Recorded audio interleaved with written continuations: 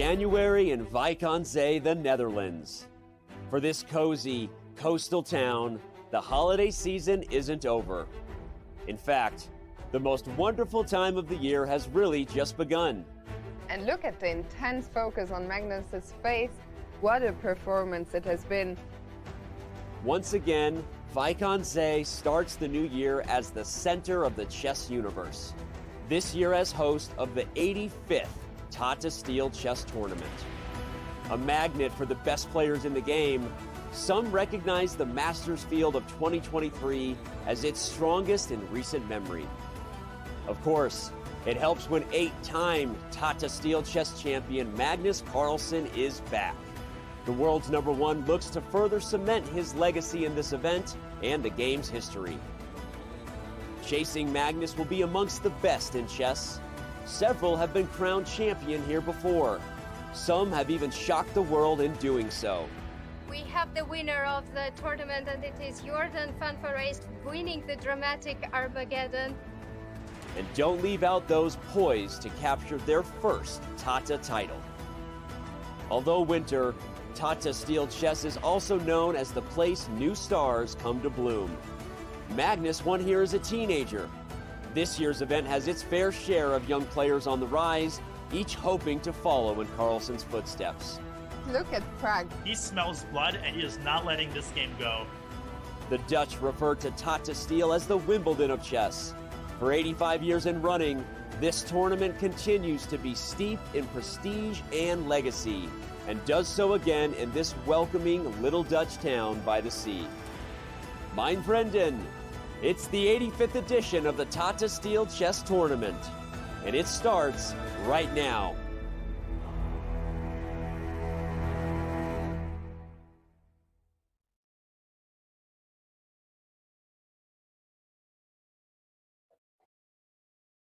It's another chess-filled day in Wijk aan Zee. We see the participants heading into the playing hall, not just the Masters and the Challenger section, but also many different amateur players as well. They love it. They play it. This is a chess tournament. This is Tata Steel Chess 2023. It's the second round of action. I'm Grandmaster Robert Hess. Alongside me is my good friend, International Master Tanya Sachev. Tanya, we had a very fun day one, 2 decisive games. Are you looking forward to today's second round of action? I can't wait to see what the chess players bring on the board today. Robert, we had 5 draws, 2 decisive games, 7 fighting chess games we saw yesterday, and I think today's going to be no different. The visuals that we saw from the playing arena was so heartwarming. It just simply feels that life is back to normal. The last 2 years of the Wijk aan Zee, due to COVID, you could not have the amateur event. You could not have spectators and media around. We can see a full hall, and it does look like everyone loves chess in Wijk right now. They certainly do. Each and every year, they come to Wijk aan Zee for this annual chess festival. The action is back, and well, today is the second round, and the action will only heat up because after 2 decisive results yesterday with the black pieces, Nodirbek, Abdusattorov, and Ding Liren took down Richard Rapport and Domoraju Gukesh, respectively. We have 2 co-leaders. So heading into this second round, Tanya, I mean, the leaders, they should be thrilled. They get the white pieces. But what do you see as being the players who are going to be the hungriest today? This is such a long tournament, Robert, so it's still too early to say anything, but I am so happy to see that Ding Liren started with a win. We haven't seen him much in action over the last couple, again because of COVID, and he's had difficulties playing classical games. In fact, his last event before being at Wijk was back in July in 22, the last game that he played against Hikaru, which he won, and after that he beat Gukesh yesterday. So we know that chess world is a better place when Ding is in shape, and I have to say, yesterday's game was absolutely scintillating. It was not just the result, but the way he played start to finish with the black pieces. Again, he's world #2, but it's easy to forget just how strong he is and what a beast he is because the guy is so humble and modest all the time. Yes, no, indeed. I mean, some of these players are easy to root for. We saw some fascinating chess yesterday. Some players who are going to be a bit disappointed with their draws. Others, like Aronian and Maghsoodloo, they should be quite thrilled to hold that half point. But heading into a second round, we have some mouth-watering matchups ahead. I mean, we have players who have played 0 times in classical chess. We have some who have, an extended history against one another. But as we start at the top, Tanya, we have Wesley So with the white piece against Yurka Patriot Arjun Erigaisi. Arjun gets his second black pieces in a row. Arjun starts with the black pieces again, but that's cool. That doesn't matter because Arjun, we know, is super well prepared. He's taking this event really seriously, Robert. It is his first time playing in an invitational elite event of this sort. And he's playing against Wesley. They have played before in rapid formats at the Tata Steel Chess in India, but never in classical. So this is a big game for Arjun, as every game is against these very established players. Very excited about this one. Wesley probably slightly disappointed that he could not make more of his position against Jordan from round 1, where he did have the extra pawn, but failed to convert. We also have Levon taking on Praggnanandhaa, another clash of the ages. Yes, that is the old guard versus the teenager. And these two have not faced off in classical chess, but they've played many times throughout the Champions Chess Tour and other online events and rapid and blitz time control. So Levon Aronian, he is familiar with the youngster, and Fabiano Caruana, we'll get to his game soon, but he and Anish Giri have said that it's great to get that experience in against the younger players, because when they're new, when you haven't played them before, you don't know what to expect from them. But because Levon has played Praggnanandhaa online, that should bode well for the veteran player. Even though these 5 youngsters, this is the youngest Tata Steel ever and the strongest. And that goes on to say something, Robert. We've got Prag, we've got Arjun, Gukesh, Nodebek, and Vincent. They might be all under 20 years of age, but you still can't call them new talent. You can't say that they've got potential. They've already arrived. They've already made their mark in the chess world. They've been really shaking up the world elite. The one thing that's important, though, to note is that it's often been in faster time controls. So they're looking to have that breakout moment in classical chess. And I think for Prag, this event means a lot because we've seen what he's done in the Champions Chess Tour against the best players in the world. But keep up that form in classical chess.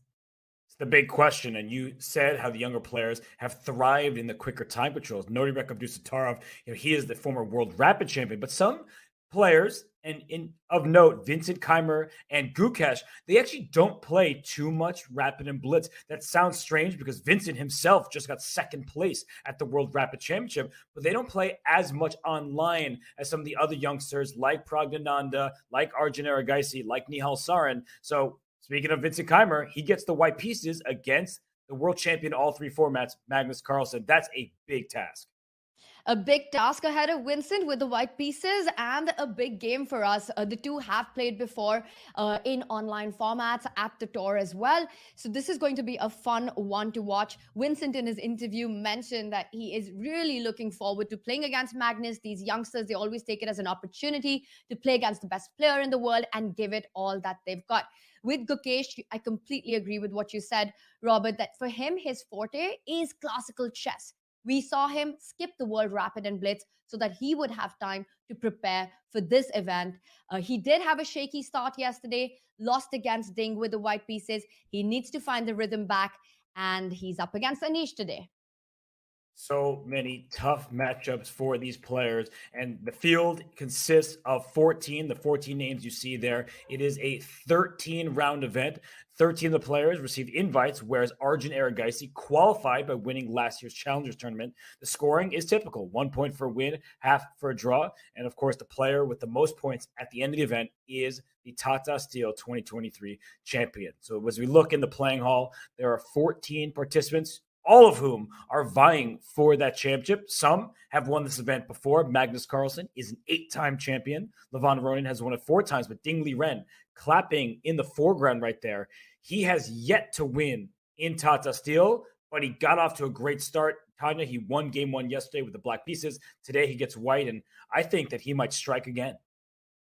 He's definitely looking for it. Ding is super motivated in this event. It potentially could be his only classical event before the World Championship match. He is playing against Parham. At least on paper, Ding is a favorite in this match. But no result is foregone, and you can't really predict anything, especially with a player like Parham who has the capacity to beat anyone on any given day if he gets his kind of position. We saw the players applauding and clapping. Tata Steel is all about tradition. This event is all about heritage and tradition. And one of them is before the start of the round. They have a special guest, a chief guest in round one. That was Vishy Anand, former world champion, comes and inaugurates the round. And we see a little bell there, and you've got to hit it to announce the start of the round. And that's what just happened. So round two, about to lift off. Vishy Anand, somebody who knows a thing or two about winning championships. Of course, he won the World Championship and he lost his title to Magnus Carlsen, but he also won in Wijk on many different occasions. And we see the players making their first moves. There's Norbert Abdusattorov taking on Fabiano Caruana. Fabi sporting that new haircut, short, cropped hairstyle. And Abdusattorov, he's looking to get another win. He started off with a bang by beating Richard Rapport yesterday. And today, he gets the white pieces. We see only a couple moves have been played. And Tanya, do you like drinking tea during your games? Because I see that tea next to Fabiano over there. So some players, they're always drinking tea. Others are drinking nothing. What's your style? It really just depends, Robert. I'm a Red Bull girl. But I definitely agree with you. We've also seen the world often have a bottle of orange juice with him, but it's important because this is a classical game. It's super long and you need all the energy you can get. Also, it's really cold in Wijk right now. So the players need to make sure that they get up for the hot action on the board. And as the opening, Robert, we've got a Ragozin on the board. We do indeed, and I like that Red Bull shout out, hashtag sponsored over there, Tanya. I know you have to say that, but we do have Erigaisi here. Bishop comes to b4. So in this setup, we just saw the pawn capture on d5. Once black captures back on d5, we take with the e-pawn, your bishop on c8 has new life, right? Before staring into a pawn, kind of like the French defense, now the bishop has a fuller diagonal to work with. That's the good news. And white speeds up that queenside development. So Tanya, I really like this opening. I feel like it often provides a lot of fight because just like the game between Gukesh and Ding Liren yesterday, we do not have a symmetrical pawn structure. Once the c-pawn took on d5, it was the e-pawn that took back. So black continues with the c-pawn, white has the e-pawn. That's a different dynamic. Different dynamic, but that said, the Ragozin is actually one of the combative openings that we see. And Nordebek, he's super well prepared. In fact, yesterday in his game against Richard Rapport, Richard came out with an opening surprise. Of course, that's no surprise to anyone because that is Richard's style of play. But Nordebek even had ideas in those positions. In this opening, as we can see, Fabi has chosen to move h6. The bishop falls back to h4. And now this is a critical moment, Robert, because here black does have the option to make things absolutely crazy, get rid of the pin with ideas like g5. You hit the bishop, force the bishop to fall back to g3, and then go on to put more pressure on the c3 pinned knight with jumping with your knight to e4. But that is super committal as well and long theoretical lines. Fabi, he's a master of openings, and we saw this yesterday. You were predicting his moves on point. What do you think is going to be his opening approach against Nordebek today?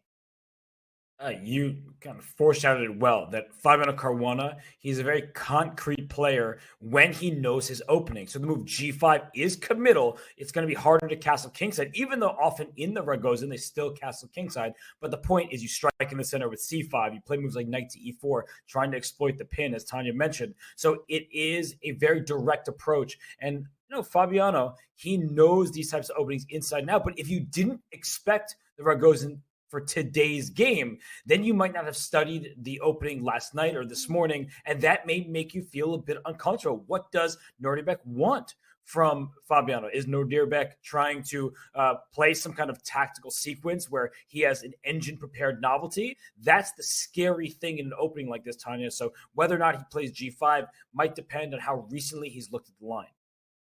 That's a very good point. And as it probably has to be as recent as this morning. Now, apart from g5, the other way to continue, as I was going to mention, is castle or strike in the center with c5. Fabi, sticking to his style, chooses the more flexible shock castle first, keeping the option of striking in the center open for an opportune moment. For sure. So he just gets the king to safety. Quickly does Nordirbeck play e3. That bishop can come out to d3. The queen often goes out to c2. So there are a set of standard moves by the players, and it really depends on what they're looking for in this specific game. But let's zoom out for a second. This one likely will get a little bit spicier as the game continues, but we have 6 other matchups, and I see just the move e4 from Ding Liren there in the bottom left. But as I look from board to board, well, it looks like we have double Abdusattorov Caruana. So we'll get that fixed, everybody, on the top row. But the players, they are just starting out, making their opening moves. And the bottom right, Tanya, it's this a long line, it seems like, between Aronian and Praggnanandhaa. And look at that pawn structure for black. A6, B5, C6, D5, all these pawns on light squares. That should be an interesting start. Very interesting. This is the open Spanish, as we call it. And I think all the games that we've got, we're seeing a couple of e4 setups. We're seeing a couple of queen pawns opening. So it's going to be quite a mixed bag of middle game fights that we're going to see today. I do like the idea of jumping to Aronian. As you mentioned, it's a long line. It's a complicated position.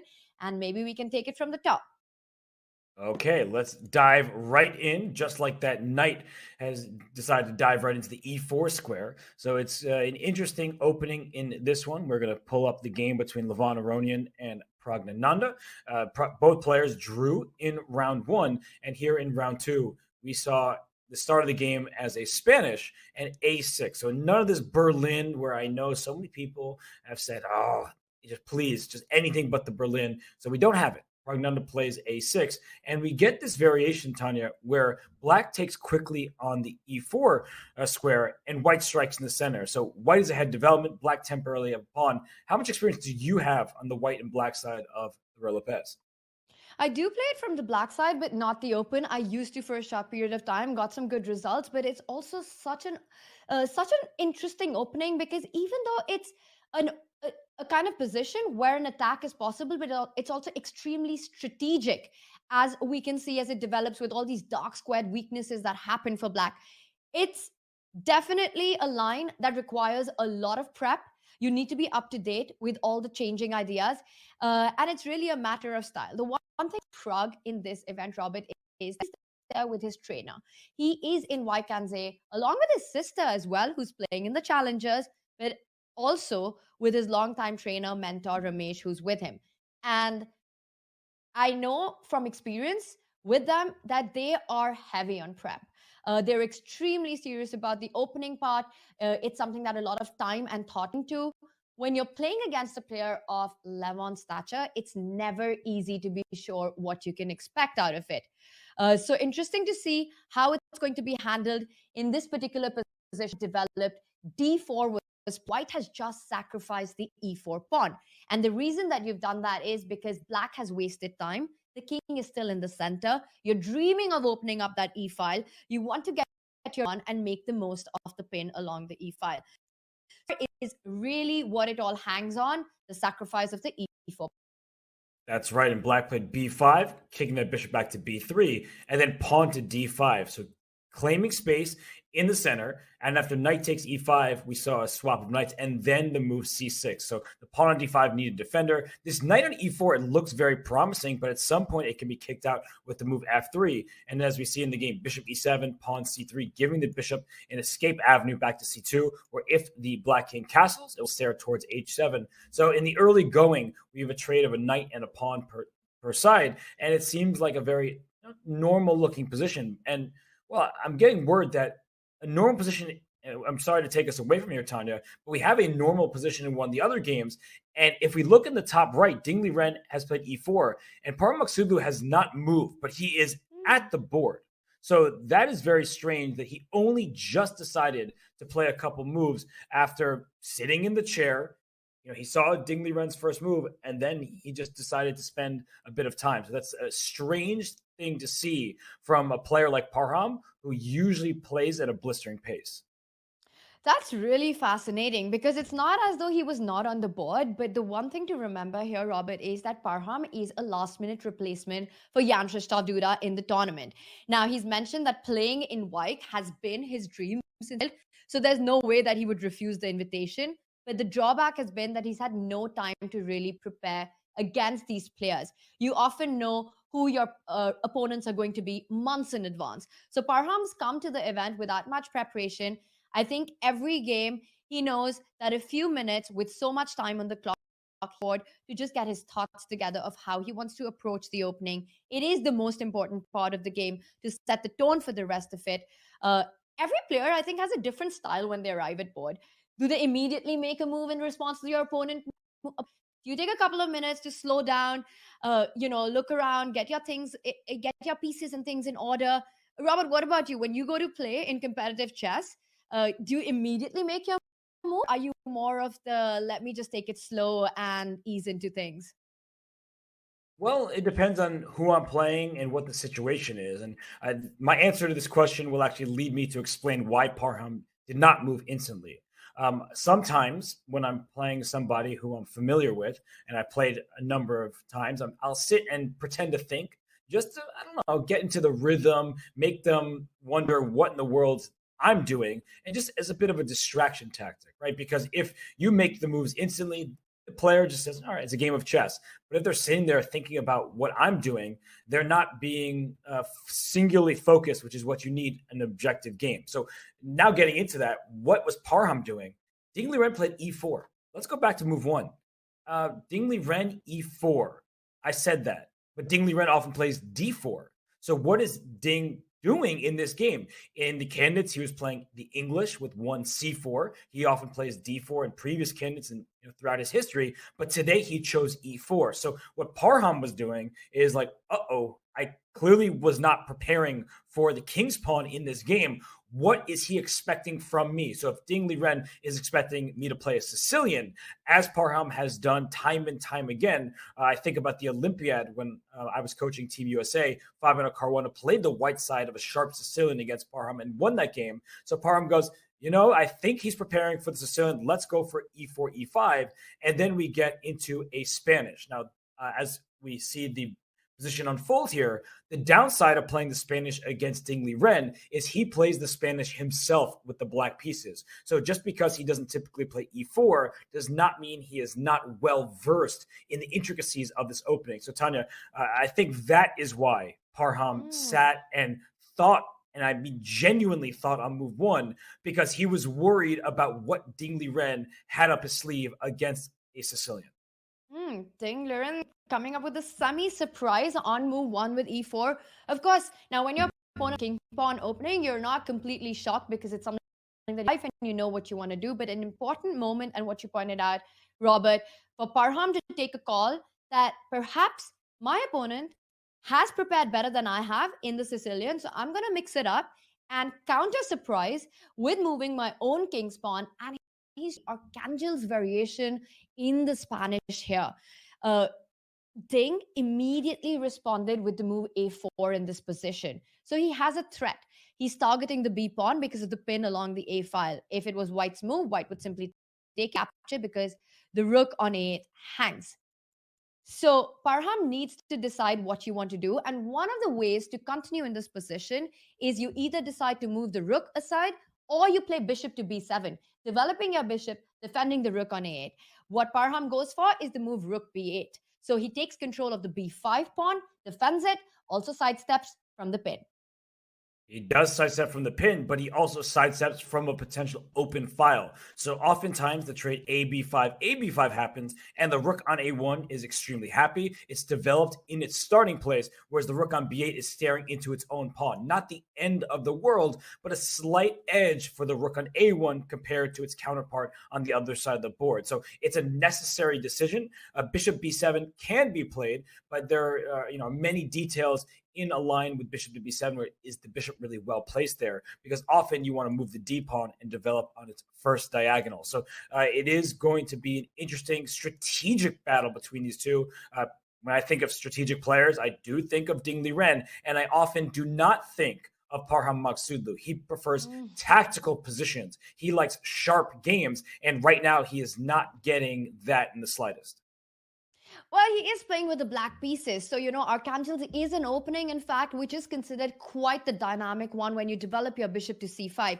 Very often in in Lopez, the Spanish opening, Black's bishop lands up on the e7 square instead of c5.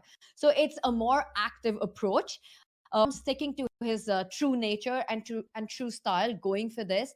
d6 played, opening up the other bishop as well. It's pretty clear. If you haven't put the bishop on b7 in the previous move, you want to either put it on g4 or on e6, countering White's bishop on b3. So it's going to be a fun one. And the other thing I notice is that just like Fabi, Parham likes his tea. Yeah, he is enjoying himself a nice, I would say a mug of tea, but that's not quite a mug. But either way, he is going to enjoy himself a nice hot bevy. But d4 is the principled approach. You're striking in the center. And just to show one thing very quickly, that if White does indeed play the move d4, hitting the bishop, so many players would be tempted to take on d4 with the pawn. But that is not what you want, because after e takes d4, c takes d4, we see a very strong center here for White with the two pawns and a vacated c3 square for the knight to develop to. So what you instead do is bring your bishop back to b6, because while e5 can be captured, in the ensuing sequence after d takes e5, that if we see a series of trades, knight e5 takes, and you swap queens, it looks like f7 is hanging, but so is e4. So you need to calculate this all the way through, that White wins a pawn, but gives one right back, and you'd rather not give up e4, especially with the bishop lined up against the f2 pawn. So I just think that this opening prep goes quite a bit deeper than the current position, and wanted to show that the move d4, bishop b6 has in fact been played, and that's the reason why that Black did not want to capture on d4. Very nicely pointed out. And as you were mentioning, Ding blitzed out the move pawn to a5. And now you hit the bishop, but you don't have enough defenses on that pawn. But the problem with taking on a5 is that you're putting your pieces way too much into the corner. For example, you can't even start with, if we just back up instead of bishop a7, bishop a5 was not even an option, because White simply goes d5. You remove the defender and you win the piece on a5.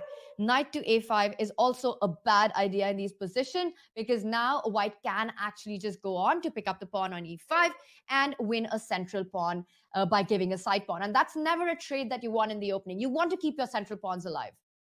Very, very true. So the a5 pawn, from White's perspective, was used as a decoy, and he was not distracted. Parham brings the bishop back to a7, and then h3 played by Ding Liren. So this pawn a5, it forced the bishop back, but it could be a long-term weakness. It's overextended. So if all of the major pieces get traded, then that pawn could be difficult to defend without further pushing up some of White's pawns. But in the meantime, it is taking control of important space. You push back a bishop. The pawn is defended by the rook over here. There's central tension. The g4 square is now covered. And do not, I repeat, do not play knight takes e4. This is actually a very important tactic for people who play Spanish.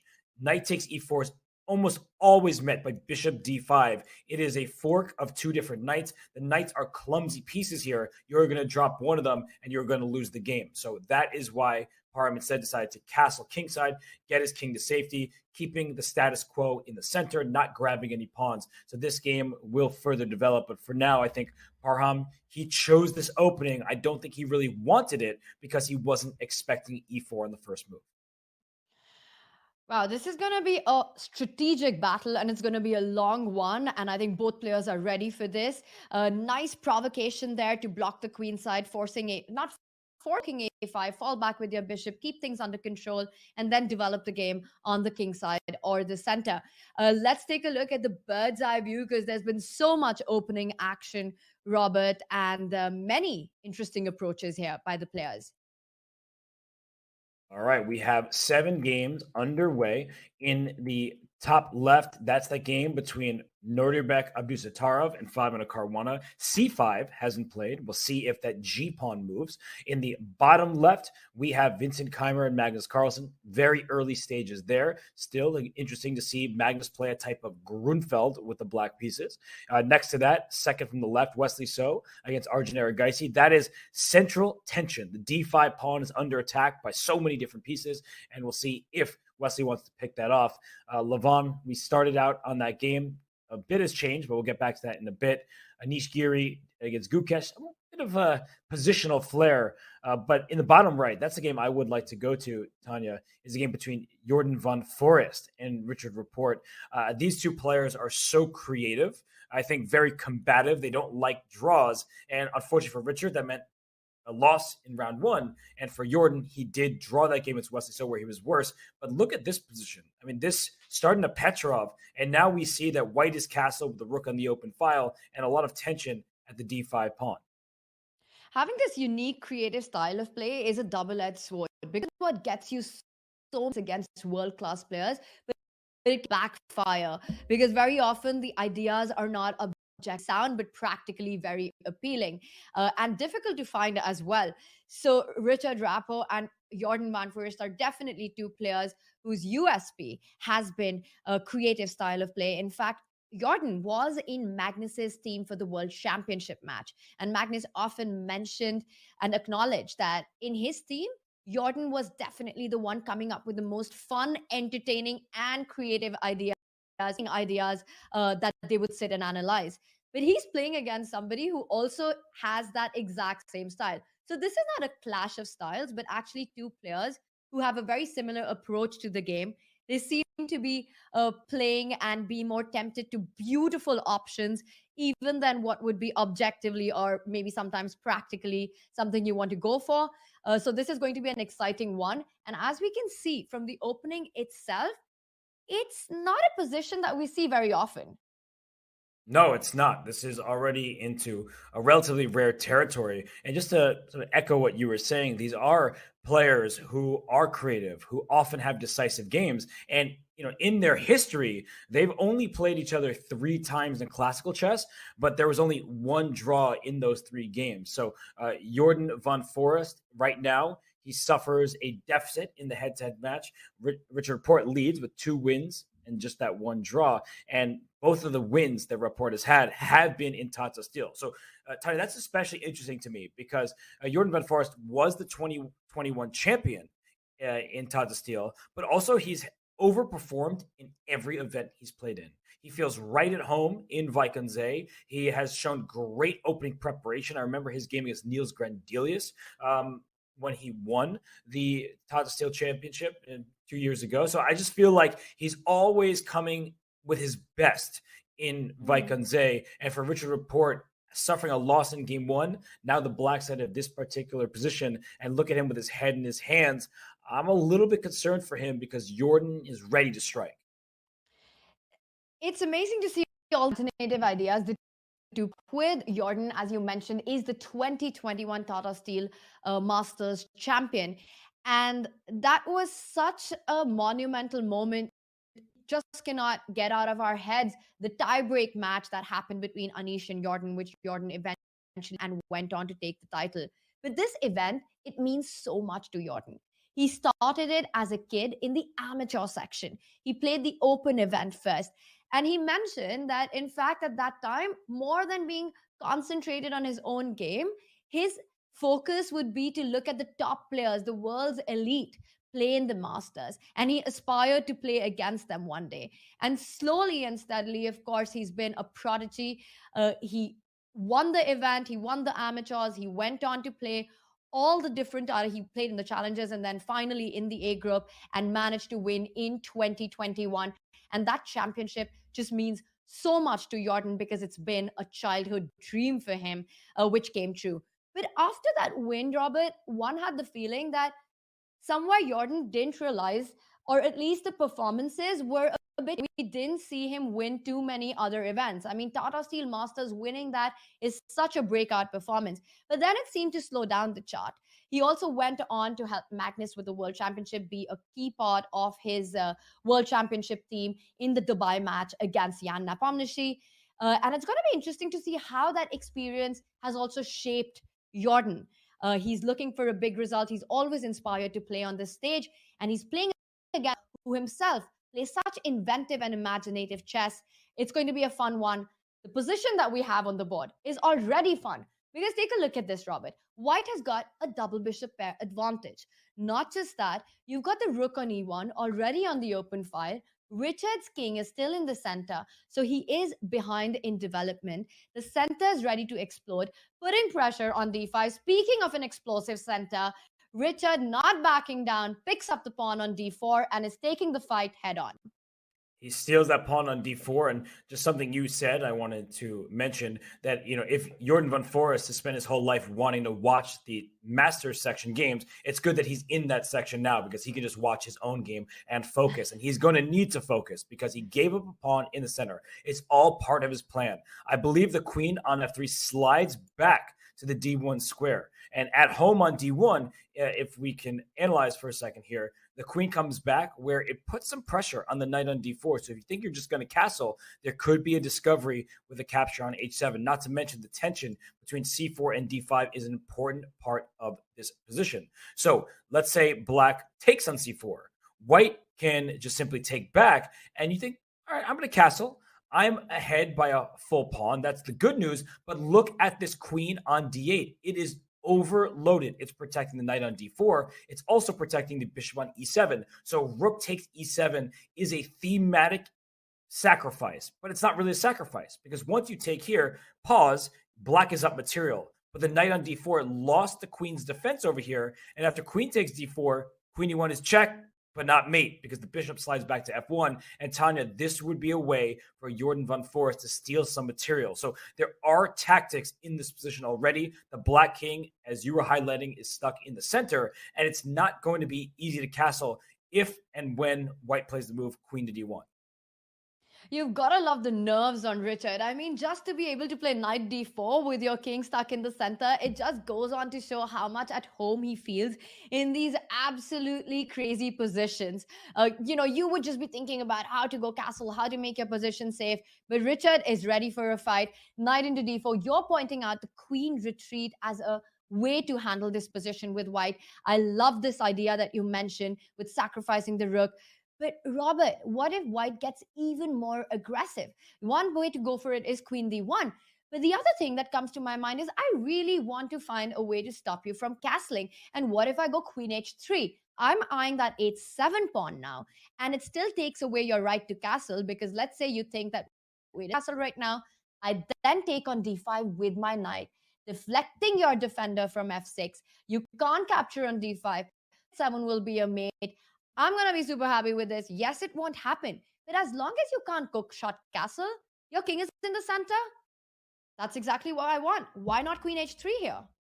Queen h3 is a viable option, as is queen g3, because after queen g3, if you want to castle, they're all often bishop h6 ideas with a pin on the g7 pawn, threatening checkmate. And the knight is also a bit loose on d4, so that could play tactically into white's hand. So in general, the position is the following. Black may even be able to remain up a pawn, but there are so many tactics that you have to look out for. So for Rapport, we know he has a bit of a tactical flair. He likes exciting chess, but he got a little bit too exciting in the first game. It did not work out well for him. He lost a pawn and then a game in that rook ending down the stretch against Nodirbek Abdusattorov. Here in game 2, we're still in familiar territory. The players might even have studied this line before because it's not the first time this has happened. In fact, there are several dozen games in this exact variation where players play between queen g3, queen g3, and queen to d1. So you have your options if you're Jordan van Foreest, but you have a very tactical type of position,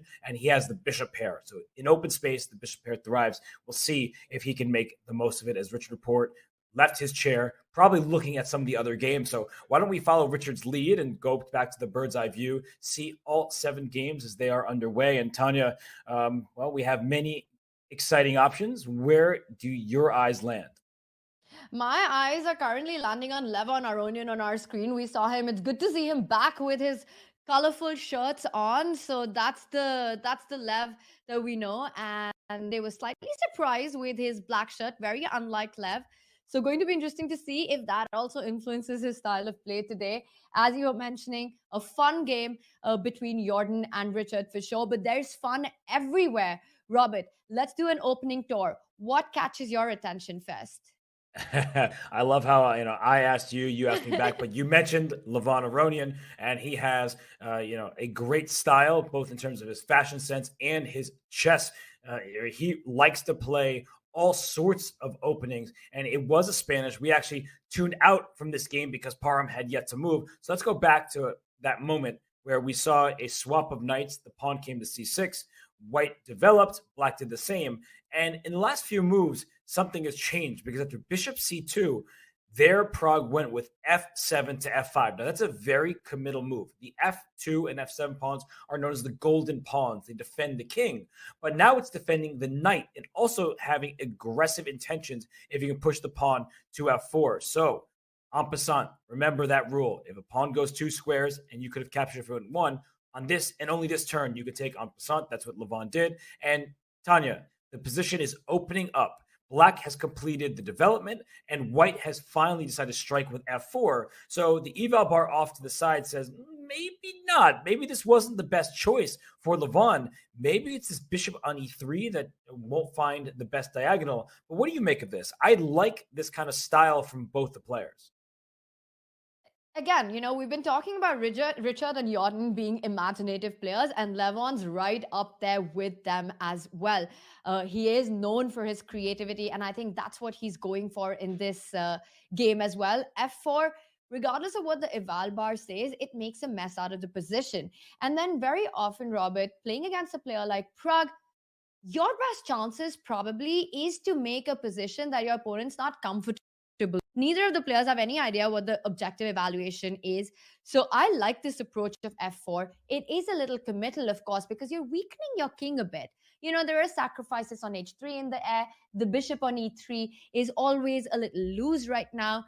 But what White wants is a stronghold on the e5 square. So the knight from d2 wants to jump into f3, wants to move on to e5 or to d4. You're also eyeing the move f5, shutting off that bishop on e6 so that there are no future sacrifices on h3. And this actually makes it clear to Pragg that it's a critical moment. Does he allow White all these moves to put the knight on e5, to push the pawn on f5? Or should Pragg right now go and put a trade with the move bishop f? Is this the moment? Either Pragg needs to take a decision, and the hardest thing in chess are these moments where you need to decide. That's right, because there are many options here. f5, is it a threat or is it just a move? Because some of the king side squares are already vulnerable, and if you push f4 to f5, I would like to take over the dark squares and go after your king. So f4 was played with the intention of grabbing space, and f5 likely part of the plan, but is that a good plan? That's the big question. We have the benefit of the eval bar saying, well, maybe this is biting off more than you can chew, and this rook can come to e8 and black can play towards the center. But Praggnanandhaa, he doesn't know it. It's a new position for him. He is going to decide what to do. And while he's doing that, I think it's worth talking about Levon Aronian as a 4-time champion of this tournament. I mean, this is the 85th rendition of this event. It moved to Wijk in 1968. It's been sponsored by Tata Steel since 2011. And as we look at the list of notable champions, last but certainly not least on this list is Levon Aronian with 4 titles to his name. So if there's a player not named Magnus Carlsen who has that kind of championship history in this sort of field, it is Levon. Absolutely. I mean, the list is the who's who of chess. If you have won the Tata Steel Masters, it's one of those achievements and milestones in here which every great player aspires to. And Levon has had 4 chips. Now, the player he's playing today, Pragg, he did play in Tata Steel the last year. This is his second run at the Masters. He is the weakest player according to rating. He's the lowest seed. But imagine an event where Pragg is the lowest seed. That just goes on to show the strength of the tournament. And you were mentioning Magnus Carlsen is the 8-time winner. Levon Aronian has won it 4 times. Viswanathan Anand is the other player to have the highest number of wins in the event at a staggering 5 championships at the Tata Steel Masters. He is currently in Wijk himself as a mentor and as an ambassador of the game. Also, you see these jackets, Robert, that the Indian kids are wearing, Pragg, Gukesh, and Arjun. They've got Vaka written, which is actually Anand's Chess Academy. It stands for the Westbridge Anand Chess Academy. And all these 3 prodigies are in fact from Vaka. Not just them, as players in the challengers from India. Vaishali is a Vaka student. So that's, they're repping them. They've got their mentor. It's so inspiring to have the world champion. And here we see Pragg facing off a giant of the chess world. And we were talking about what is the idea of f4? Should Pragg trade on f5? Pragg decided to go bishop f5, took the call to trade the bishop, and look at what Levon's done. He's gone all out in the position, makes the move g4. He doesn't care how weakening the king is, what's going on the king side. Levon is not backing down. He's going all out. Wow, you said inspired, and then Levon played the move g4. So that is a huge decision by Levon Aronian, but he's claiming that his king on g1 is not going to fall victim to an attack. Black just doesn't have pieces in the face of White's king. And this queen can slide out to f3. This rook can come over to e1. And I honestly think that Black could be facing some problems if this pawn gets up to f5. Just claim that space.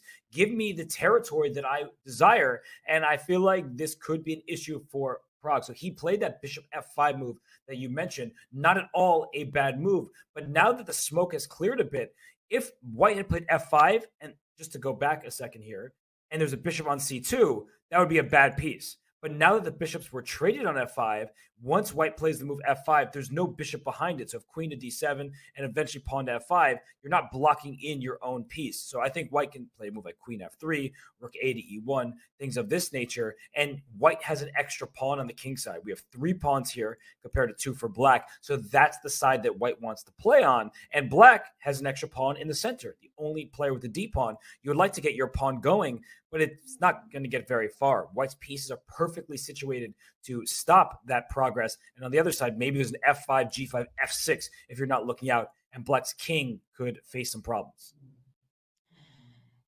But you know, Robert, in chess, every move has its own set of consequences. Yes, you've got g4. Now your bishop on c2 is not going to be blocked anymore once you go f5. But as you were mentioning, it also looks extremely weakening towards the White king. And yes, there's an option to go queen d7. But in fact, the first move that came to my mind was to aggressively here take advantage of what White has done. He's gone g4.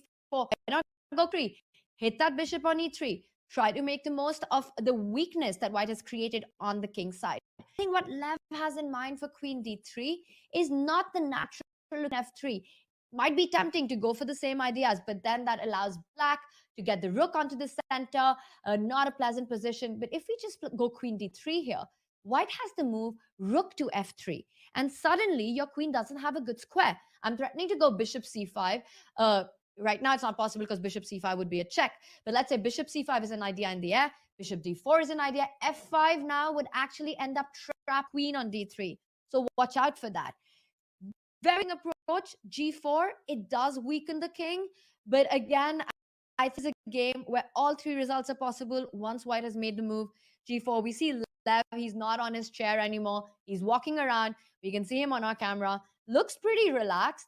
Pragg, on the other hand, knows that it's an important moment. He needs to decide because even here, he can simply retreat with the queen to g6. Again, targeting these weaknesses that White has made. I would be surprised if Pragg decides to just retreat to d7. It just feels way too safe to go queen d7, just letting White do everything that you want. What's interesting, and I just want to show this, is that after g4, queen d3, the eval bar is happy in terms of Black's choice was a good one. But that's such a difficult move to play because as you were just highlighting, after rook f3, this queen is in big trouble. So if you're not careful, White will play f5 and then move the bishop and the queen will be trapped. So I think that it depends on Praggnanandhaa's mindset. If he is fearless, and he has been fearless beating Magnus Carlsen in the Champions Chess Tour, he will look at queen d3 objectively and find the correct continuation after it, because maybe this knight's going to hop into e4. There are opportunities for Black to free up his pieces. But if Praggnanandhaa is saying, look at how quickly Levon played g4. He is a maestro. He is a really great champion of this game. I should just move my queen back. Sometimes making the quote-unquote safe choice is actually the more dangerous option because you're lacking in space. White has some easy ideas to play. Not that queen d7 is a bad move, but I think sometimes we get a little bit scared, and that actually helps our opponent more than anything. So it's going to be interesting to see how Praggnanandhaa handles this position. We'll let him figure it out. We'll go back to our bird's eye view because when Magnus Carlsen is playing in an event, I feel like we should take a look at his game. But before we do take a look at that game in the bottom left, Tanya, I mean, so many interesting battles thus far. Look at the game next to that, Wesley So and Arjun Erigaisi on the second row there, it's second from the left. The Black King is still in the center, right? It looks like Black has barely developed, so that one will be interesting as well. Yeah, that one looks like soon. Any game where one side hasn't castled, you know it's going to be fireworks. And I'm, of course, happy to jump to that as well. And we see in that game, we've got queen on c2, bishop on e4 already lined up. So very end game. Of course, the Levon board in the center it's all eyes on that. Right now on our screen, I also see Wesley having a little think and a stopover on the Vincent Magnus game. So he definitely found something of interest in that one. Although from here, I can see that it's a slow game. It's still a slow start. But Magnus is, Robert, take a look at what has happened in the Jordan Richard board. I think we should jump to that one. Okay, so, actually, there's a knight fork on c2. So, we will get to Magnus Carlsen's game, but I think you're absolutely right that the knight on c2 for Richard Rapport is forking the white rooks, but the eval bar is unfazed. Wow. And the reason why is after your move, Queen h3, so props to you, Tanya. You might be the Jordan von Forest whisperer here. The pawn was captured on c4, and now when the bishop was distracted away from the c2 square, in comes the knight. So I guess the position is still in the balance because rook to d1 can be played attacking this queen on d8, but that's not the end of the story. So you can take on a1. I think this will not be very good, and the reason why is that this knight is likely to get trapped over here. It might not be able to get out very easily, so that is not what you want. But instead, perhaps Black can just slide the queen over to c8, offering a queen trade because the rook on a1 is still hanging. So the engine clearly doesn't hate White's position, Tanya, but it's an extra pawn for Black. And if the queens can come off the board, I feel like then you're not so disappointed if you're Richard Rapport. When I was talking about Queen h3, I have to be honest, the fact that even a fork on c2 was possible did not even occur to me. But thank God for the move Rook d1, otherwise you just end up losing material. So that's a nice spot. You take advantage of the tempo that you have with hitting the queen. I'm just wondering if Queen c8, this position that you have in front of us, Robert, offering the queen trade. Like you said, if the queens get traded, it's very well possible that Black just has an extra pawn, and it's a reasonably healthy pawn. Yes, White still has compensation because the isn't over, and your king is in the center, no harmony, all of that stuff. But knowing Jordan, I'm just wondering if after Rook d1, Queen c8, he's actually considering some crazy stuff like Queen g3, Queen g7 as well. And the only reason I say that is because we all know the style of the player who plays with the white pieces right now. Yeah, we certainly do. This could get interesting. Maybe the queen can intercept on g4, but then it feels like Black is just moving the queen around a bunch of times, and with the king still in the center, there will be issues, especially if the pieces are not harmonious. So it's an interesting moment. We tuned in with a knight fork. I think it can be sidestepped with rook to d1. We'll see if Jordan does that. But for now, I believe we are going to head towards our first break. This is the second round of the 85th edition of the Tata Steel Chess Tournament. The action will continue after this short break, so do not go anywhere. We'll be right back.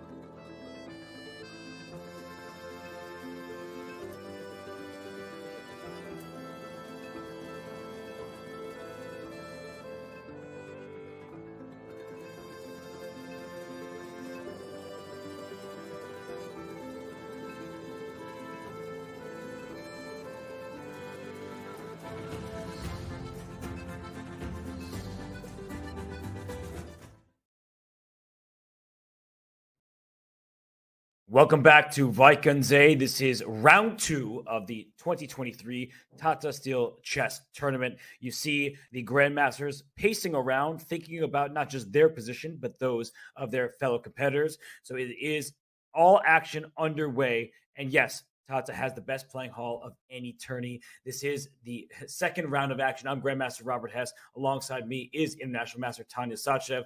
Tanya, to this point, the action remains relatively tame. It might spice up at any minute, but with the time control being so long, right? These players have the time to sit and think because the game is played in different time segments, 100 minutes for 40 moves, 50 minutes for the next 20, all with a 30-second increment. And then finally, last but certainly not least, if they get to move 60, they get those extra 15 minutes.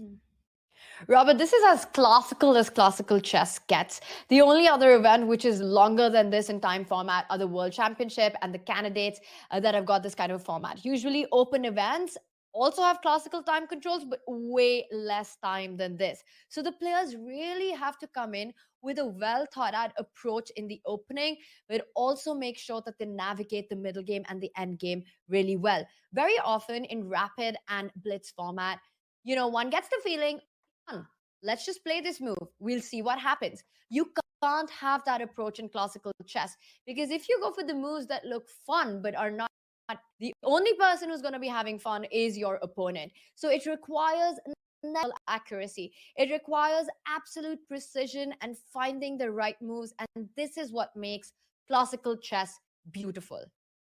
Yes, they have the time to consider all possibilities. Well, not all. At some point, our brain stops working and we can't see everything. Otherwise, we'd be defeating mittens in our games. But as we look across the 7 games we have here, we have not looked at world champion Magnus Carlsen's game against the young German Grandmaster Vincent Keymer. So why don't we head directly into that game?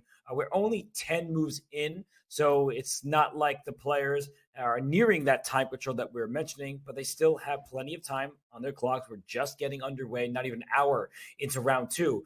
But a lot has happened in this game, Tanya. We see a position where White temporarily has these double pawns. So I think we should start from the beginning, but at first glance, even material, but not the same pawn structure for each side.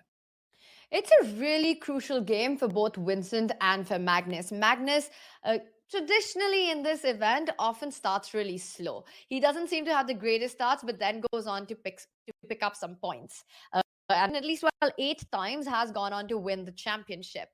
On the other hand, Vincent is making his debut here, so it's a big moment for him. He had a great first round where really he got a good position with the black against Parham. Didn't manage to take a full point home, but has reasons to be pleased with the way the tournament started. Now he against the world, a huge matchup for him. And I see that it started with the Grunfeld. But let's take it from the top. Okay, it was a Grunfeld indeed. Knight c3, d5. And instead of capturing on d5, allowing the knight to capture back in a series of trades, we saw that opening in the match between Praggnanandhaa and Arjun yesterday. Instead, we get knight f3, bishop g7, and bishop g5. So trying to remove the guard of this pawn on d5. So the knight hops into e4, and this is all opening theory.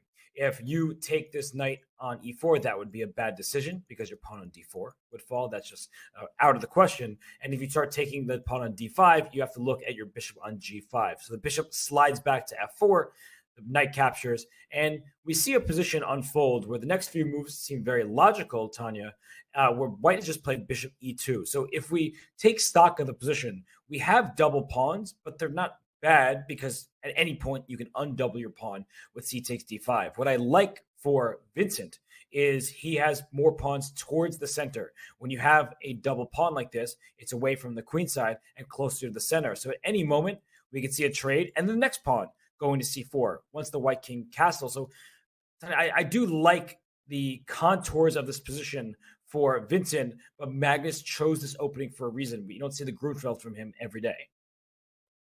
No, you don't. And that just means that Magnus wants to get into muddy waters against Vincent, go into some kind of an opening that he feels that perhaps Vincent wasn't expecting himself. And we know that Grunfeld, as a response to the Queen's Pawn opening, again, is a very dynamic choice. So Magnus wants to take his chances in this game, playing against Vincent Keymer. And the position, as you pointed out, Bishop E2 has been played. Very often, this provokes Black to be the one to capture on C4. Now that White is Bishop once, you sort of say, you know what, I win a tempo. You move it once, you've got to move it now to take the pawn on c4. But it has its own drawbacks because you open this a2 to g8 diagonal, and very often you have to watch out for tactics on that. So it's a really big moment for Magnus here, and that's why he's slowing down, because this will really decide the tone for the middle game. The pawn structure is what determines the positions in chess and how the games progress. Allow Vincent to capture on d5 and fix the center like that? Or does he was more flexible and liquidated by capturing himself? Will Magnus decide on that? Like you said, there is hot action across the board. Let's get an overview of the games that are going on, and we'll come back to this, Robert. For sure, because one very interesting thing has occurred in the middle of our screen there. If you look at the bottom row, middle game, Queen D3 was in fact played by Praggnanandhaa. So he is showing that he is not afraid of Levon Aronian. He is just going to find the moves that he feels are best, and that's a big choice by him, allowing Rook F3, but it might not be the end of the world. So as we do a tour of games, we haven't even looked at the game between Wesley So and Arjun Erigaisi. We haven't looked at Anish Giri versus Gukesh. So I personally believe the game between Wesley and Arjun looks a little bit more tactical in nature. So that's where my attention is drawn. So why don't we start there and then go to the Anish game against Gukesh? So your compatriot, Arjun Erigaisi, he had a good, solid game one. And now against Wesley So, who has won this event before, this looks like anything but a solid position, just kind of up in the air. The thing with these youngsters is that they know what the style of play of these elite established players really where they thrive and the kind of positions that they like, and they try their best to play something different, to create a mess on the board. Of course, that said, players like Wesley are super universal. You can't really say that they have a particular style, so a particular weakness. Arjun said a very interesting thing in an interview at the Tata Steel Rapid and Blitz in India. He said that he believes that he's very universal and he doesn't have a particular strength, which also means that he doesn't have a particularness.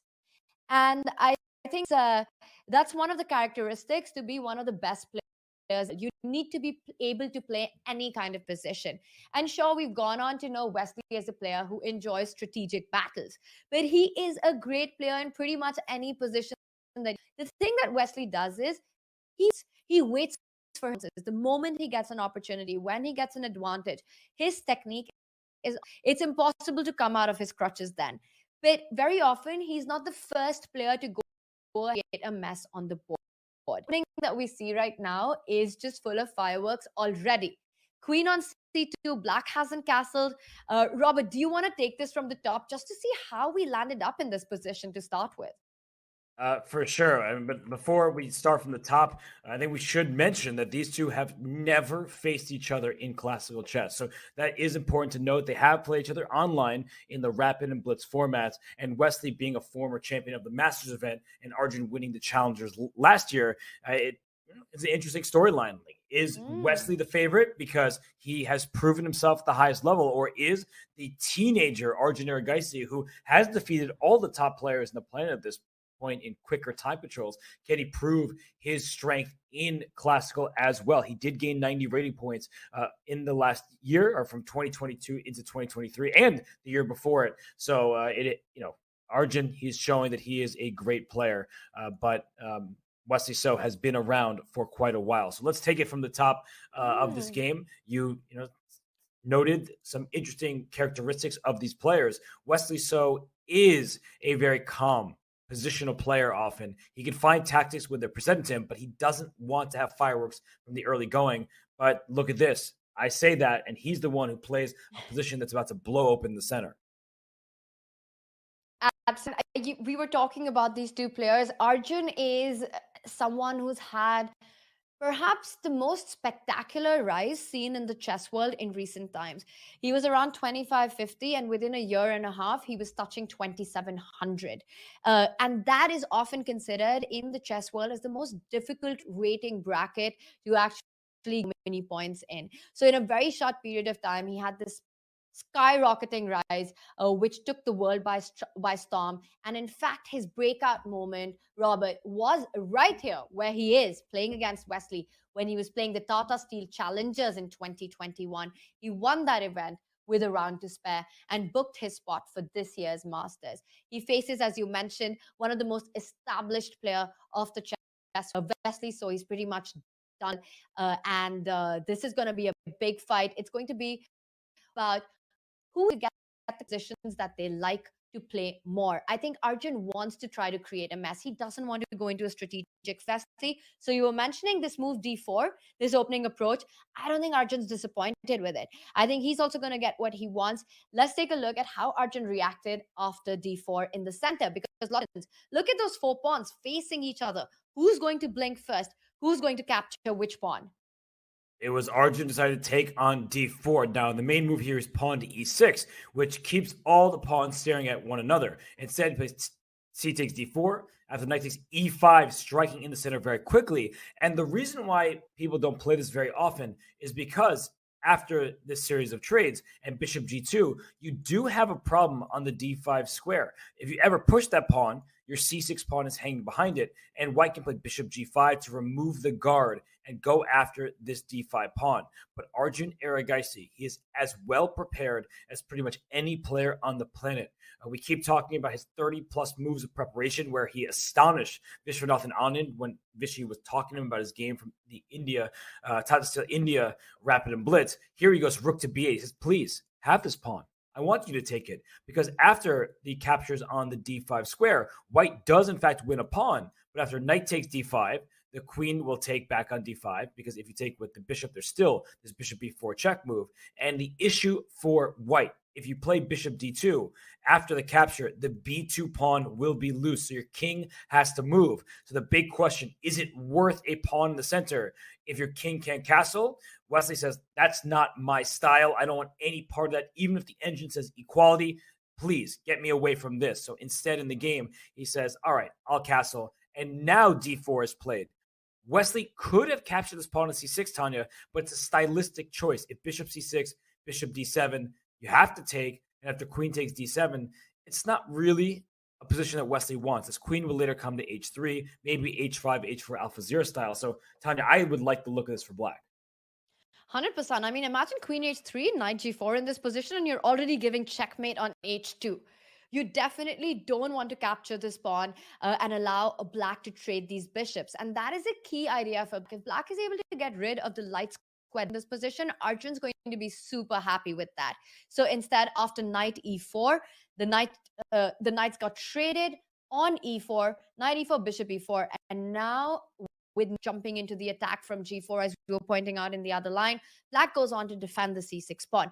Queen c7, a developing move as well. And I like Wesley's next move too. We see both players have burnt quite a bit of the clock in these they've played 12 moves. So there's been a lot of time taken to come to this position. It's sort of a new position for both of them.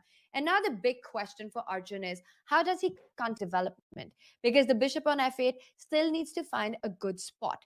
Very often, one that's there is not to develop it on the f8, a3 diagonal, but instead to fan shadow it. That way, you also block White's bishop on e4. You go g6, you blunt the bishop on e4, you go bishop g7. You're already dreaming, Robert, in a faraway world to go short castle f5, expand your center, make sense of the d5, d4, and e5 already.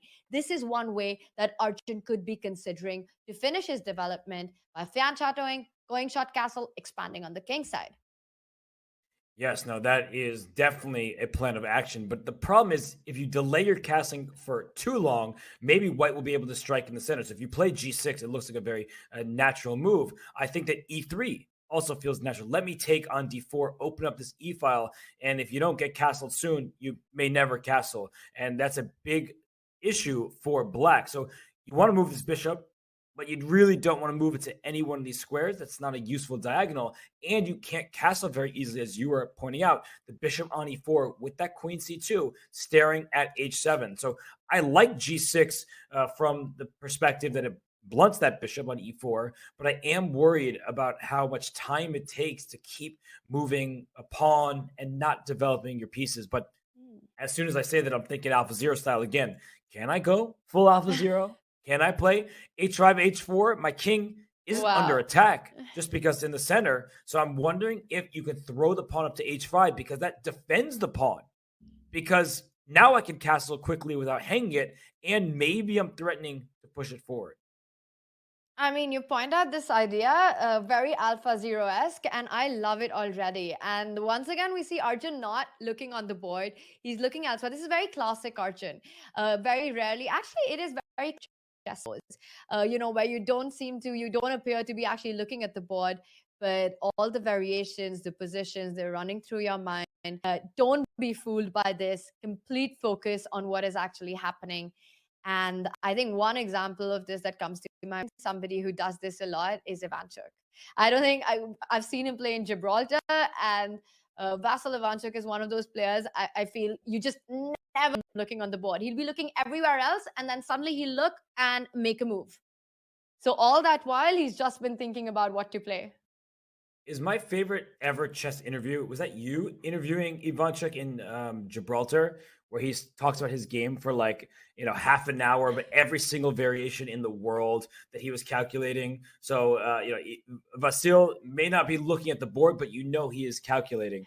And right now, these two players are doing just that. They're looking, they're calculating, they're trying to figure out their plans. And for Arjun, this pawn on h7, that is his problem. He may, in fact, play g6. It's a perfectly good move, but he has to look out for moves like e3, just trying to open up the position against the king, still sitting on e8. But we'll let Arjun figure it out. Let's go back to our view of all 7 boards, because every single game is still underway.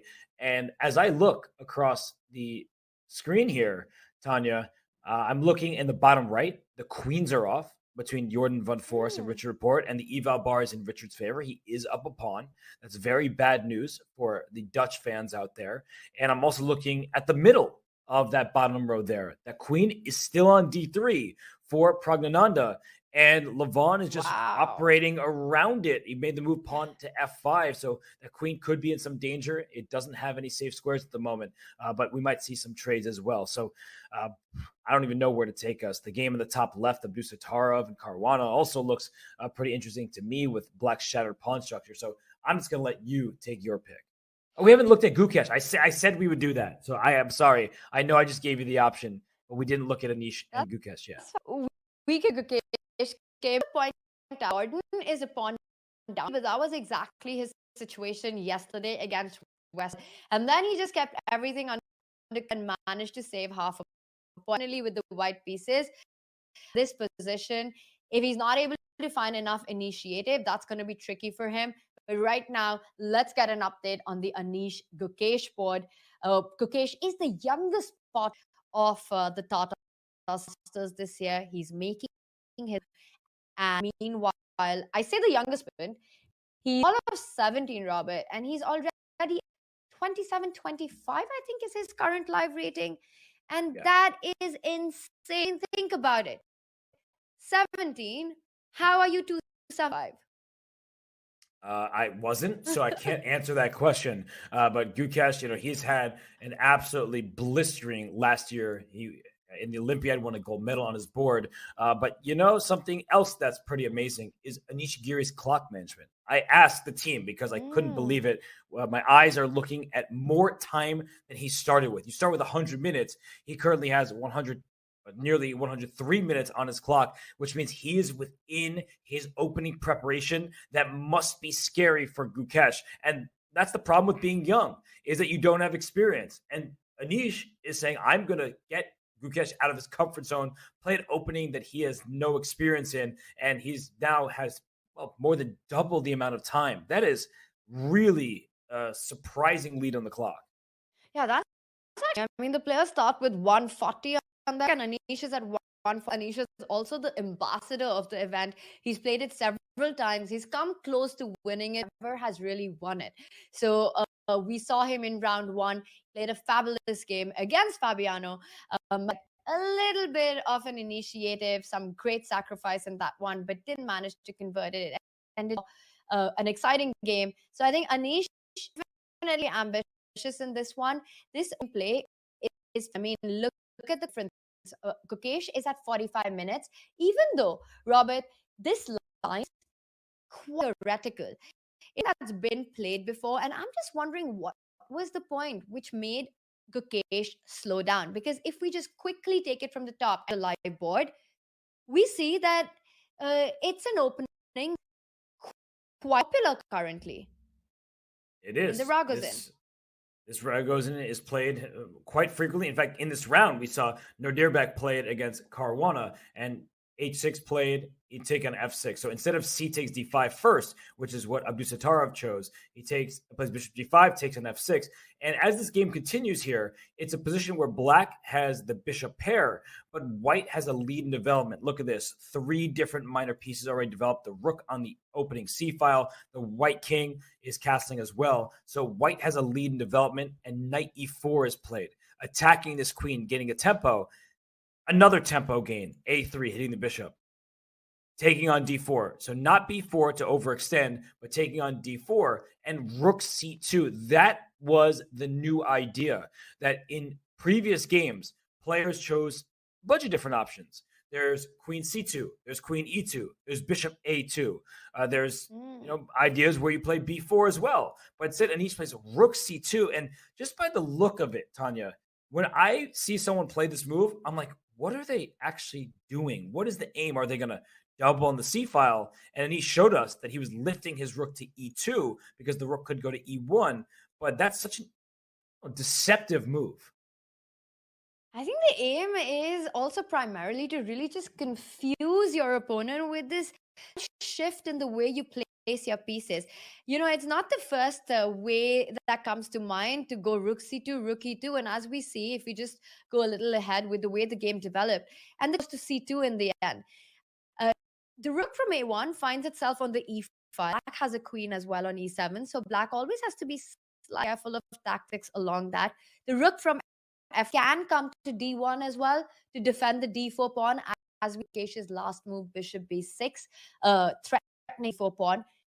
But even though it's hard to believe that this little dance around with the rook to E2, it is an idea that's super scary or anything. I don't think it's anything like that.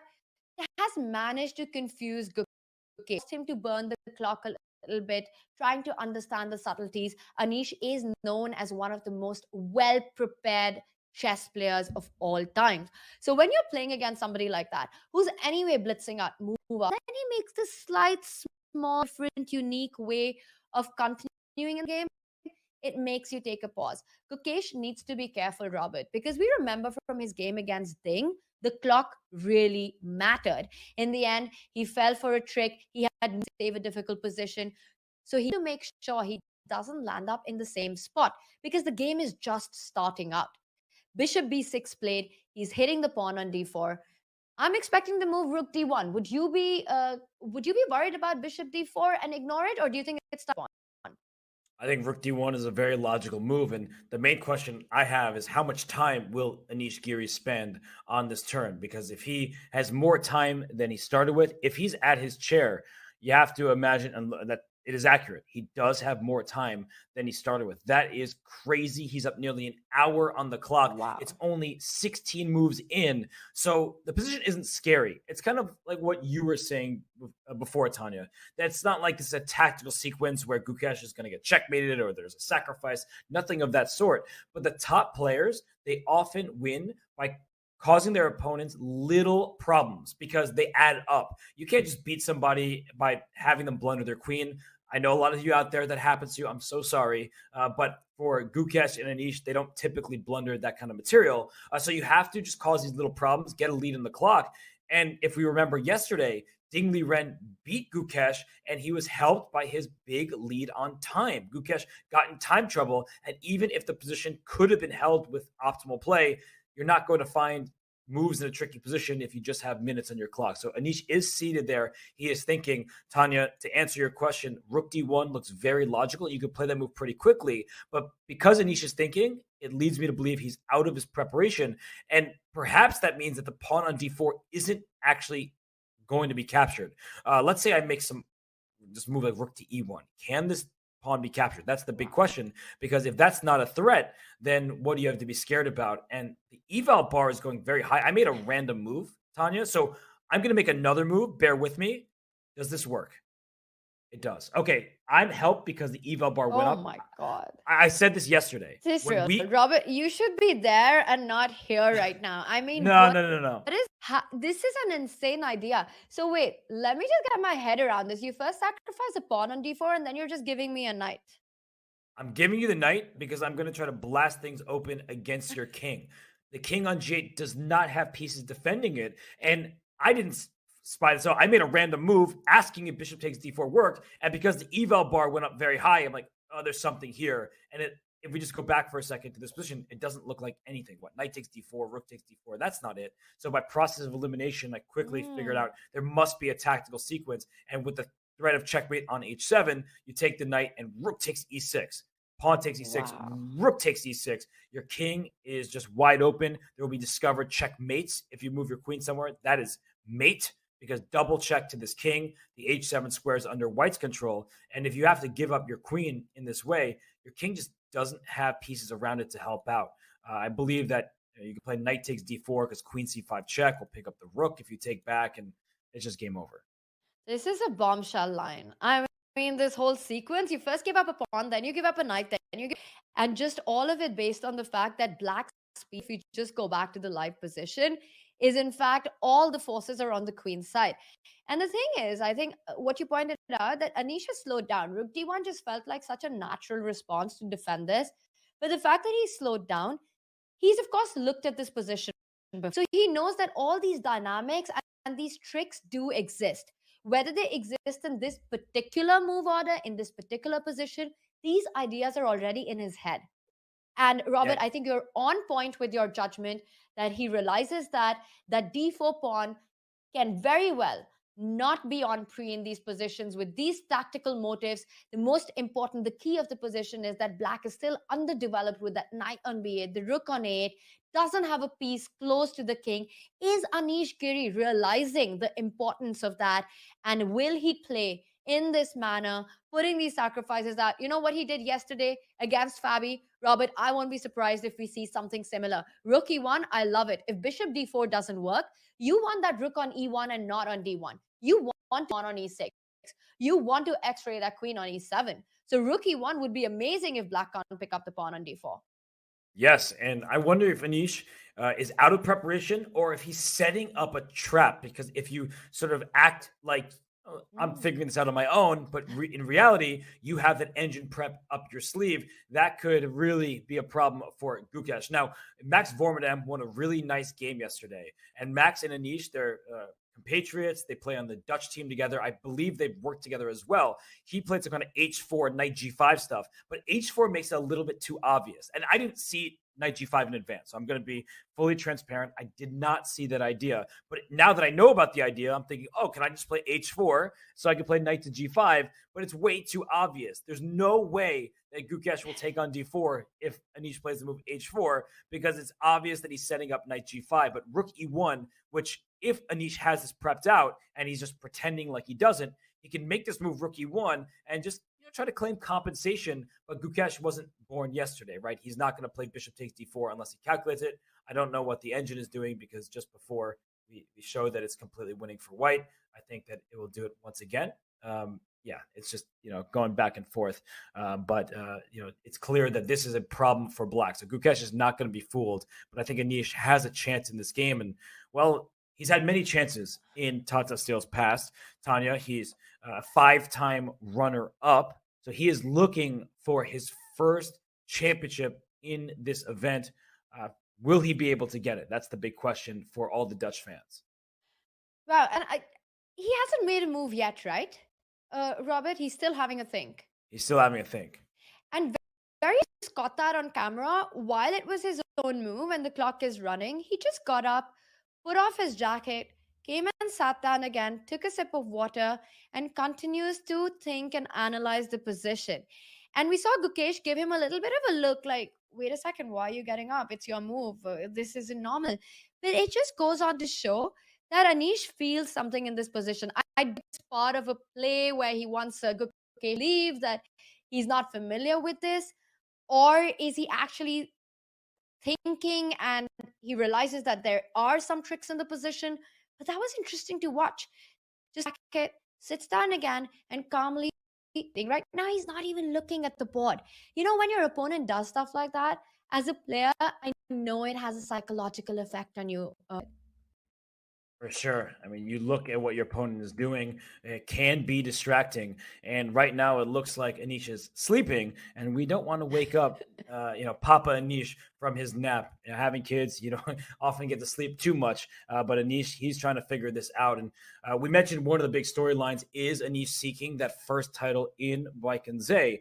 Magnus Carlsen looking for his 9th title and to break the 2,900 rating threshold, even though he said that goal is put on hold. But there's no prize pool. And I always find that fascinating. And maybe, Tanya, you have some thoughts on this as well. Because when there's a big first prize and then it shrinks after that, the players, I mean, they have no choice but to fight for first often. Or if they can secure a certain prize, they make a quick draw and don't take the risk. Now, if you're paid up front and you're happy with that payment, I feel like then you should be free to do whatever you want. Like, why wouldn't you try your hardest? And I think Wijk and Zee has a great history of that. We have the young players playing against the older guard. And when the young players are there, they're not taking quick draws. Why in the world would Nodirbek Abdusattorov make a quick draw against Jordan van Foreest? And why would Gukesh want to make a quick draw against the likes of Levon Aronian? So these players are ready to fight. And I wonder if it's in part because they receive their appearance fee up front and there are no prizes at stake for each and every game. That's a really good point. I think, Robbie, what makes the Tata Steel, the Wijk and Zee event so unique is that it goes so much more beyond the prize money. It is this historical tradition. It is prestige. It is glory at stake. And for these players who are fighting here to win the event, the opportunity to play against each other, the best players in the world, mixed up in a mix with the biggest talents today. It's also just the love for chess that comes together in this game, and they want to give it their best.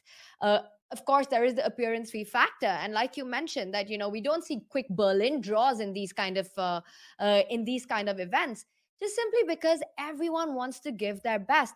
It is all about glory and prestige in this tournament. Magnus, he's won the tournament multiple times. He's been critical about classical time formats. He's clearly shown his preference is towards faster formats. Yet he comes back year after year to Wijk and Zee to win it again.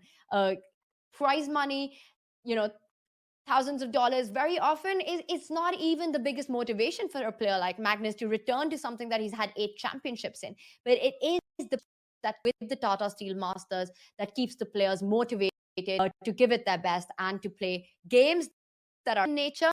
Not just that, what makes it super unique, and I think this is to the organizer, Jeroen Vandenberg, is the kind of field that he puts together.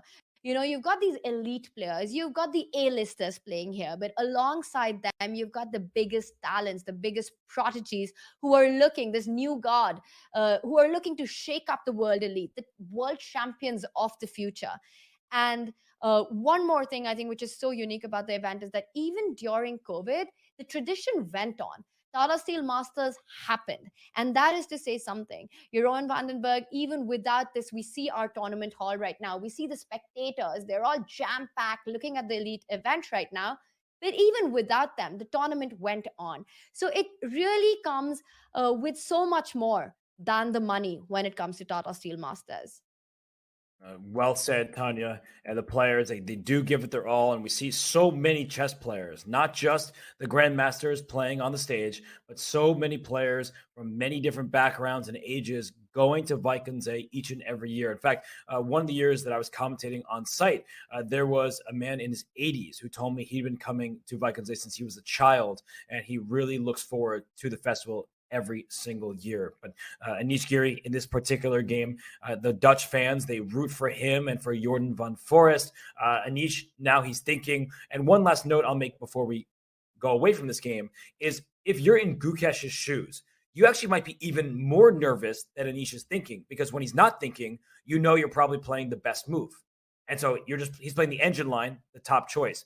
But now that Anish is thinking, Gukesh might be wondering, did I just make a mistake? Because this bishop b6 move might not be in the top 3 that the engine was spitting out. So right now, Anish has a lot to figure out. I don't think he is that good of an actor and is trying to trick Gukesh here. I believe he is thinking, he is calculating, and we'll leave him to it as we see Parham Maghsoodloo in the background. We'll go to bird's eye view, look at all of our games at once, because speaking of Parham Maghsoodloo, the game in the top right, there's a knight on g5 that can't move except to take on f7. So why don't we actually look at that one, because the knight on g5 is stuck there, and that means that Ding Liren's hand is forced. But I see our Evalbar seems to say that we're doing absolutely fine in this position with 8-6. Let's get a stock of what's going on. So as you pointed out, the knight on g5 is in fact trapped. I don't think there's any compensation if you allow h takes g5. Even if you pick up the g5 pawn, it doesn't feel like it's enough. You were mentioning the idea of giving up the 2 minor pieces, 7, or at least starting with knight f7 and rook f7. I'm just wondering, why does our Evalbar like White's position so much? It's kind of hard to understand here. That's the big question. And if the clocks are accurate, and we've seen that they have been, that Parham is actually ahead on time. So 0 pieces have been traded. Not a single pawn, not a single minor piece. Everything is still on the board where 16 moves in, and h6 has trapped this knight. So Ding Liren sees that. He's going to take on f7. He's probably calculating, do I throw in d takes e5? Then we can trade on a7 potentially. A lot is happening there. But at the end of the day, knight takes f7 will likely be forced. The rook will take back. And the question then, do I have to take back immediately? I don't think so. There's a pin here. So there could be a useful move. You would love to pile up pressure on the pin piece. I don't see a way to do that just yet. But perhaps, sorry, go ahead, Tanya. No, I was saying the same thing, that do you need to rush with bishop f7? Maybe you can start. You've got this intermezzo of capturing on e5, Robert, and we should take a look. So many things are hanging currently on the board. I'm attacking your knight on f6. The first thing that's very clear is that, for example, if you pick up the pawn on e5, let's say you go d5, simply recapture. I can go queen d8. I can trade on d8, and once again, after rook d8, your knight on c overloaded. It's defending a7, it's defending e5. You take on a7, knight a7, and the idea that you were mentioning, you reinforce the attack on the rook that's pinned. And the knight e5 looks like this is going to be a lot of trouble. Let's just back up to our initial position. And after knight f7, rook f7, d takes intermezzo before you capture on f7. Might not be easy for black to respond to. And I see that knight f7 is on the board. So Ding has gone in for it, while Parham now needs to find a way. He, of course, has to capture back on f7. He does that, and Ding immediately picks up that pawn, the central pawn on e5. The other thing that strikes me is that if you can't take on e5, maybe you pick up the bishop on e3 first. Let's say you go bishop e3. But hold on, Robert. Again, we don't need to rush. We don't need to recapture the bishop on e3 because the knight on f6 is hanging as well. And this is Ding's idea. I don't think he wants to capture on e3. He's going to go e takes f6, and the problems continue with for Parham. The e3 bishop hangs. The rook on f7 still under fire. Queen d5 can be a big idea at some point once the king comes on f7. Side looks super weak. Black is in trouble here. Oh my gosh, the bishop probably has to retreat to a7. And just because the bishop, is safe and sound doesn't mean that black is safe and sound, because the king is going to be in trouble. You can even take on g7 and say your king will never have full shelter, but there may be more in this position than just starting to swap off material. So it looks scary. The eval bar says black is fine. And Parham, he looks like he knows that. And he is a great calculator. Parham Maghsoodloo is an amazing tactician. And because he plays so much speed chess, he's always playing in Title Tuesdays.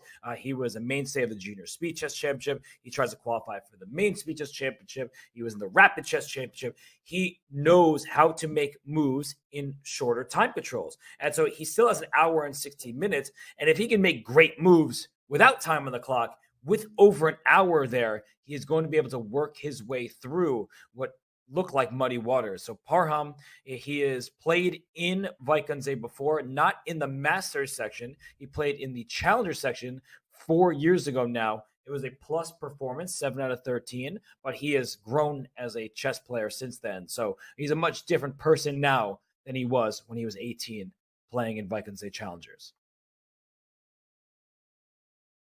And we'll see for Parham, how he intends to handle what looks like pressure against his king. He moved his bishop back to a7, but yeah, it's going to be a messy affair right now with the black king in some trouble. But black currently, if we just do a quick count, 3 minor pieces for black, 2 for white, and it will be a bishop capturing a rook and a king capturing back at some moment, and that means it's a rook for 2 minor pieces with the black king exposed. And I mean, that's the thing, right, about this position. It's just not easy to figure it out, especially with the material imbalance. And Parham, he is great. I was just saying that, but he will need to give it his all right now. We do have some tech issues, just to be transparent with you. So I'm going to steer us right now. And I'm going to go dive in a little bit more into this position as we fix those issues, as the king is pinned. The rook, is pinned to the king. And one idea that we can point out that Tanya had mentioned earlier is an idea with queen d5 check, because if that king is venturing forward with king takes f6, that would be too much. I think your king is going to get checkmated with queen f5 check. King only has e7, and then pawn to e5. Looks like it just rips open this king on e7. And Tanya, I hear that you're back. Thank you for saving me. I think so. I hope so. Can you hear me, Robert? Well? I can hear you perfectly. Okay, awesome. There was some music to my ears. Some internet issues on my end there. So we were looking at this game, and I think this is getting very exciting, but it looks like the outcome is going to be that Parham's going to be in huge trouble right now. So I see some moves have been made. He took on f6. The bishop falls back on a7. And we see the Evalbar seems to like this tactical skirmish for white right now. I have to say about Parham, though, he's extremely resourceful. He's a tricky player. We saw his game against Vincent, where again it looked like he was in so much trouble, and then he found this tactical idea in the end, which managed to save the game for him. So Ding needs to be super precise, even if the position is better for him right now. And it's not clear, does he take on f7 immediately? Does he first pick up the pawn on g7? Lots of good options here for Ding in this position. Yeah, I was liking the idea of taking on f7 and playing queen d5 check, but you do typically want to keep the tension alive, and this pin isn't going anywhere, so there may not be a rush necessary to capture on f7, but it's a really messy position. And Ding Liren, look at him on screen here. He's fully concentrated. We've seen Ding Liren have some great highlights in the past year. He was second place in the candidates. He beat Hikaru in a really nice game in the final round. He beat Yanchislev Duda in a nice endgame as well. But then he had some lows. He lost round 1 to Jan Nepomniachtchi in the candidates, where he just kind of looked out of place. I think that he had some jet lag. He wasn't really feeling the environment just yet. But that's Ding Liren. He's 2,800. Only player not named Magnus with that rating, but there are moments, especially in these tactical skirmishes, where things can go wrong for him, like they did against Timur Rajabov as well. He lost like 25 moves with the white pieces. But we can't, speaking of the candidates, he did lose the first round to Jan and then had a series of draws. Took him a while to recover from there. But then also, Robert, he went on to fight it out and finished second in the candidates, and thus qualifying as a challenger for the World Championship match. Also, just seeing him start on a high note in this tournament, it does go on to show that he is feeling his form. I was watching his interview yesterday at the event, and he mentioned that he's not taking the Tata Steel Masters as a warm up for the World Championship match. He's going all in here. He wants to have a good event. He's not going to be experimental with his openings, trying to keep a vision of the World Championship match. That is important for Ding. He wants to win the whole thing. He wants to give it his best. And once easy to forget just how strong because of his modesty. But this position itself, for Parham, if I had to predict the outcome of this game right now, I'm calling this a Ding game. Okay, wow. So you believe in Ding Liren. You said he wants to win this event. I believe that to be the case. And he wants to keep increasing the rating. He is at 28, around 15 after yesterday's win. And if he could reach 28-20 and new heights, I think all of China will be proud of him. And they are rooting for him in the upcoming World Chess Championship whenever that actually happens. But let's take a step back from this game. We will, of course, look at it in more detail a bit later. But as we head on to break shortly, let's just take stock of the positions. It looks like in the bottom left, Magnus Carlsen did in fact take on c4, still early in that game. In the top left, I see a king on e2 for Nodirbek Abdusattorov. The queens are off the board. Black's pawn structure is maybe the ugliest pawn structure I've ever seen, with doubled b pawns, double isolated f pawns, an isolated h pawn, and an isolated d. I can't even look at that position. So we're just going to go to break. I can't talk about the chess anymore looking at that position. We'll be right back for more from the second round of the Tata Steel Chess Tournament 2023. Do not go anywhere. Interested in becoming a chess streamer like your favorite creators, such as Hikaru, Gotham Chess, and the Botez sisters? Come on! Look at this! Woo! Chess.com is excited to announce the Community Streamer Program. Whether you're just getting started with streaming or already established and looking to expand your audience, you can now connect your account to Chess.com and have your stream promoted on the game's largest platform. Simply link your account at chess.com/settings/connected accounts, set your category to chess on Twitch, and start streaming. You'll get an ad-free experience on chess.com. You will pop up on our list of live streamers. Your chess.com profile will feature your Twitch stream, and your stream will be linked to your games on our Play server. Type Command Community Streamer in chat and start growing your stream today.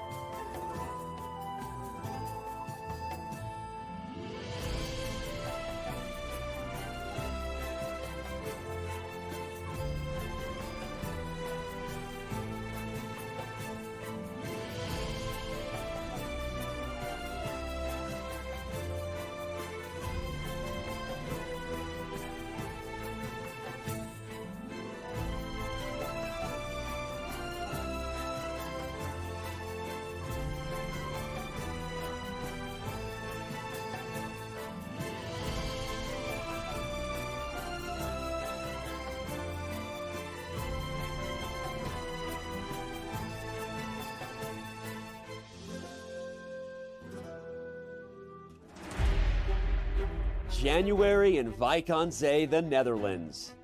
For this cozy, coastal town, the holiday season isn't over. In fact, the most wonderful time of the year has really just begun. And look at the intense focus on Magnus's face. What a performance it has been. Once again, Wijk aan Zee starts the new year as the center of the chess universe. This year as host of the 85th Tata Steel chess tournament.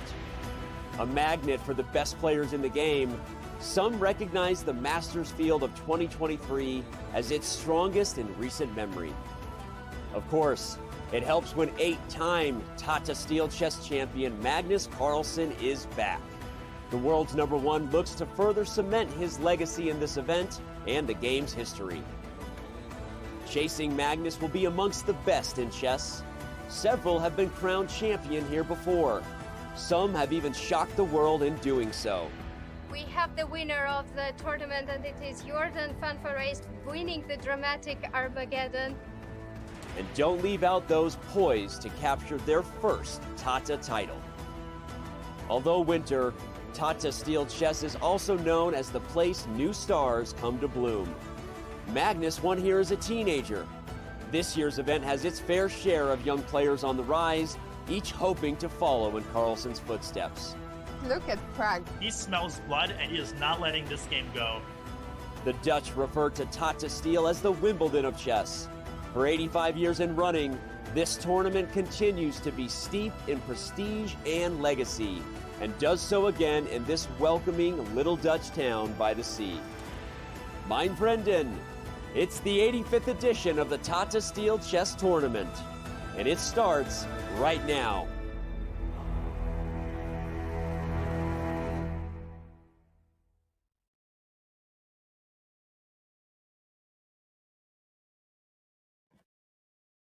And we are back from the venue in Wijk aan Zee. You see all of the participants still playing their games, some spectators watching the Masters section. It's a great environment. It is a true chess festival. And, well, people like watching their favorite players, and many of the people that are participating in the tournament right now will be playing in the Pro Chess League. The wait is over. After a 2-year hiatus, the Pro Chess League is back. The 2023 season begins with a qualifier week starting February 1st, with 16 teams advancing into the main season.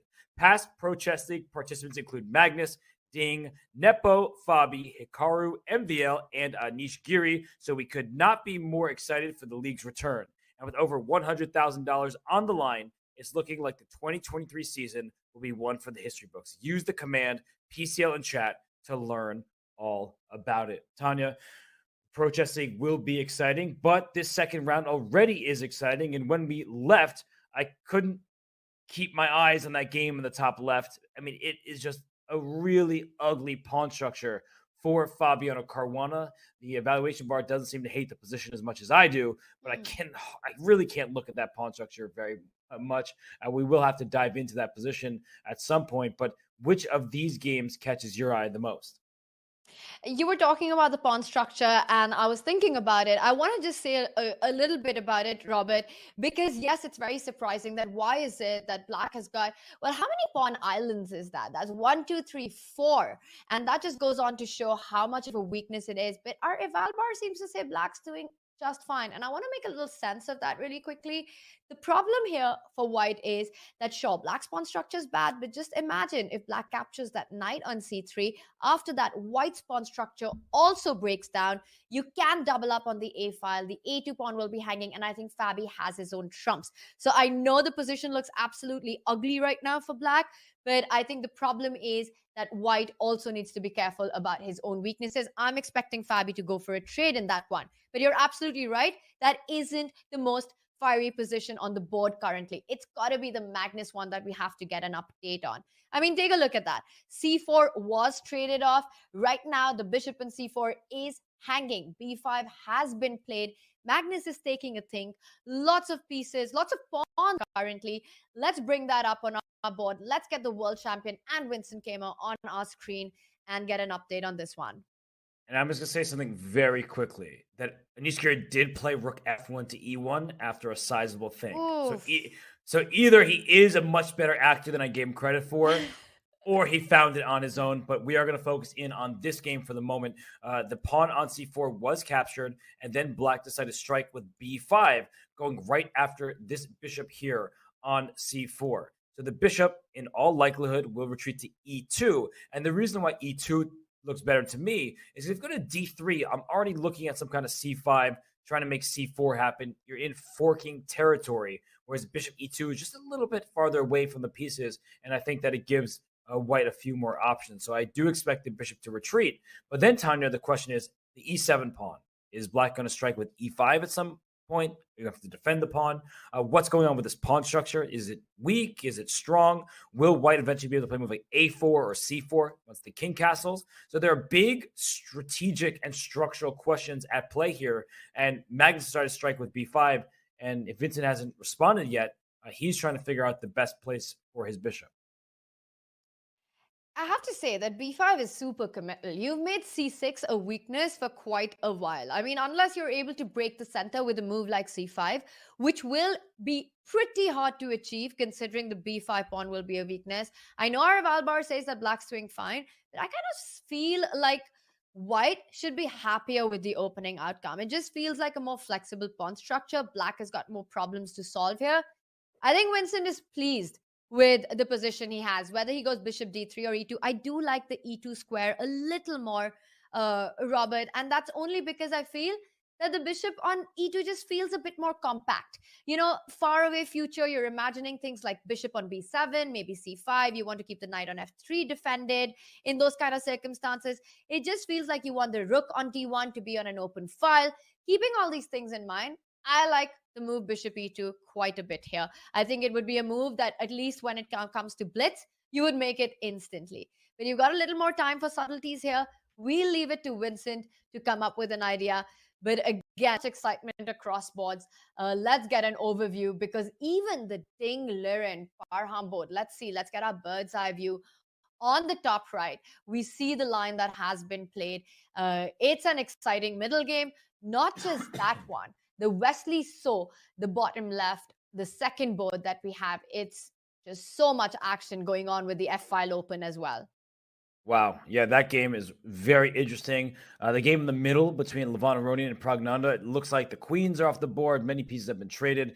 So we are in an endgame in that one. And on the bottom right, Jordan van Foreest is still down a pawn, but has the bishop pair that does prove compensation. And it looks like he might get a bishop of opposite color ending where he's down a pawn. If that sounds familiar to you, it's because that was the storyline yesterday. And if Jordan is able to survive and draw and get 1 out of 2, that's a good result on paper. 2 draws against high-rated players. But his play has been very shaky. He's been worse throughout both games, and he is not playing his best chess. And how do we know that? He won this very event in 2021. So, Tanya, I still have my eyes on the Anish Giri position. He played rook f1 to e1.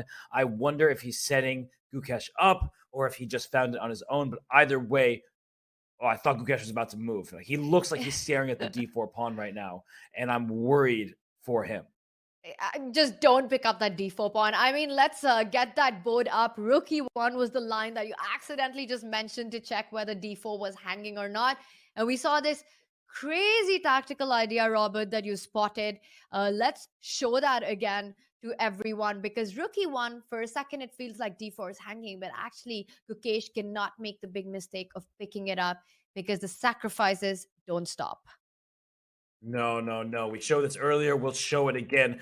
We were asking the question of what happens if bishop takes d4, and the rook was an f1. So I just made a random, useful-looking move, and it turns out that if bishop takes d4 is played, Gukesh has to be, very careful not to make this move, because knight e4 to g5, giving up a knight, you're threatening checkmate, so the knight should be captured. But once the knight is captured, rook takes e6, is slammed on the board, and this king on g8 is in trouble. Now, there may be better ways to stave off the attack and survive, but if you take a rook, The next rook takes. There's a problem with this king on g8. I showed this before. I'll show it again. If the queen moves somewhere, this is not just double check. It is double check and checkmate because the queen takes away the escape square while the king can't go to f7 because the bishop is checking it on the diagonal. And if you take this rook and try to get out of danger this way, if your king goes to the h file, you're going to get checkmated anyway. And if your king goes to f8, the knight takes d4 is simple and strong. Rook takes d4 is met by queen c5 check. Thank you for the rook. Now white is up a ton of material and going to checkmate this black king. So Gukesh is in big trouble. It looks like he made a move, and it was king h8. He did not take on d4. Yes, but I saw the eval bar shoot right up even after he played king h8 when he was reaching out for the move, Robert. I was just wondering, don't take on d4, Gukesh. Super dangerous, but he just side wrong with it. And first thing that I still make the move, threatening on h7, going for knight g5, sacrificing on e6, or has that lost its poison? Because if not that, then what's wrong with king h8? If knight e to g5 is the move again, that is unbelievable. We have to show it. Knight, oh my gosh, that's it. The eval bar did not change. That is the correct move. And if pawn takes g5, it looks like the attack rages on, like we were looking at before. Rook takes e6, pawn takes e6, rook takes, and even though the king isn't on g8, you thought you were getting out of danger. The point is, if this queen moves somewhere like queen to d7, knight takes g5 happens, and I am going to checkmate you. Your king just doesn't have defenders, and many, in fact, all of white's remaining pieces are going for the attack. If g6, I will just grab this pawn. I'm going to mate your king in the next couple moves. So that means after rook takes e6, you may have to sack your queen. And even though this isn't check, which is very important because that doesn't give you the follow-up with knight takes g5, black takes on f3, white takes back on f3. The problem is this king is in checkmate zone. Bishop covers g8, which means the queen is about to run over to the h file. This looks like a very bad situation for Gukesh. He tried to avoid this rook takes knight g5, rook takes e6, but it looked like he walked right into it anyway. This is unreal. Will Anish Giri find this idea of knight g5? I think the answer to that is going to be a resounding yes, because he took his time to make the move rook e1. So clearly having these motives in his mind already. Again, it just comes down to that queen side, that underdeveloped queen side with the knight still on b8, rook on a8. And this is what allows all these ideas on the board. This is a big moment. I look at Anish. I think he feels it. He sees it. He took about 30 minutes to make the move rook e1. He knows these motives exist. Robert, predict at this moment that Anish will go all out with the move knight g5. Yes. It's clear that he saw the idea when he played rook f1 to e1, giving up the d4 pawn. And he doesn't have to play knight g5. I think his position is better if he makes the move h4. He's not hiding his intentions. The move h4 says, I will play knight g5 next if you allow me to, because now the square is extra well defended. It may force bishop takes e4 to get rid of the attack, but it will continue. The rook will come up to e4, and I feel like there's a lot of pressure against the black king along the e file, and so h4 would still leave white with an advantage, but Anish should be able to find knight to g5. That was his plan after all.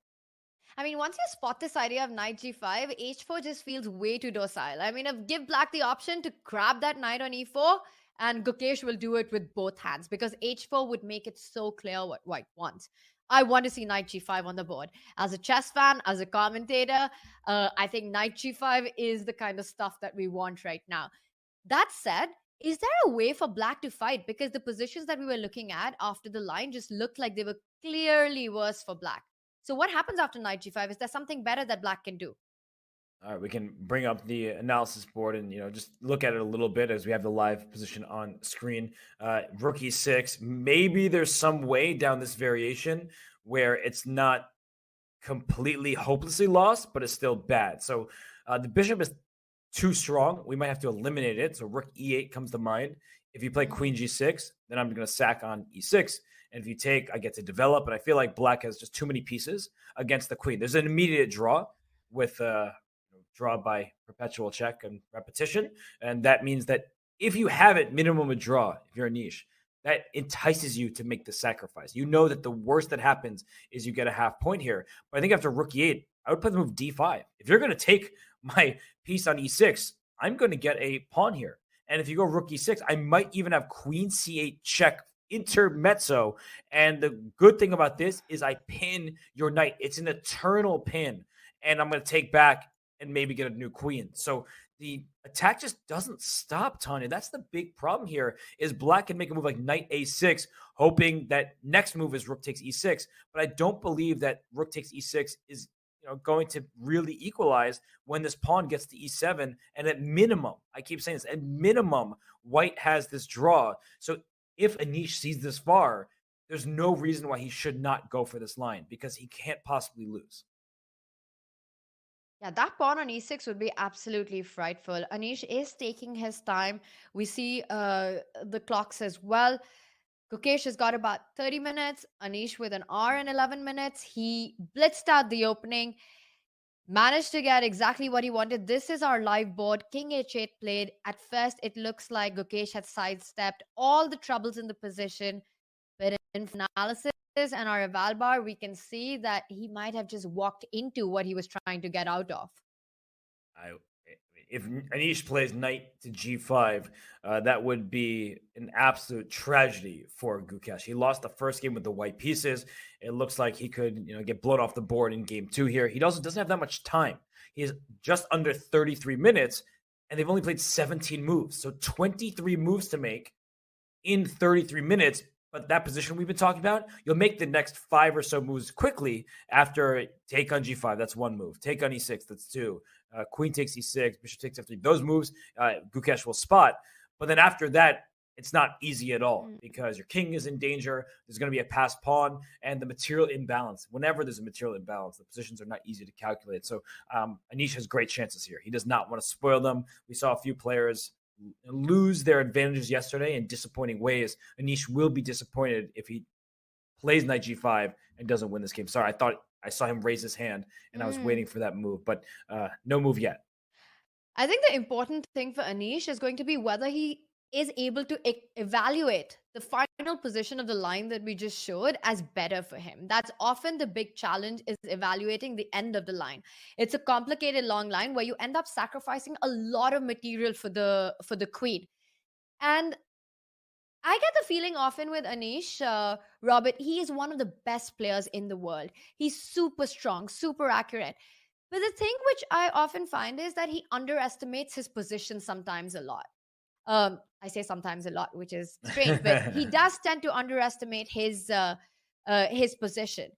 And if that's the case, if that's what happens now, then he will probably decide to go for this alternative that you're mentioning with h4, which also is very tempting because you just simply feel that, you know what, I have a pleasant position. It's a long-term advantage. But that's the thing. At this level, if you don't finish and wrap up when you've got this chance to go knight g5, slowly the margin of advantage keeps disappearing. And I really hope that Anish is able to evaluate that perfectly and then make the spectacular move, because he's done everything right up till this point. I think that was a great way to frame it, right? You may still have the advantage, but it might become slimmer. It's not as forceful. That margin is getting smaller. So knight g5 just looks very strong. And if this were a blitz game, I think he would play h4 instantly, right? You might not see knight g5. You play h4. It's just a good improving move, setting up knight g5. And if black is ever to take on e4, there may be d4 to d5 to follow, because you want to open up the e-file for your rook. So the plans are actually quite clear for white. Even if you don't checkmate the black king, h4 is a very useful move. So I think we would understand the move if he doesn't see that clear advantage that you're talking about. If he thinks that knight g5 leads to maybe at best a draw for him, or if he's not careful and continues to play, he might lose, then he'll take the safer route. And Anish Giri is one of the best chess players in the world, like you said. But sometimes I don't think he trusts his calculation like other players do. It's not that he can't see very far. It's assessing what happens after you see that position in your head. And the lines that we've been looking at are not that clear. So to be fair to him, if he doesn't play it, it's because the line doesn't exactly show that it's an easy win or anything like that. And it's not an easy win. But if he feels like, it's too much to ask for right now, let's just make the move h4. And what is Gukesh going to do? The next moves for black are not easy. I feel like I keep staring at the board because I think he's reaching out to make his move. with all these shadows falling on the board, and it's such a critical moment. And absolutely, it's not just about finding knight g5, but calculating, sacrificing the rook after that as well with rook e6. The thing is, if you play knight g5, you have to give up the rook next. And then you have to go on to evaluate the line. It's not that you sack, and then there's a checkmate at the end. You just have to feel that you're better in that position. And that's hard. That's a hard evaluation to make. And you're playing against so many pieces for a queen. Robert, we're going to come back and see what eventually Anish decides. Does he go for a slightly safer approach, keeping a huge chance, a critical moment to actually get a big advantage with knight g5? Does he go for h4, or will he find the killer blow here? Will he be able to play this move, knight g5, calculate it till the end? You know what? Yesterday, he sacrificed a piece against Fabi. I'm going to again say it. He's going to do it against Gukesh. We're going to see knight g5 on the board, but we'll wait for Anish and see if he does go for that. Let's get an overview. And there we see him on the board. That was a nice shot of him calculating his head on his hands currently. Often that's a pose when you're in trouble, but it's not about trouble in this position. Anish is just deep in thought. It's that moment where you need critical decision to turn out to be a difference between a win and a losing of a half a point. And he's definitely calculating 15 moves down the line. And that's why it's so much to take in for him. And we see Arjun Erigaisi walking on screen behind Anish and past him at the moment. And Arjun, he's second from the left, his game against Wesley. So that hasn't changed all that much, but the game that is petering out is the one in the middle on the bottom row. Levon Aronian with the white pieces against Praggnanandhaa. It's a rook and 4 pawns against rook and 4 pawns. So we're not going to stay on the game long, but I do think we should pull it up because I believe the game will conclude shortly. They're 30 moves in at this point, and I believe that the draw is near. And the reason why, despite Black's bad pawn structure, that this position should likely be a draw is that rook c5 for white goes pawn hunting. Let's attack both pawns at the same time. But black has useful moves like pawn to b4. If you take on d5, well, my rook will help out and we just are trading all the pawns off. If you take on b4, I can make a move like rook to b3 where I hit both of your pawns as well. Rook takes d5, rook takes b4, hitting b2, hitting g4. So all these pawns are about to come off the board. And what white ideally wants is something like this, where you give up the g4 pawn and get your rook behind your passed pawn, because these are double pawns. Double pawns are not ideal in the endgame. The problem is getting your rook behind the b pawn is slow. This rook can come to f4 to go after the pawn. The king can also go up. So the rook can help with the b pawn. The king takes care of the f pawn. There is not going to be a winning chance for white. So I think that Levon understands this. He might just make the next bunch of moves to play out the position. Rook c5 is on the board, but if b4 is played, then Praggnanandhaa definitely will hold this draw. So he just needs that last bit of accuracy with the move b4. But knowing Pragg, I think he's super good. His ideas would just liquidate game immediately.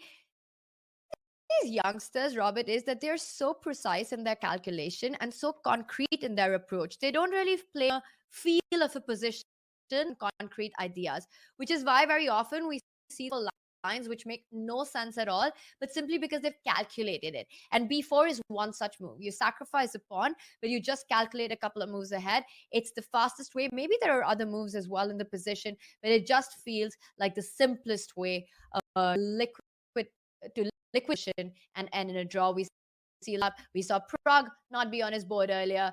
I know Pragg a little bit, and I'm pretty sure when he's not on his board, he's watching over his sister's game in the Challenger, where Charlie is playing there.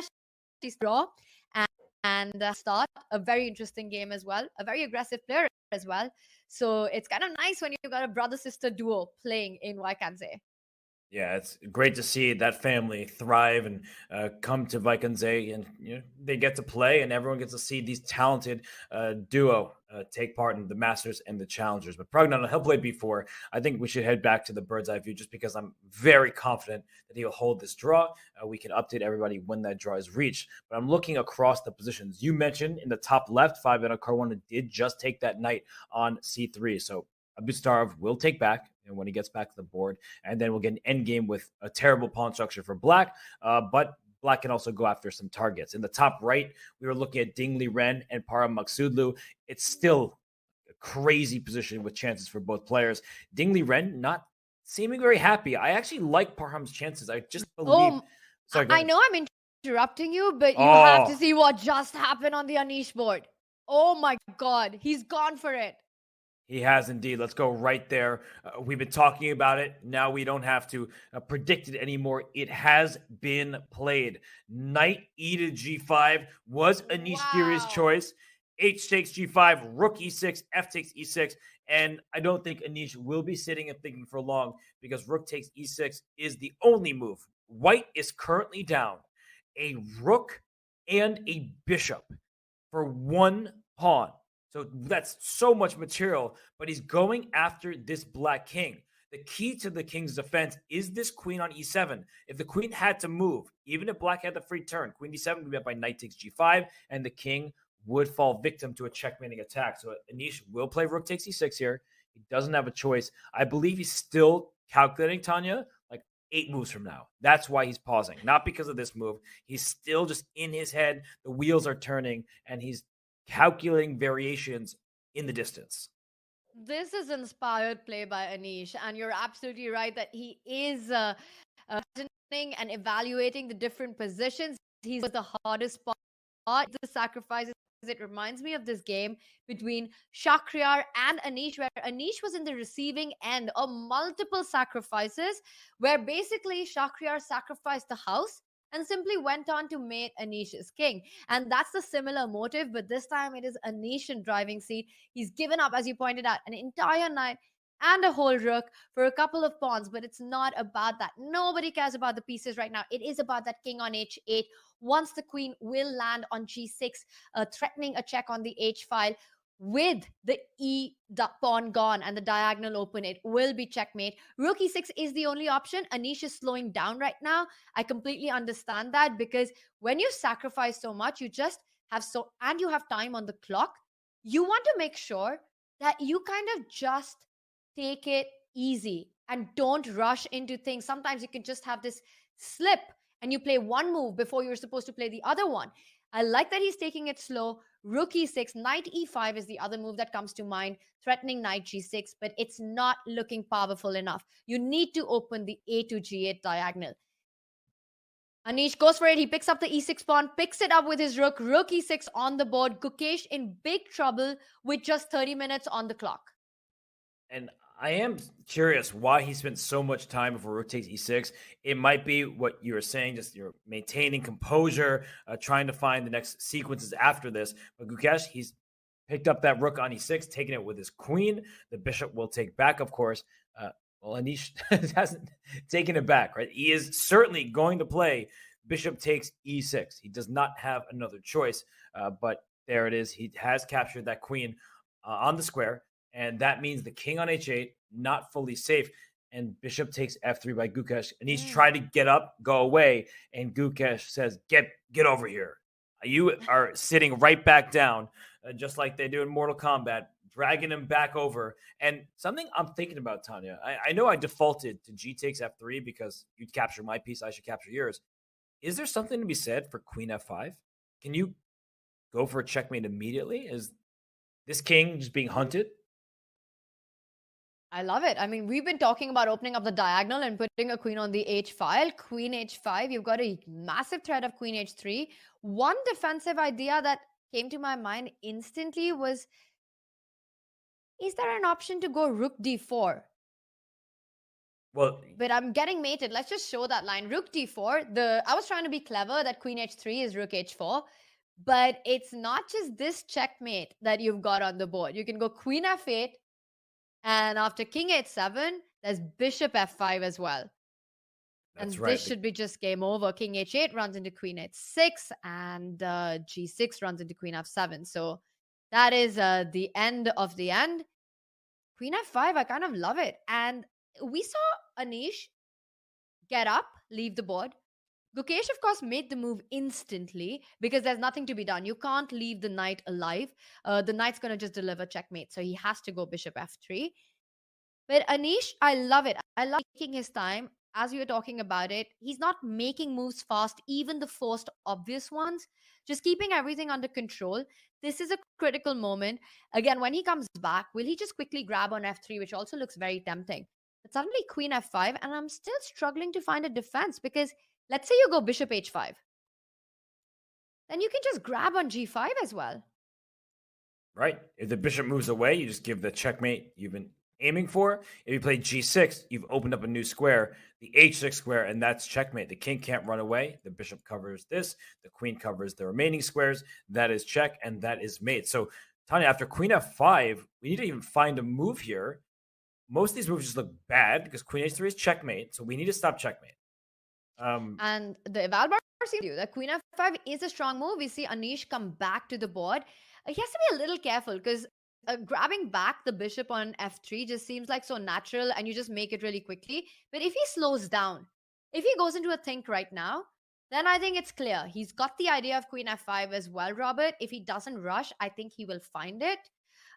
If we just look at the position, if we count material, actually, Gukesh isn't doing too badly.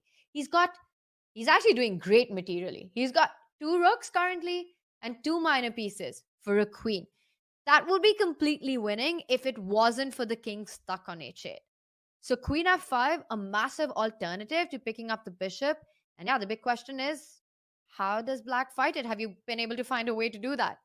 Yeah, while you were talking, just by process of elimination, I guess the move is bishop e4, because if your queen comes back to h3, I was saying bishop h7, but there's bishop f5, and g6? Oh my gosh. G6, you take, and is there rook d7? Like, this is barely holding on, but you were talking about it. Black has so much material, but look at the eval bar. It's still saying that white is doing pretty well, and black has a bishop and a knight and a rook for a queen and 3 pawns. You do not see that kind of material imbalance every day. If we just do a point count, a rook is 5, knight and bishop is 3, 3 each. That's 6, 11 total. And a queen and 3 pawns is worth 12. So I guess by point value, technically white is better. But the reason why you never just do that, everybody, is that pieces can team up. A queen is just one piece. But you already see pieces are able to team up and keep going after the white pawn. So a queen and a bunch of pawns is not typically going to be as good as a rook and 2 minor pieces, because the rook and the minor pieces will be in harmony with each other and coordinate to attack. But why is this position still better for white? I guess it's this. You take, and if you take back, queen c8 check. Queen c8. And if king g7, queen takes b7 check, and then you lose the rook over here on a8. But it's still saying black is very much in the game because of all the material. But I really don't think I've seen a material imbalance like this in the last, I don't even know how many years. And usually a rook and 2 pieces for a queen is quite good, but white has got a bunch of extra pawns and black is still struggling with finding rhythm with those 3 pieces. Well, we see that Anish hasn't rushed with recapturing on f3. We've seen that both these lines give a good advantage. So queen f5, g takes f3 are the 2 options that Anish has. Robert, we'll come back and see which sides. I would love to see queen f5 on the board. It just feels so much more aggressive to go for the mate. And then Gukesh has to be super precise. But I also have my attention on the other. Let's get an overview because you're going to love what is happening. And take a look up right. We were talking about this game, Parham versus Ding Liren, and it looked like Parham was in trouble, but I see our eval bar. First, it's a crazy position. White has landed up with a pawn on g7 already. Right. There's a massive pin on f7. White has sacrificed currently a piece, an entire piece. The rook on f7 is pinned. But one gets the feeling that Parham has the worst is behind him. He's managed to navigate his way. And I think it comes down to that move that you were talking about. You pointed out to not take on g7. And if we just back up a couple of moves, you mentioned this idea of not taking on g7, but instead taking the rook and putting the queen on d5 with a check would give Ding Liren a huge advantage because king takes f6, you pick up the pawn, it runs into queen f5. And this looks like big trouble for black, but instead Ding went for the idea that I had mentioned that looked very attractive to me as well, to grab on g7, and turns out that's not the accurate way to play. A great lesson from Parham Maghsoodloo is when somebody takes a piece, you do not have to immediately capture. In fact, this pawn is often called an umbrella pawn. It shields the enemy king because you would like to be able to use the g-file with checks to go after it. But queen f6 played, queen d5.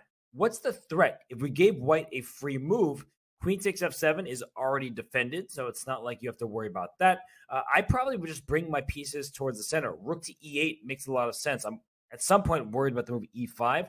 Not sure if it will be available, but I'm just looking at it and don't want to see it on the board. And by playing rook to e8, you might play knight d8 next, protecting your bishop over here and protecting your rook. So I just feel like black is coordinated extremely well, and Ding might need to find a way to liquidate and find a draw at some moment. And I'm worried about his chances. I think Parham is actually outplaying him here. And just by how Ding has been holding his head throughout most of the game, I really don't believe he's comfortable with the dynamics. And rook e8 has been played. It's on the board, as you were mentioning, that now if white goes on to grab the f7 rook, all these trades actually end up favoring Parham. And you're absolutely right. The body language of the two players does seem to say that Parham is feeling very comfortable, while Ding realizes that somewhere he's messed up a very promising position out of the opening. Yeah, this is nicely done by Parham Maghsoodloo. Didn't expect e4 today, but still playing great chess. So for Parham, it would be an amazing result to beat Ding Liren with the black pieces. I think, as you said, the worst is behind him, so he can really start believing in his chances now. I don't see a way that he loses. So I think that he should be feeling quite good. So let's leave him to it. He hasn't played rook e8 yet, but he very likely will, and he has great chances to claim an advantage. But as we look across the boards, and we will dive right back into all of them, so many fascinating positions. The game between Aronian and Praggnanandhaa, that looks like the most likely to... Did you see that? It finished as I said that. As I was saying it, the most likely to finish, it said not most likely. We're done. We're out of here. It is a draw between these two. I don't think the game has too much to offer in terms of potential variations. That game is drawn. So like the players who are heading out of the playing hall, we'll do the same very quickly. And when we return, we'll dive right back into all the action here in the second round of the Tata Steel Chess Tournament 2023.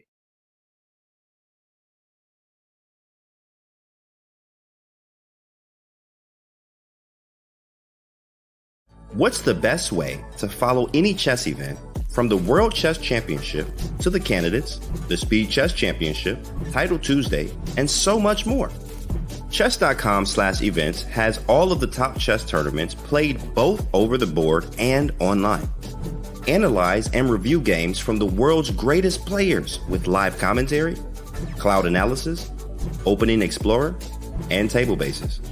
Find all the key event information, including schedules, prizes, results, news reports, player bios, tie breaks, and more.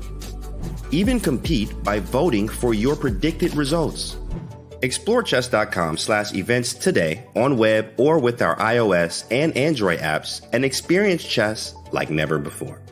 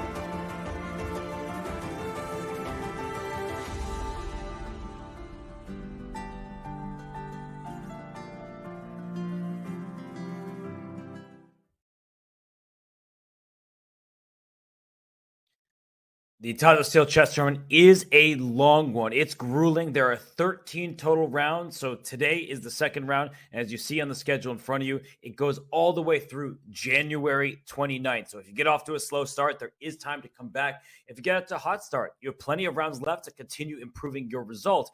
And Tanya, I mean, these events, they last a long, long time. You need to kind of keep your stamina. It's such a long tournament, and that's what the players keep saying as well. Whenever you watch them on the internet, you just cannot think about your previous round. Every day you have to come fresh on the board. It's a good thing that they've got 3 rest days, Robert. They've got one on the 19th as well. On the 18th. And then on the 23rd and the 26th, it's a much needed rest for the players, because not just of the number of games, but the time format as well. Every game lasts sometimes more than 5 hours, up to 6 hours for the players. It gets extremely grueling. Stamina counts a lot. You can't be bothered by one day, one result. And I think that's especially going to hold true for Gukesh. He had a tough start. It looks like he's got a tough game against Anish today. The tournament doesn't get easy. The players' field is such that there are no underdogs. There's no target. You're not going to have an easy round. And we mentioned this yesterday, this is the starting of the chess calendar year. This is the tournament that kicks things off for the chess world. We brought up Vishwanathan Anand's tweet, and I think that just summarizes it. I'm going to say it again, Robert, that a January not in Wijk is not a January at all. It is true, and it kicks off the year, and we'll kick off the results in the second round here in Wijk aan Zee was the draw between Aronian and Praggnanandhaa, and we didn't have much left. Right? We departed at this moment thinking about b4. Instead, the move d4 was chosen by Pragg, understanding that if pawn takes d4 happens, he was probably just going to bring his rook to the g3 square. He could also play rook b3, bringing this rook back here, and then run around. Rook d3 to attack this one, and I think you're just going to drop your pawns. But I was also just looking at rook g3. You take b5, take g4. d4 is under attack. If you push it, there's rook f4 check just to pick up this pawn. And at the end of the day, these rook endgames look like they should be drawn. And the eval bar is a testament to that. So with 2 draws in his first 2 games, I think Praggnanandhaa should be quite optimistic. Earlier in the week, he was interviewed about his expectations for this event. So why don't we tune in and listen to Praggnanandhaa? Yeah, it feels great to be back. Last year was a great experience for me overall, on and off the board. And it's good to start the year with such a strong event. You already have that experience of playing in the Masters here last year. What are your ambitions, your goals for this year? Last year I learned that you just have to be focused throughout the tournament, because it's a long event. So that's one thing I'm trying to do, and just to give my best and see how it goes. All right, Tanya, it sounds like he's happy to kick off the year with such an elite tournament, and I like that. He seems very modest, but you have to think that given his victories over Magnus Carlsen, the Champions Chess Tour, and all of his successes, he has to believe in himself, and he can do it, right? Like, he must be feeling it after what was a very successful string of results. Pragg definitely has a lot of confidence in his ability. One of his very strong points is, in fact, his the way he calculates and how quickly he does it. But Robert, even though he's established himself amongst the world elite in faster time controls, this event is special because this is over the board classical with the very best in the world. Like he mentioned, he's had the experience of it last year as well when he was just 16 years old. This time at 17, he returns with a massive rating of 2684. It's a massive rating, but that still makes him the lowest seed of the event. And that just goes on to show how strong it is. Pragg also recently won one of the biggest awards in India, a big national award. It is the second highest sporting honor in our country, given by the president of the country. It's called the Arjuna Award. And after that, he played in the Tata Steel India event. It's been a really good run for the Indian youngster as well as at the Olympiad. But again, I think he has that maturity to know that he has it in him to play against the very best in the world, not to fear them, but at the same time, he needs to prove himself in these formats. And that's what he's there for. Indeed, he has to improve in all formats. And I think that's what the best players say about themselves. Even Magnus Carlsen, he's the best player in the world, has been for a long time, and even he is still trying to improve.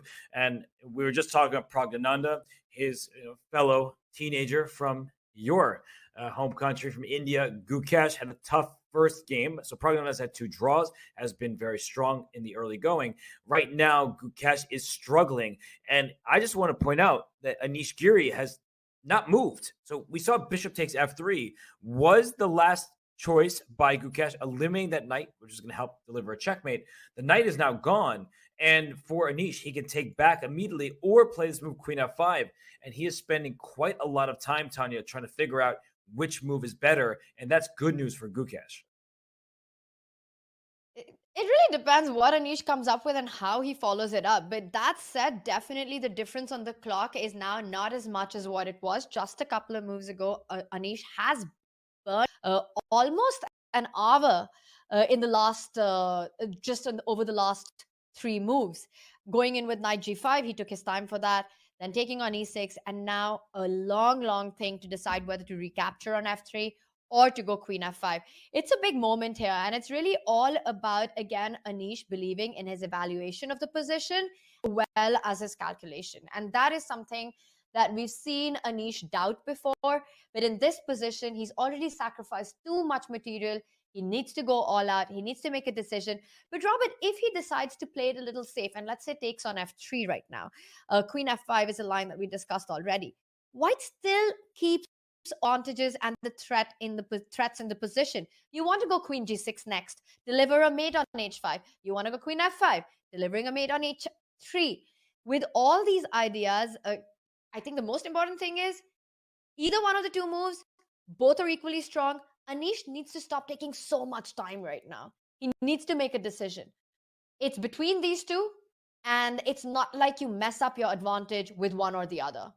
Yeah, he needs to use the clock as a weapon rather than allowing Gukesh to equalize on time. So we have looked at this position quite a lot. I just wanted to point out that Anish Giri has not captured back. He has not played queen f5. He is struggling to make his next move, and that is allowing Gukesh to feel more confident about his chances. But let's zoom out. Let's look at all of the games. We really haven't tuned into some of them in a while. In the bottom right, it looks like Jordan van Foreest. He is down a pawn, but has the bishop pair in a 2 rooks per side endgame. So that's going to be an interesting one to see if Richard Rapport has legitimate chances. In the left side of things, we have Magnus Carlsen. He's trying to strike in the center with his last move, e7 to e6. That might open up the position favorably for him. We see the evaluation part, Tanya. It is in Magnus' favor, but I did want to get to the top left because we've been talking about the Caruana game against Abdusattorov. I think we might as well just show it a little bit because the pawn structure remains unappealing, at least to the eye, but Fabi clearly believes that he has no problems, or at least his problems aren't that significant in this endgame because it's a knight versus a bishop. Right now, it's 5 pawns per side, but none of Black's pawns have a friend near it. I just want to back up just a few moves because where I first started talking about it was here, and I seriously don't think I've seen a position with a worse pawn structure. You were very critical of it, and rightfully so. And I think in these kind of positions, it's so important to understand that if you're Black, you can't just start defending your position. You need to take action because strategically, you're dead lost. You need to change the dynamics of the position. And that's what, of course, a player of Fabi's caliber realizes immediately. And we were mentioning this option of trading the knight on c3, saying, you know what, my pawn structure is bad. I'm going to ruin yours as well, because the one trump that Fabi has in this position is the control of the A file and the A. I love his next move as well. He jumps in with the rook.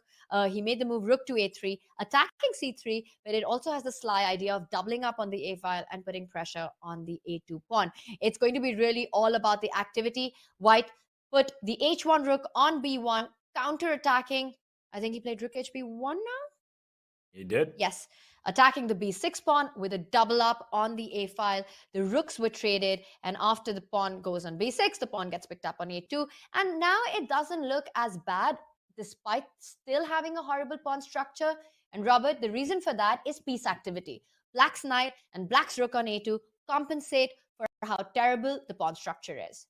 That's true. And one thing that players of this caliber know is they think, what endgames, if I lose material, are still holdable? So what Fabiano wants to do, he wants to trade knight for bishop, and he can lose these 2 pawns for this 1 pawn. So I'm going to force this. I know it's going to be a little bit strange, but just let it happen. Everybody, I'm just trying to make a point here that if, let's just make king g7, rook takes here, I'm going to force this. Takes here, rook a3, rook takes c4. This position still is within the draw balance because we have these 3 pawns that look bad. The king will always sit on g7, and the 4 on 3 is not a theoretical win.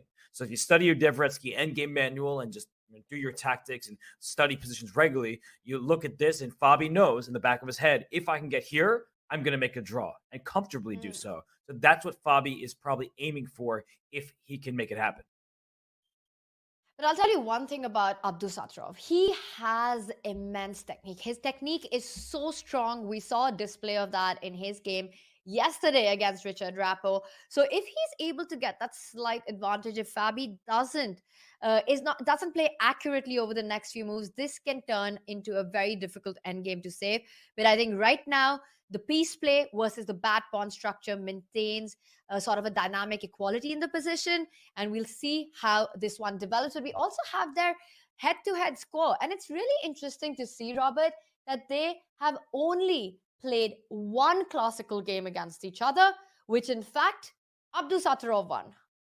That was a very important game, and I, of course, remember it because I was there in Chennai, and Abdusattorov played a great game. So Fabi, he stumbled in the opening. He made a careless move. Nordebek had the advantage. It was not a winning advantage. It was a slight advantage. He played a great game, and Fabi sacrificed a pawn, had some compensation, but it wasn't quite enough for full equality. And then at a critical moment, I think Nordebek played phenomenally. He just brought his pieces to an attack. His king was out in the open, but he knew he wasn't getting checkmated. So all credit to the Uzbek youngster. He beat Fabiano on board 1 in the Olympiad. He led his team to the gold medal. And Fabiano, he has a great history. He was the challenger to the World Chess Championship 2018. He has won so many events, including this event in the past. But some people have questioned, is Fabiano's success a thing of the past? His last year was very bad. He lost many rating points. He's 2766.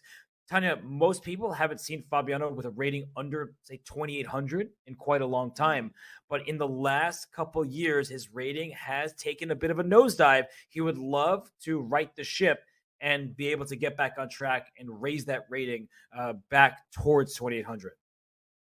I think 2018 was Fabi's golden year. He won every event that he played in. It was that one time when actually Magnus Carlsen's position as world number 1 was threatened by Fabi. They had barely any rating difference between them. Fabiano was world number 2. He was playing as the challenger for the world championship match.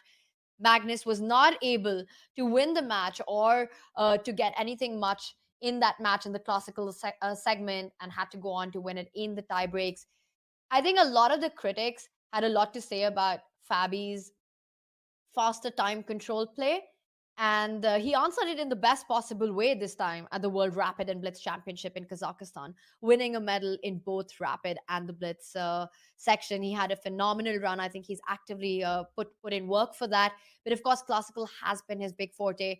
He calculates like a machine. His preparation is super strong. And yes, I think this tournament is really a very crucial start for Fabi. He is still one of the best players in the world. Magnus himself has said that he would make a great World Championship challenger as well. But I don't know if you're going to see that happen again. Magnus-Fabi World Championship match. I wonder why we won't see that. Is it because Fabiano hasn't qualified for the match, or is it because Magnus Carlsen is stepping down from the throne? But either way, I mean, Fabi, he has struggled. If we're being honest, and he's been honest about it, he has had his struggles. He's ventured into faster time controls with success. He did get 3rd place, a bronze medal in the World Rapid Championship, where he tied for 2nd with Vincent timer. He has started a podcast. He, of course, has played many of the online events. He won the U.S. Chess Championship. So he has had some good moments in the past year, but a lot of them, I think, left him with a sour taste, and he would like to draw this game and then with the white pieces strike. But we'll leave these players to it. It's an end game. Nodirbek, he's up on time. He'll try to press his advantage, but I'm with you. I think the activity will allow Fabi to hold this game, and I think we should look elsewhere. We haven't looked at the game between Wesley So and Arjun Erigaisi in quite a long time, so I think we should just head on over there without even... Oh, Queen f5, by the way, played by Anish Giri, so he did finally bring that queen up, and it looks like he will have good chances. But let's go to the game between Wesley So and Arjun Erigaisi, because it's a really fascinating battle between these two, with a king still on e8, not castled, maybe not going to castle, and kind of pieces placed in odd ways. The rook on b4, which is doing an important job of keeping d4 defended, centralized queen. But what's this pawn doing out on g5? Like, I feel like there's so many different problems in the position. And wait a second, his last one was queen e5, giving up this pawn with check. I cannot make sense of this position at all. It's just too complicated, Tanya. This is absolutely insane. I mean, Arjun just goes on to play with the king in the center, and queen e5 giving... Should we just back up and see how we got here? Because we left it quite early on. And to make any sense of this, we really need to see where we are coming from. This is where we last looked, right? With the queen coming to c2, we're talking about the diagonal, and Arjun just went bishop e6. Just don't go full Fischer. Don't get your bishop trapped over here and lose that piece. You see the evaluation tank. It would not be a good decision. You may get 3 pawns, but it's not worth it. So instead, f4 played by Wesley. It makes sense. It's principled. There's a king in the center. Let's strike. But Tanya, I mean, after this capture and the trade of bishops, this pawn on d4 looks like it might be a bit stranded, but white also has compromised his own pawn structure. 100%. And it's still a really, it's really a dynamic position, because white's king on g1 isn't super safe either. Black's got this active rook on b8, attacking the b2 pawn. I'm really curious to come to the current position that we've got, because let's just play on a5 to just try to cramp down the queen side. I like the move rook b4, Robert. It defends the d4 pawn. All the pieces are playing, but that rook on h8 needs to come into the game. And this was the moment that took me by surprise. After b3, Black went on to play g5, hit that rook on f4. Wesley falls back with the rook to f3. And now this super mysterious move by Arjun, just putting the queen, which is nicely and happily defending the pawn on c6. He centralizes it with queen to e5, giving the pawn, not just giving the pawn, but giving it with a check. And one thing that could make sense of it is that Arjun doesn't care about material right now. He wants to get the rook on h8 as quickly as possible in the game. Let's say you do go bishop c6 check. He's going to move up the king. And now threats like bishop g4 and rook c8, and that pawn that you were talking about, which is the c5 weakness, suddenly starts to show. And that makes me feel that perhaps Arjun thinks that the c6 pawn is actually coming in his own way to get to that weakness. And if that's the case, this is one creative way to play this game. Yeah, I'm looking what happens if the bishop retreats, because if you do play rook to c8, that pawn goes up to c6, and well, that looks like a protected passed pawn. So Arjun has a lot to prove. He's getting active. He's bringing his rook into the game. He centralized his queen. He does have threats, but a pawn is a pawn, and it looks like it could be a passed pawn. So that is why I am personally surprised by the move queen e5. Not that it's a bad move, but it's such an active move, playing for dynamic chances versus sitting passively and defending. And Arjun's not really a player who enjoys sitting passively. He's a very active player himself. He likes the complicated positions and tactics. He also is versatile and can play some very solid strategic chess. But I'm worried in his position because I don't think the white king is that vulnerable, and that is a protected pawn up there on c6. I'm as shocked as you are. I mean, this move queen e5 just voluntarily giving the c6 pawn. Also, as you're mentioning, you can't really pick up the c5 weakness. Sure, it's far from over. There is compensation. And our Evalbar seems to agree with you as well, that white is doing great after queen e5. Let's say you pick up the pawn. There are ideas that black has in that final position that we saw as well. But is it enough? One doesn't get the feeling. But the bigger question is, why walk into this voluntarily?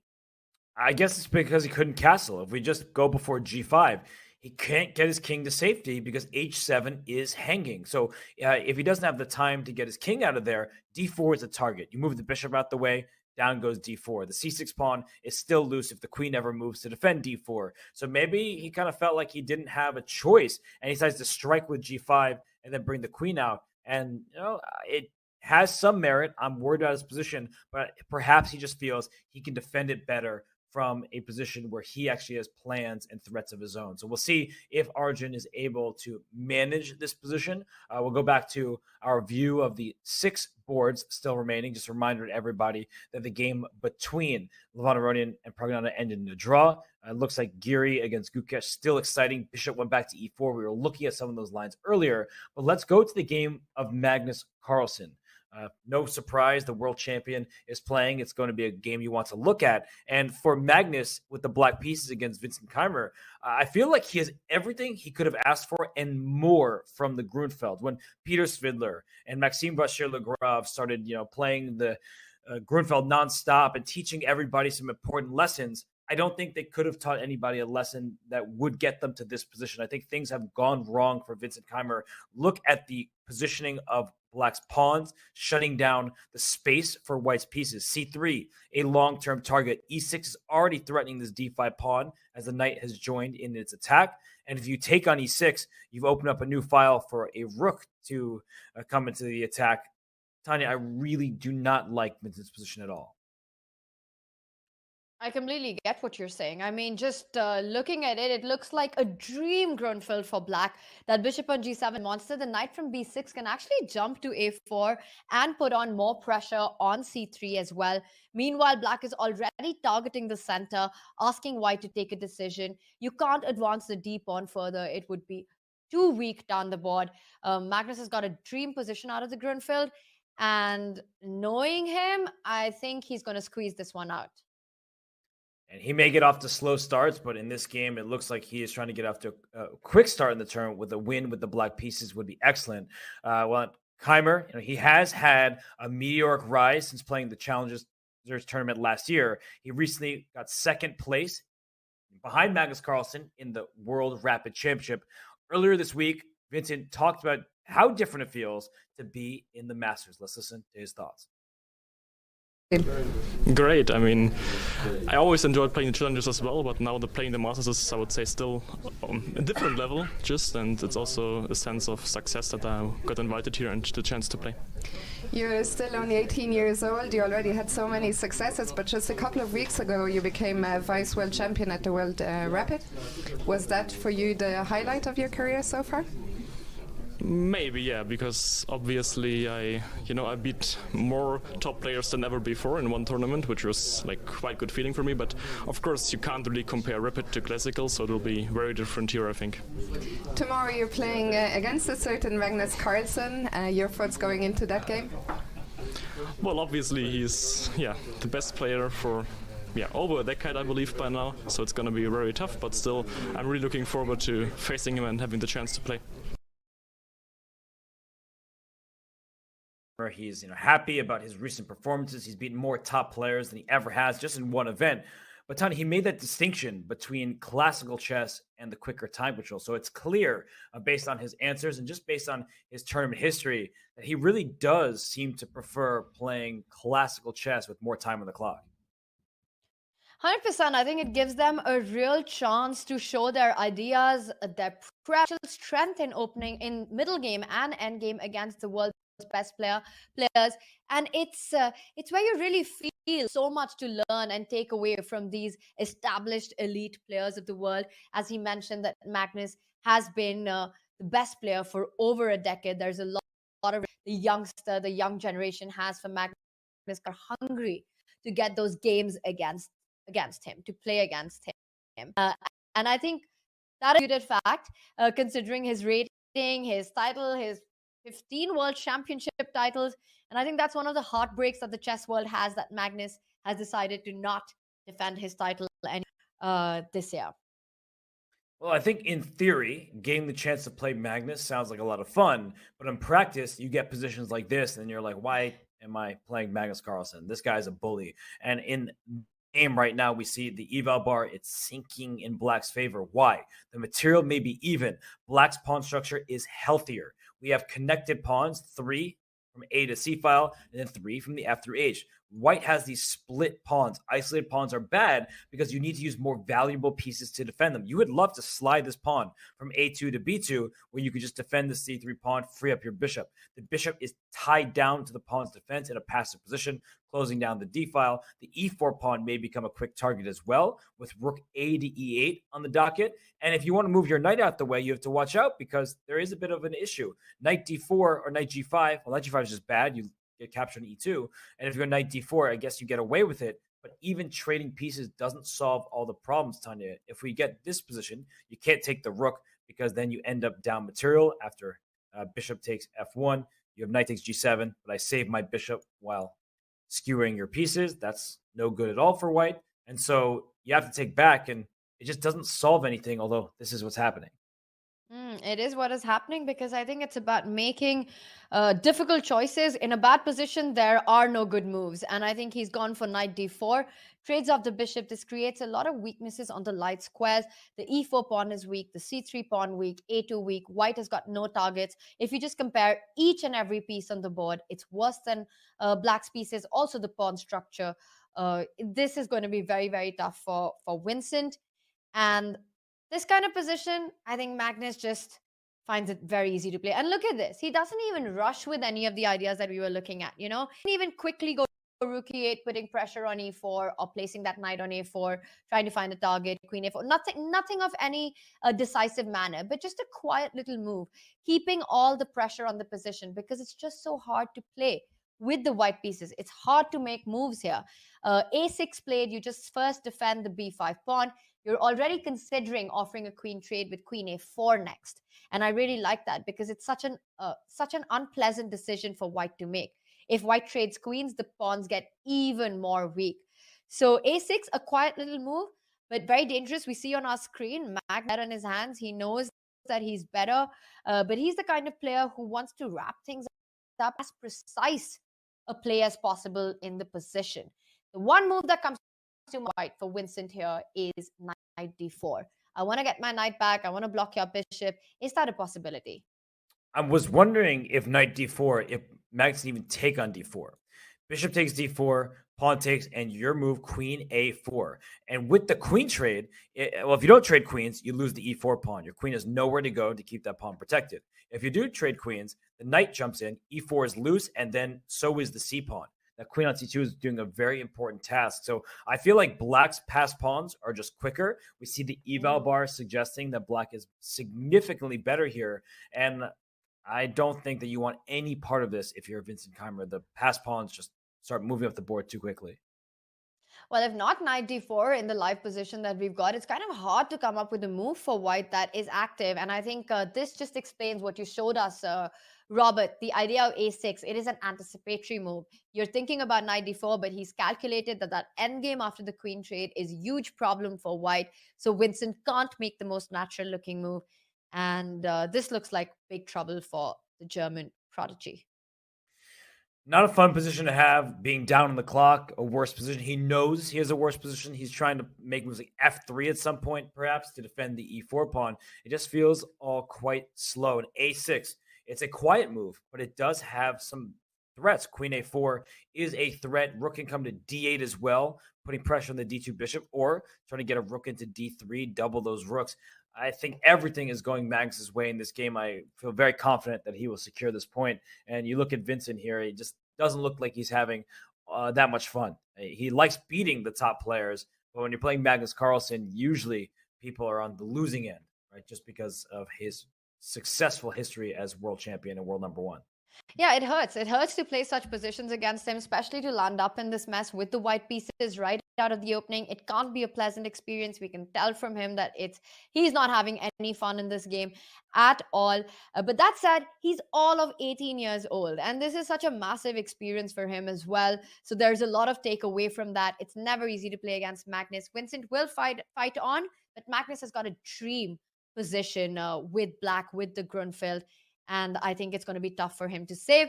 Let's take a look at some of the other boards, because the big question on everyone's mind is, can Gukesh save his position against Anish? We can see on the bottom right there, the second board, that there have been some developments in that. But still, the king is trapped on h8. White has centralized pieces. Super dangerous for Gukesh, that one. It is looking dangerous for Gukesh. Looking at the top left in Fabiano Caruana's game, he's going for sort of what I was saying, that if he can get that end game even down a pawn, he feels confident about his chances to draw. In the bottom right, it looks like Jordan van Foreest is in this end game where he's been down a pawn. He may be able to restore material equality, and it should be equal. Arjun and Wesley So, it looks like the pawn on c6 was captured with check, and the king went up to e7, the second from the left and the bottom. We just looked at Magnus Carlsen's game, and in the top right, Tanya, it looks like Ding Liren now has a rook and 2 pawns for those 2 monster powerhouse bishops on a7 and b7, but if material keeps getting traded, I just don't think that black has the firepower to win a game like that. So Ding Liren probably feeling confident, not just that he could hold, but maybe that he could be even better. It might be worth us checking in on that game because initially Parham seemed to have an advantage, but I think that it's Ding who should be looking at this position and trying to play for more. It's really interesting what we have in front of us. So the last move that was played by Ding was from the rook from a1. He got it to e1, doubled up on the e-file with a direct threat of rook e7, picking up the c7 pawn. That is what Ding wants. Now, that said, I see our eval bar, Robert. It seems to say that white is doing well here, and it looks all great. But from a practical perspective, I still think this is a very difficult position for Ding. You know, those 2 bishops that you've been pointing out, the b7 bishop on the a8 h1 diagonal, the a7 bishop targeting the f2 pawn, the rook on d8.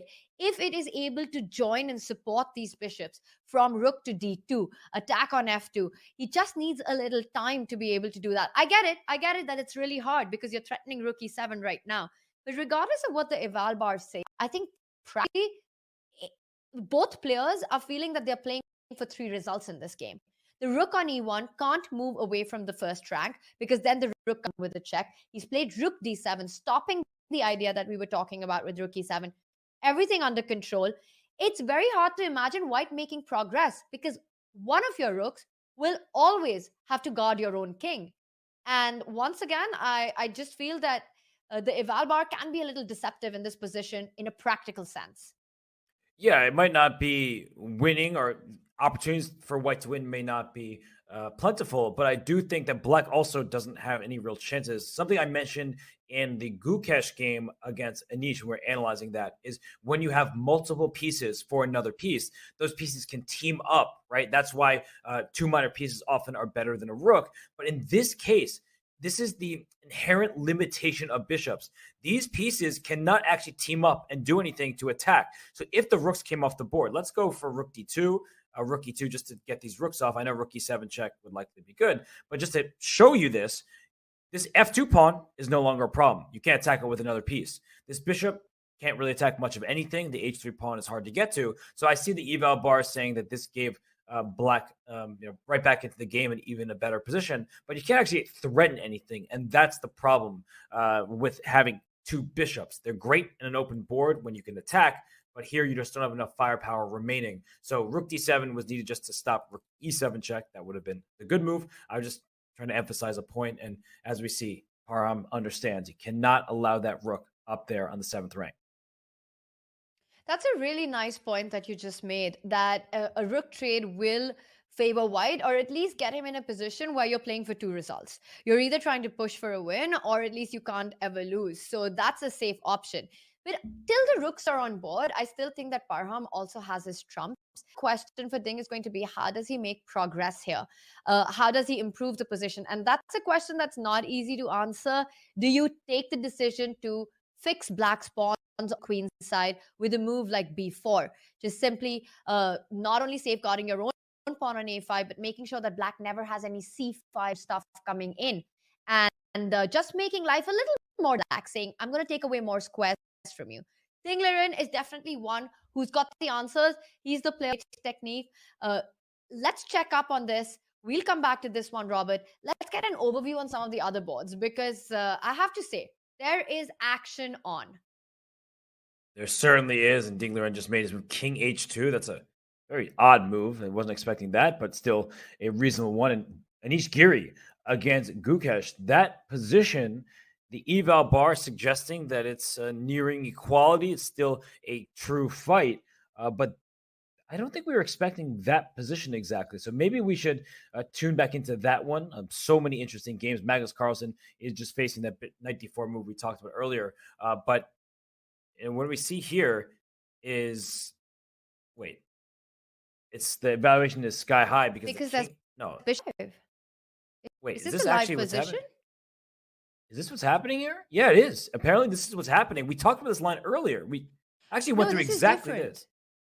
This is different because after bishop f5, here the pawn is on g4. So you have king h6, king g5. You're not getting checkmated.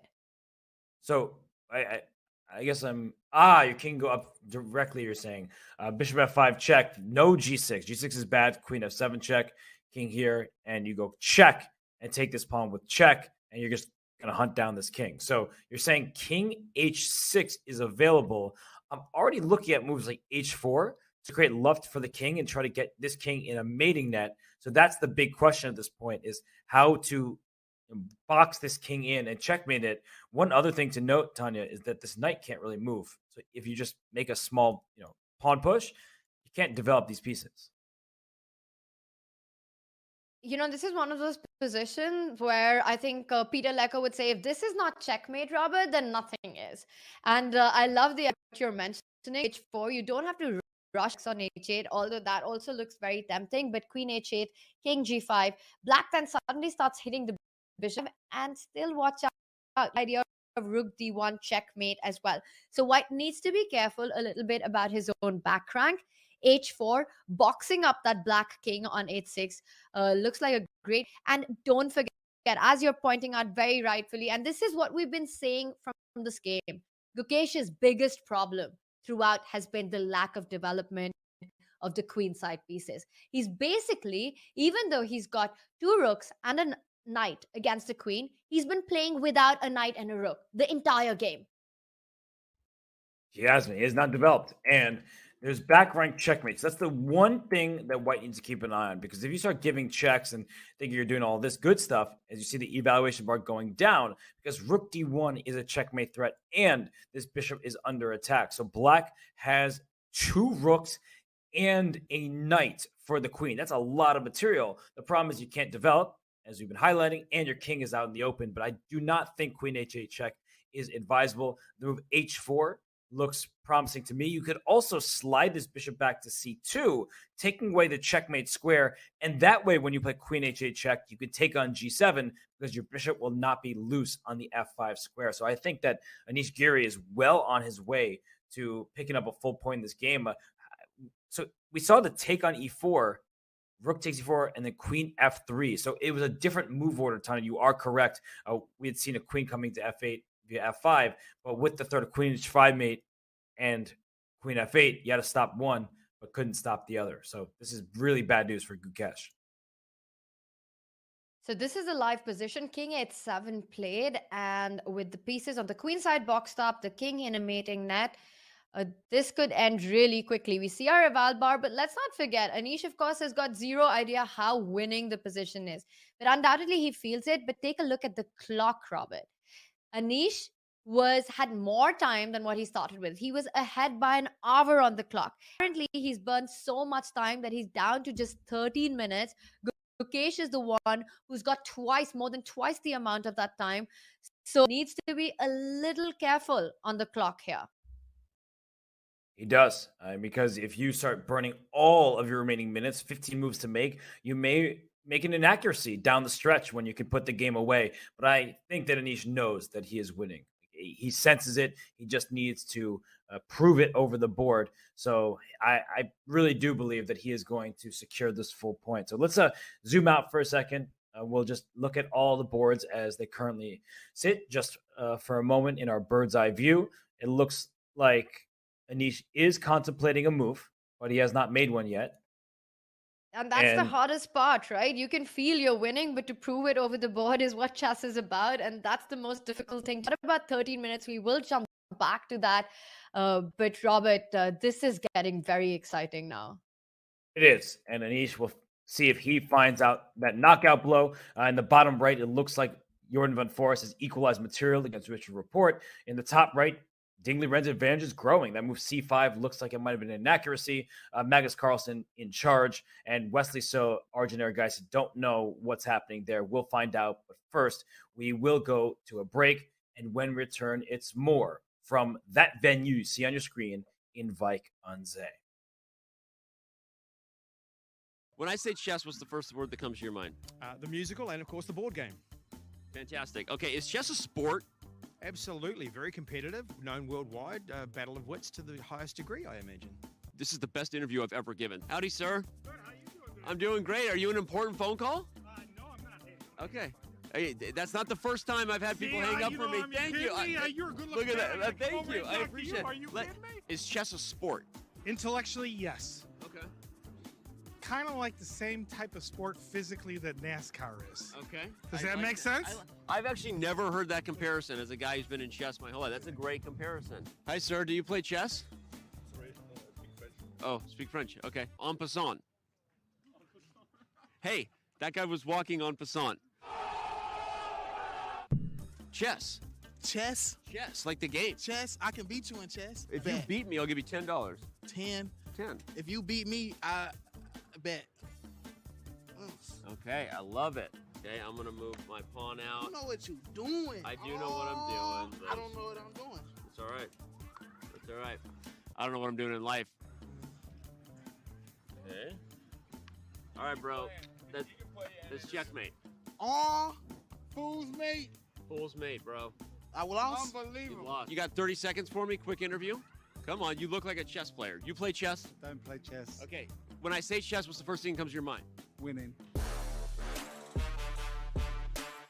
Of these three things, one of them is real. Chess dancing, chess climbing, chess boxing. Chess climbing? Chess climbing. Chess dancing. Climbing? Chess climbing. Chess boxing. Chess boxing? Chess boxing. You nailed it. Okay. Am I right for real? You nailed it. Seriously, yeah. Of the two of us, one of us is a world chess boxing champion. Which one do you think it is? Him, with him. The guy with the camera? Yeah. I'd like to say you, but I'm going to go with Mr. Man over the back. Okay. He's a not world. gonna box me, No, he's not. I mean, he does get. He tried to hit another guy earlier. So. He looks. Oh my God. She didn't even hesitate. From now on, will you stop making me do things in New York and Toronto where it's cold? Can we do every On the Street episode from here from now on? My Lord.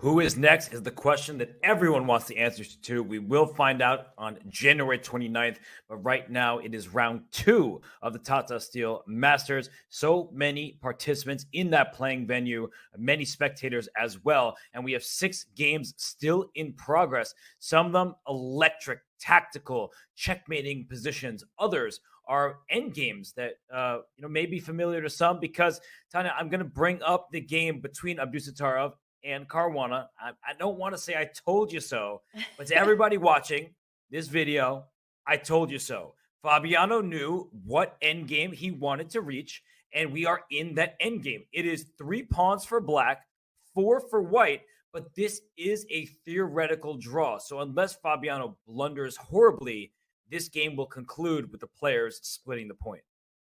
You called it out, Robert. You predicted this, that this is the understanding that these top players need, that you can be a pawn down, but it's not enough. It's just not enough for the full point. And Fabi knows it, you know it. And we all know that you were dying to say, I told you so. And congratulations on this one. But this just shows high-class defense and high-class endgame technique by both you and by Fabi. The big question that I think Fabi will answer very soon, and the only one that's important in this position, is where does he want the H-pawn? Will he eventually go king g6, king h5, or does he keep the structure as is and allow white's pawn to get to h5? I think that's the last finesse that one needs to get to. And Robert, just before we move on to the next game, I want to ask you, you were black, would you go for king g6, h5 here, or would you just still? I would do this. King g6, king g7. Do a whole lot of nothing. Because the issue with double pawns, and particularly with isolated pawns, is that they're susceptible to attack. But when there's only one rook and a king remaining, those are the only pieces that can attack the pawns. Because how would a pawn attack a pawn? That's offering a trade. If you go e4, e5, I'll just take you. And then that's an even easier draw. So Nodirbek is trying to bring his king up potentially, but then your rook is stuck. This rook on a2 is very active. Your rook needs to stay on the f file, otherwise you lose the f2 pawn. Pawn moves, the g pawn is loose. So perhaps he'll try to push his pawn something like this, all of his pawns, and try to bring his king up to h5. But even then, he still can't make progress. So there isn't really much that Fabiano needs to do. He can sit with his king on g6. He can bring it back to g7. He can just slide his rook back and forth. And that is what you need to do in this position. If white ever pushes e4, e5, even with a pawn f4, you simply keep swapping pawns. There will not be enough material remaining. There are no passed pawns. And so Fabiano Caruana is going to draw this game. I love it. So just don't do anything at all. And that is good enough for this position. Well, there is one player who needs to do something about his position. Let's get the overview that we've got going on, because my eyes are on the Anish Gukesh board. That has the game of the round so far for me. Great tactical blows from start up until this point. And with Gukesh having his king stuck on h6, we see a few moves have been played. Robert, I want to start from the point where we left it just before the break. Anish went into a long think. He's down to about 12 minutes on the, and after giving a check on f5, king h6, he comes back bishop c2. You were mentioning, let's just have this on the board. You were mentioning the move h4, which looked so strong as well to create a luft for the king and also box up black's king. But I also like Anish's approach. He's moved the bishop back to c2. He's guarding the d1 square, which is super important. And he has a nasty little threat. Now he wants to go queen h5, queen h8. And after king, because the bishop on f5 doesn't hang anymore, he's threatening to pick up the g7 pawn. And of course, still, black is able to not develop the pieces on the queen side. The nightmare continues for Gukesh. I like bishop c2. This is a tragic position for him, and he kind of looks alone in the world in this camera angle. It's just him. Anish has left the board, but Anish is going to leave this game with a full point and some precious rating points. He's working his way towards 2770. I mean, Anish used to be nearly 2800. His rating took a bit of a hit as well, but you play these kids, it's tough, but right now it's tough for the kid, and Gukesh's king is not going to last that much longer. We're talking about queen h8 check. There could be queen coming to g6 at some point with checkmate, queen f5, throwing queen g6 or queen h7. I just don't think that there's any defensive method here. Can't move your knight, you lose your rook. Now this one's over, Tanya.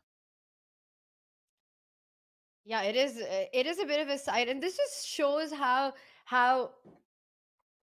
how alone and lonely the game of chess is. I mean, we see it on our cam, Gukesh on his screen, on the board, a very difficult position to defend. He's all of 17. He's had a tough start to the tournament, and this game doesn't look like it's going to go his way. He won't be able to save this one. That king on 8-6 is a lonely king, and this is going to be a tough one. And you can see Gukesh realizing and feeling that it's all over. And we feel for him. He's such an easy person and player to root for. Always working very hard at the board and behind the scenes. He has a team behind him. He really is giving it his all. At the Olympiad, I remember when he lost that game to Abdusattorov. He started 8 wins in a row, and then he lost a heartbreaker to Abdusattorov, and he cried. He cried. There are photos of it, and I don't want to bring up a sad memory for him, but he also was able to rebound. And it's not like it broke him. It was a tough result in a match that could have gone his team's way. It was a game that just got away from him down the stretch, nerves and stress.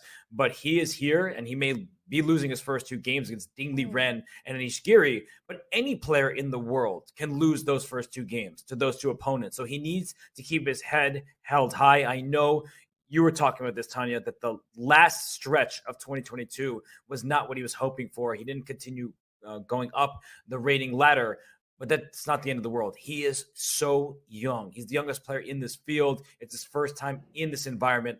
He'll be okay. He'll be okay, but not for right now. Handshakes, and that is it. Gukesh realizes that he can't save this position. We see the 2 players on the board. Anish with a fantastic game, a fantastic win.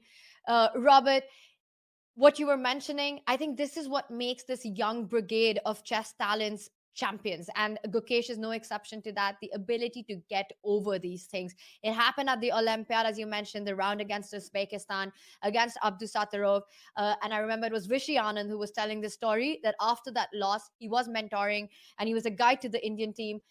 He actually would need their help and need his help and his support. He went to see them, but the kids were just busy playing table tennis after that match. They were upset, of course, but it didn't take them long to realize that, you know what, it's fine, it's happened, we've got to get back to the board the next day. And this is what we see right now. Of course, super disappointed with the way the game has gone, but sportsmanship. He sits down to analyze, because what is important for these youngsters is also to learn from these losses and to come out stronger from them.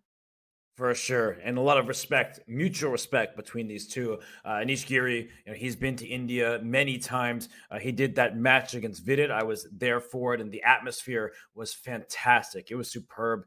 Over 1,000 people came to it. So Anish, he is a huge friend to the Indian scene. And Gukesh, I mean, these 2 players know each other. They will know each other a lot better, say, a few years from now when they get more games against each other. But now it's Anish who's happy. The Dutchman goes to 1.5 out of 2. He drew with black against Fabiano Caruana. He gets the job done with white against Gukesh now.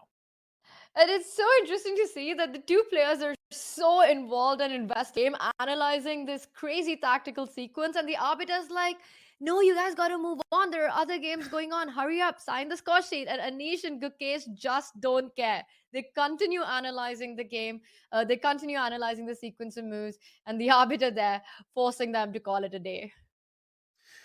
Yes, get out of the playing hall. There are other people playing, shh. So, hush tones or not, Anish Giri will be thrilled. They can go analyze outside, but it's a win for Anish. And in the other games still going on here, we see the end game in the top left. Not much has changed. We see an end game in the top right. That one is actually very interesting, where Ding Liren's king is snaking up the H file and could cause black some problems.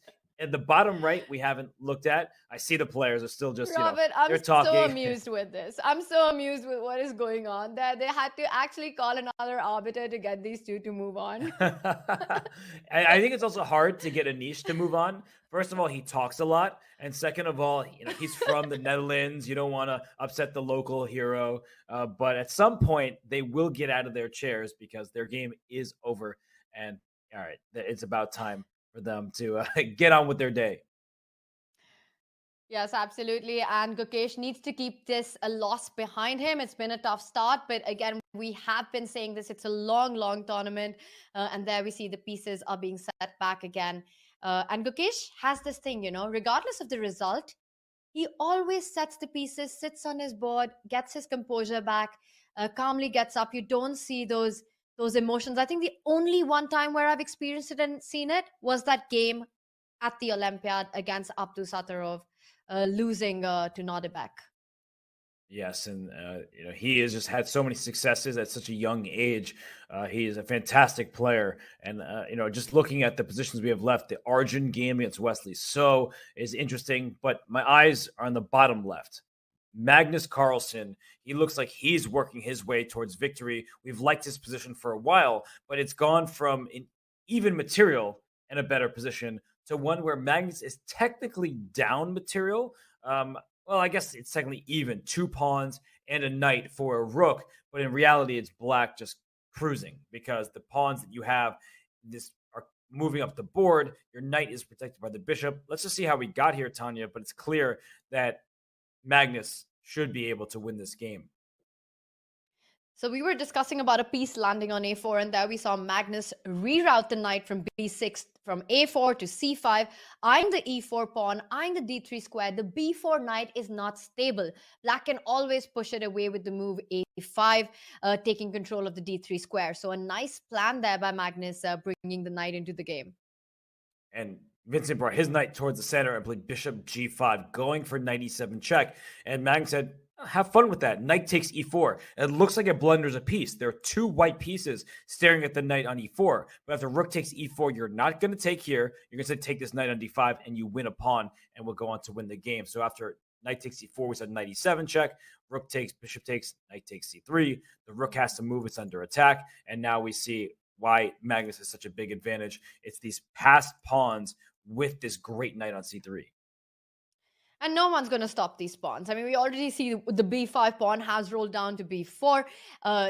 Even materially, black has got 2 pawns for an exchange. So if you just calculate, that's 5 points each. So really not even materially down. The knight on c3 is a total monster. b4 up on the board. The rook will join the fight. a4, b3 coming in. I don't see how Vincent can survive this. There are no targets in black's position. Nowhere where the rook and the queen can find their harmony and put pressure on. This just looks like game over for white. It's truly terrible. I'm wondering if somehow you can eliminate this knight, and if you could essentially take on c3 and then take again and give up in exchange for a pawn, perhaps you'd have some outside chances. It just doesn't seem very realistic. So Magnus, he's pushing his pawns forward with confidence. He doesn't feel like he has any trouble converting this game. We'll see if Vincent could put up some resistance as he faced in round 1 against Parham. And we are nearing the time control. 32 moves have been played in this game. You reach move 40, you gain an additional 50 minutes. So that's what the players are aiming for at the moment. And it's easy to forget that you can end up in time trouble because of the format of the tournament. The players played an hour and 40 minutes, 100 minutes for the first 40 moves, and then 50 minutes for the next 20 moves. There's also an increment. So you feel you have all the time in the world. But just this very case that we have in front of us, Vincent has got 8 more moves to make, Robert, and he's got only 12 minutes, and it's a difficult position to defend. So even though this is a classical format and a classical time control, time management still plays a very important role. It does indeed. And we've talked about that with Gukesh and with Vincent down to 12 minutes, ticking down. Tough position for him. 8 moves, not easy to make when those pawns are storming up the board. So it's not looking good for him. We can bounce around because we still have 5 games in total remaining. And I'm looking at the top right. Look at Ding Liren's king. And also his rook just went from e6 and snagged a pawn on a6. So I feel like Parham is in some serious trouble at this stage. Ding Liren, since he gave up material, and I was saying, oh, black should be doing slightly better, it feels like everything has gone right for the number 1 player from China. And the big change in the position from when we left it last was that white's king was stuck on g1, and it just looked like these 2 bishops will create a lot of counterplay against the king. But king on h4 is super safe. At any point, white can even sacrifice a rook for one of the bishops if the pawns are advanced enough and it's required. So definitely Parham is in a bit of trouble here. But I still think that it's far from over, Robert. And the reason for that is simply because the two bishops have their own strengths. You've got moves like bishop d8 check. White still has to decide what to do with the king. Because if you go king h5, then suddenly bishop f7, and that's not looking like it's going to be enough to give up the rook in this instance. You have to, right? It's checkmate if you don't take it. So rook takes f7. And if you take back, the good news for white is you can throw in a check, push your passed pawn. And there are 3 pawns for the bishop. So in the current state of the game, it's a rook and 3 pawns for 2 bishops. White's actually up material. So I feel like, things have really gone wrong for Parham. We left off here. He goes rook d7, king h2. You can't take on f2. There's rook f5 check, picking up the bishop. That would be a blunder. So it goes c5. And there's the problem with c5 is the white king goes up, sure, all the way to h4. But this pawn on a6 is a target. This pawn on c5 needs to be defended. And rook e6 happened very quickly. If you take this pawn on a5, thinking it's a free pawn, the white king goes up the board here. There's check. You're going to win this pawn with check. No. 3 unopposed passers. I do not like the look of this. And my first feeling here was that it might not be enough, but as you were playing out the line, I saw the eval bar says that actually white is super strong. Those 3 pawns will tell. So it does look like Ding has got everything under control. Currently, rook a6. This is the position on the board. Parham thinking, probably evaluating, does he go for this line? If not, what should he continue with? Can he try and create some chances? A b4 comes to mind, but it doesn't look like it's going to be in time because you're not able to create a passer. The pawn structure is such that black can just never have a passed pawn. Yeah, I would not be surprised if Parham loses this game in very shortly. It just feels like the trajectory is going against him. It's not easy to play against Ding Liren of all people. And while we're talking about Ding, he has previously scored a second-place finish in Tata Steel. He has not played too much over the last couple of years. He is the number 2 rated player in the world. He finished second place in the candidates. He's earned his spot to play against Jan Nepomniachtchi in the World Championship, but he kind of out of practice to some extent. And in the online formats, he lost internet connection. A famous example when Magnus resigned because the previous game Ding lost by his internet connection. And then, of course, Ding Liren in the Chess.com Global Championship, he lost to Nihal Sarin. So his performance online wasn't as superb as you would expect from someone of his caliber. But now that he's back to classical chess, Tanya, his rating is going up and up and up, and it's not stopping. Yeah, and it's good to see Ding do that. We all know just how strong a player he is. Pre-COVID, his finishes at the Sinkfield Cup, defeating Magnus. Many of the chess world believed that he would be the worthy challenger against him as well. But the last couple of years, as you've been pointing out, haven't been kind to Ding for many reasons. In the online format, it was always the time difference. He would often have to play at 4 in the morning in China, at 5 in the morning in China. There was no sleep there, internet issues, no internet, often getting to tournaments, no visas, all these problems. And hopefully now for the World Championship, we won't have an issue of no sponsorship. That would just be sad to see. Currently at 28-11, he is the world number 2, right after Magnus Carlsen, the only player to cross 2,800 and see him here start the tournament, showing form, showing that he is in shape. He's probably been preparing really hard for the match. In his interview that he's taking this event really seriously. Not only has he been preparing chess-wise, Robert, but also mentally for the event, where you have so much pressure. It's all eyes on you in the World Championship match. There's only one game going on, and you've got to keep your focus on. And maybe this is what we're seeing, the outcomes, the fruit of kind of preparation, because it's been a great start for him so far at the Tata Steel. Yeah, Ding Liren is phenomenal, and you're saying that everyone is happy to see him back. I would disagree with that because I think the other competitors may not be so thrilled because when Ding Liren is on form, he is a scary opponent. So we are happy that Ding Liren is getting to play in this event, of course. But I think some of these people like Parham right now is like, can Ding maybe stop playing classical chess for the moment? I want to have a chance. And it really did look like Ding was in trouble earlier on. Thought that he was going to have a disadvantage, but as you see him, he is staring at that board. Yeah, he's a fighter. He's staring at the board, and he is ready to take home this game. He wants it. He wants to win this tournament, and it would be a huge accomplishment for the number 2 player in the world to win in Tata Steel. I couldn't agree, but it's a long, long way to go right now. This is just round 2, and things are just getting started. The one thing I feel about these youngsters, and Parham is just 22 years old himself. He is from Iran, a super strong player, close to 2,700, and I think one of the biggest prodigies around. Yes, it's tough when you face a player like you're hoping and wishing that, you know what, right now I'm not having fun in this game. Would have been better if Ding wasn't here. But for these players, it's so much about the experience of playing against the best in the world as well. And that counts for something.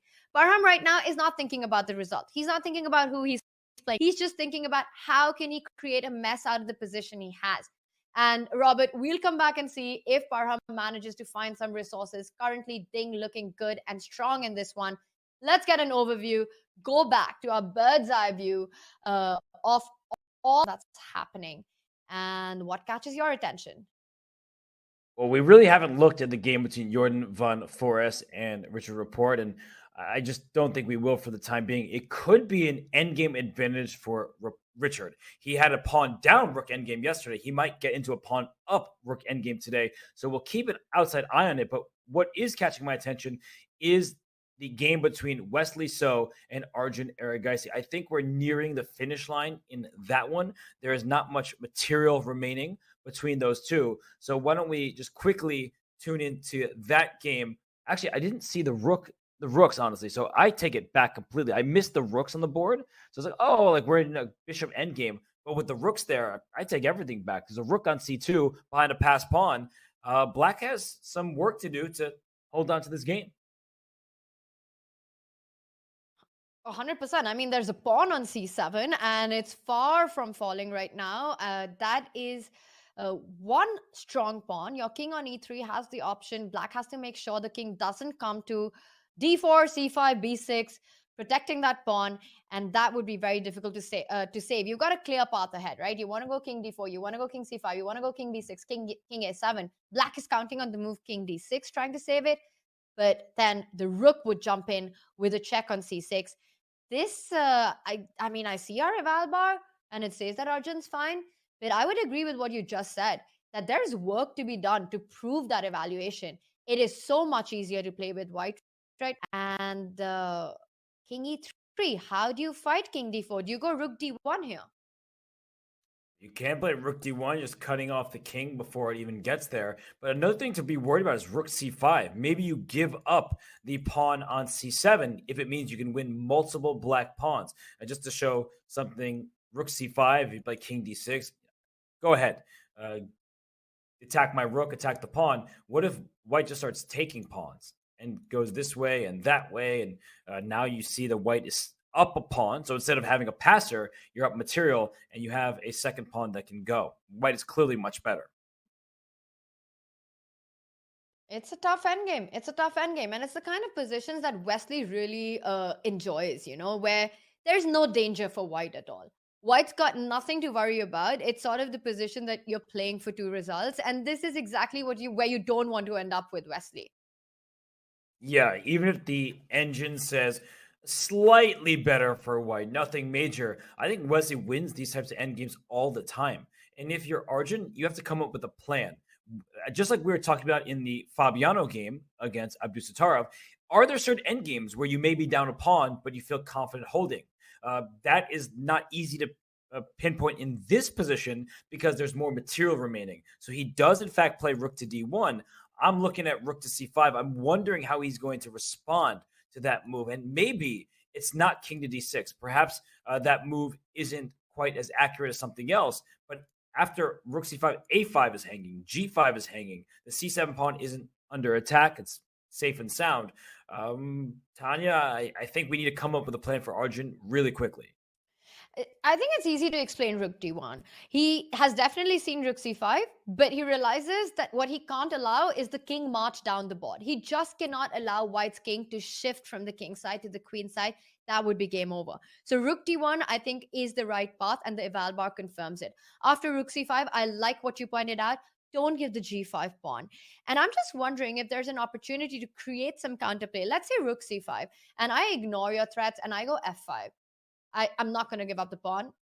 Okay, the eval bar luckily did not shift, so that gives me a little confidence. You pick up the pawn on a5, and then I want to go king d6. Okay, you're going right for that pawn on c7. I can see that, because if you play rook a7, you're defending the pawn, but now white's pieces are extremely passive. And c1, Robert, might just be a move here, picking up the pawn immediately.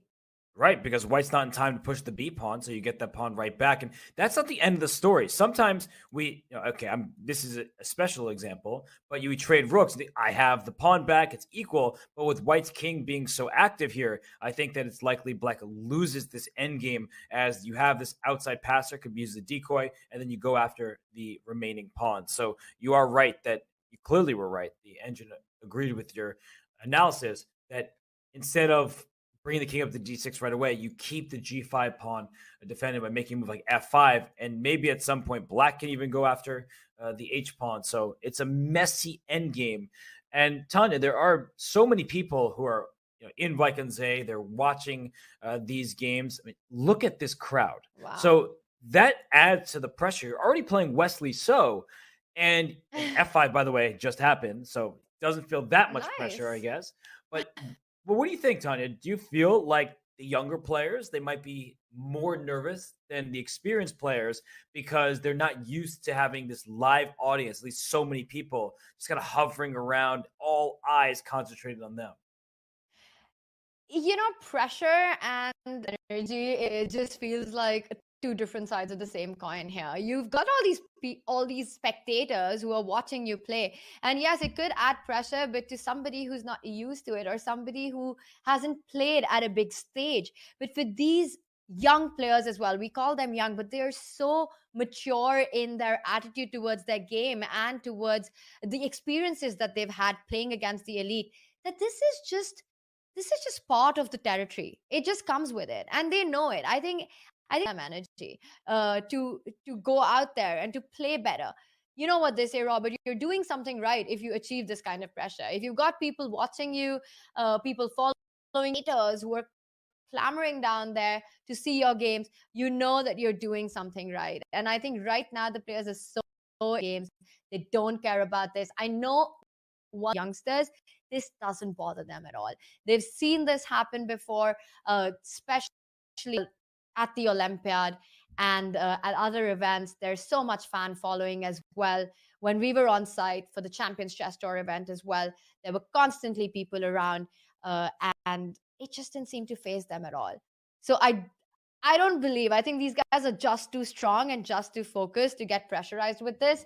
The only thing that matters is what's going on the board. And that's the only thing on their mind. Right now, I'm happy that the line that we were looking at, Arjun has gone for that defense with f5. That's always a good feeling to caution and see these world's best players agree with these lines.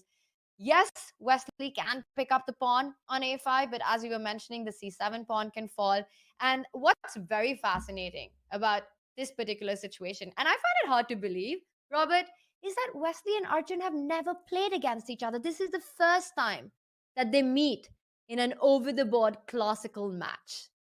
And playing Wesley So is something different because he has this clinical style where in a position just like the one we have on the board, he is able to defeat all the highest rated players. He has impressive tournament victories to his name. He won the Chess.com Global Championship. He's won the U.S. Championship before. He's won the Grand Chess Tour. So Wesley So knows how to get it done. And he has won in Wijk aan Zee. Well, of course, Arjun qualified for this event by winning the Challengers. And it's a challenge to get from the next step, right? From Challengers to Masters. Vincent Keymer talked about that in his interview. But Arjun, he's doing an admirable job. I just feel like this is Wesley being at home in this kind of endgame. He really loves to grind it out, to play a long game, and to outplay his opponent and squeeze a victory from what looks like a surefire draw. It's not going to be easy to squeeze this one out. I mean, look at Arjun on our screen. He looks absolutely relaxed. What really works for Wesley here is what we've been saying, that It's a position for two results. Wesley definitely feels very good about that. You're safe and there's no problem on the board. There's no mess, nothing to worry about. That's when Wesley becomes a real monster. But I just don't think he has enough once the C7 pawn falls off. That is his big trump. But after the sequence of move that we pointed out with 6 coming in, a5 gets picked up, but you've got rook c1, you pick up the c7 pawn. It just feels like there's too little board to make anything out of.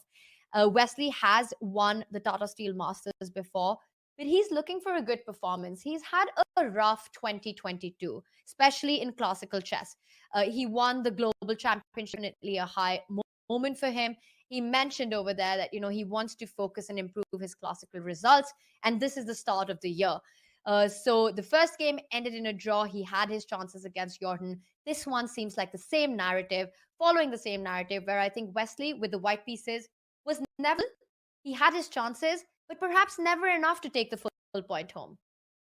That's right. So Wesley, in this game, maybe a bit better, but also might have the same fate as in game 1. But I do want to take us out of this game for a moment, because the game that is catching my eye is the one between Ding Liren and Parham Maghsoodloo. You see only one rook for white remains, and before we had 2 rooks. So it was a rook versus a couple bishops, but white had some extra pawns. Now we have a bishop and a rook for black, and white has a rook and 5 pawns. So it's a 4-pawn lead for white. And, well, Parham is going to have to work really hard to save this game. I see the eval bars kind of going up and down as it gets more depth, trying to figure out, is white winning this game? I just think from a practical perspective here, there are some serious passers here, but black is threatening to take this pawn on c3. So, Tanya, your first instinct, is this going to be a win for Ding Liren, or is Parham holding this endgame? Tough question, but my first instinct here is that Ding has better chances of winning this endgame than Wesley has of winning his endgame. I think these 3 pawns here with the king on h6, the rook activity, it's going to be a tough task for Parham to defend. We'll come back. It's going to be a long grind here. I want us to zoom out for a moment, because my eyes and my have been taken with what is happening left of our screen. We were talking about the game against Winston, and while other games are all in an end game and it looks like they're going to be quite a grind down, this one will fire, and it looks like Winston is on the burning end here. It's a great way of putting it, and he is in serious trouble. Look at this position. There's a bishop on c3 attacking this rook, a rook on d3 protected by a pawn. All of black's pieces seem to be defending one another, and so that's really bad news for Vincent, who there's no way he's down to 3 seconds, right? I mean, just look at him on camera here. It looks like he's trying to figure it out. Okay, I refreshed. He went queen to e2, so it's not his move. The clocks haven't updated. He's attacking this pawn h5, giving up this rook on e1, and I wonder if it can be captured or if there are some checks that white has, but the answer is there are not a single check, but there's a tactic, I guess. If bishop takes e1, there's queen takes d3, I say with no confidence whatsoever, and yeah, okay, maybe that's available because the queen on c6 is not protected. That is tactics everywhere, but I see a rival bar. It does agree that Magnus is clearly better. Let's just bring our live position up one more time, because I seem to have just lost you for a moment there, Robert. And queen e2 played. So bishop e1 is the line that you were talking about, which is not possible. So, sorry, which line's not possible? So queen e2 played. Bishop e1 would run into queen d3.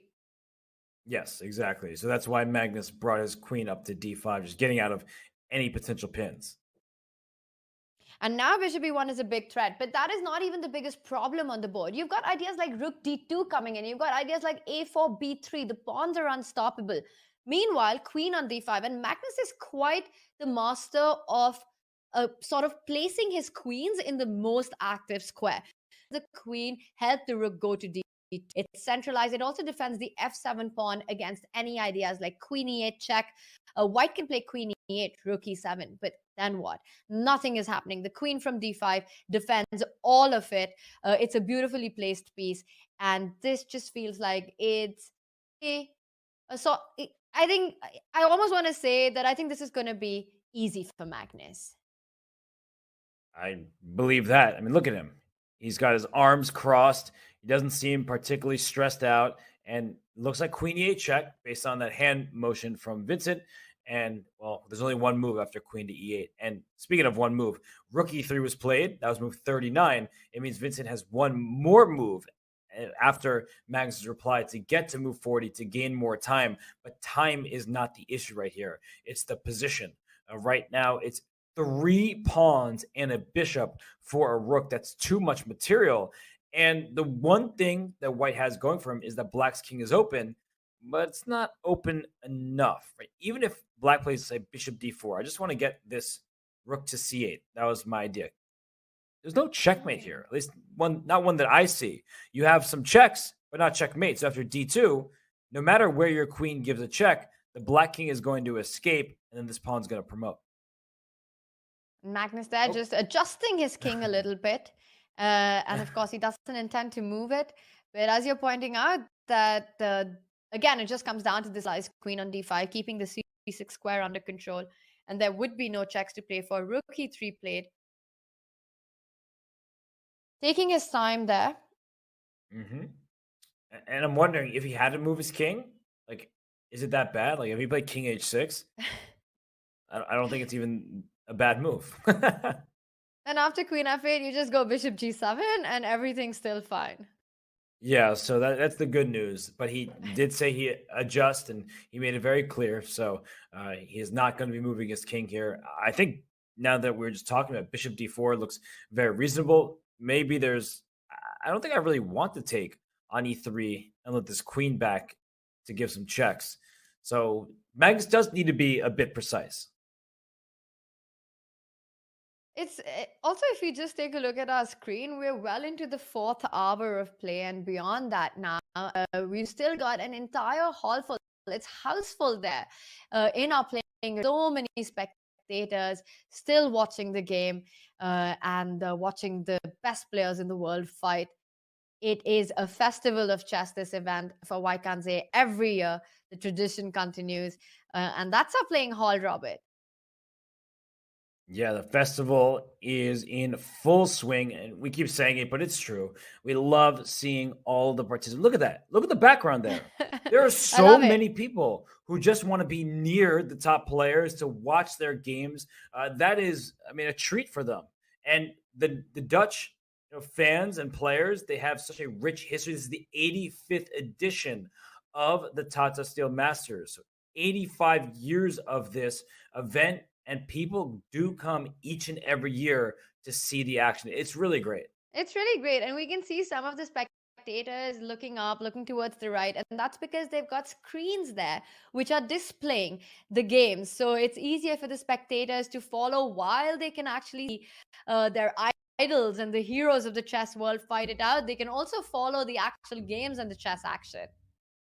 Yeah, it's really a treat for them. And as someone who's been there on numerous occasions, commentating and getting to interact with the people who flock to Wijk every year, they really love the event. It's a true highlight of their year, and it's a highlight of the chess year. The chess calendar is better with this tournament, and Magnus's king is a little bit better. Now that he put his pawn on h6, he gives another square to run to. I don't think he's in any danger regardless, but he has all of these passed pawns, and it's only a matter of time, I think, before Vincent has to throw in the towel as we're about to reach move 40. So Vincent doesn't have an easy move to make, and if he gets a move off, I think it's not going to help his cause.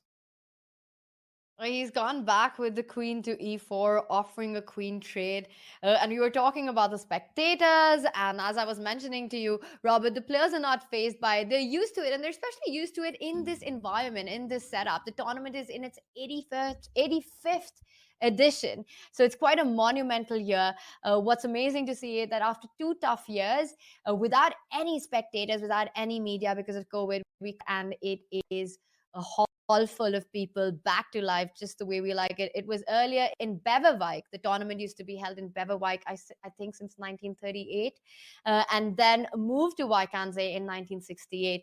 It's also changed sponsors over the years, but since 2011, Tata Steel has been the big sponsor. But what has really stood out has how Wijk has been home to breakout performances, to the stars of the chess world.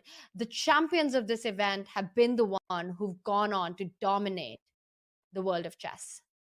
The who's who of chess have made their way through Wijk, and as you said, breakout performances. Think about Jordan van Foreest. He has overperformed in Wijk each and every time he has played in the top group. He has taken down the likes of Jan Nepomniachtchi, Maghsoodloo, name a top player. He has likely played them and done well against them. So it does give an opportunity for players who don't always get the grand stage to shine because of the organization. They invite a mix of top players who have been at the top for a decade plus, and then youngsters who will be the stars of the future, who will play in their 15th Tata Steel Masters eventually. So I think that it is really great. We get to see Daniil Dubov usually in a field like this. That's a lot of fun. He's such an exciting player. One year they got him this T-shirt. So at the opening ceremony, they got gag gifts for players. And they got him a T-shirt that said, my opening prep is better than yours.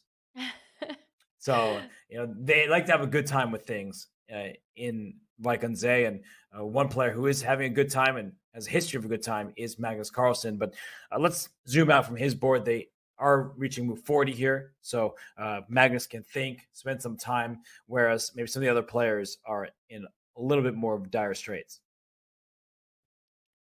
So there is still action on. Of course, Magnus's board looking dominating there on as we just saw. Huge advantage there by Albar, and I see Magnus has made a move. It looks like a queen trade with the endgame, keeping all the trumps in the position. Meanwhile, just next to the Magnus board, we see the Wesley Arjun game, Robert, where Wesley decided his best chance is to not go for the a5 pawn and pick up the c7 pawn. He still keeps his chances alive as long as the pawn is on the board. And that's what he's playing for. I still believe it's not going to be enough. Then we've got the Richard Rapport versus Jordan van Foreest game. I mean, the whole game, Jordan's been on the defense, holding on. He was down a pawn with those two bishops. The material is equal, and it looks a lot more balanced.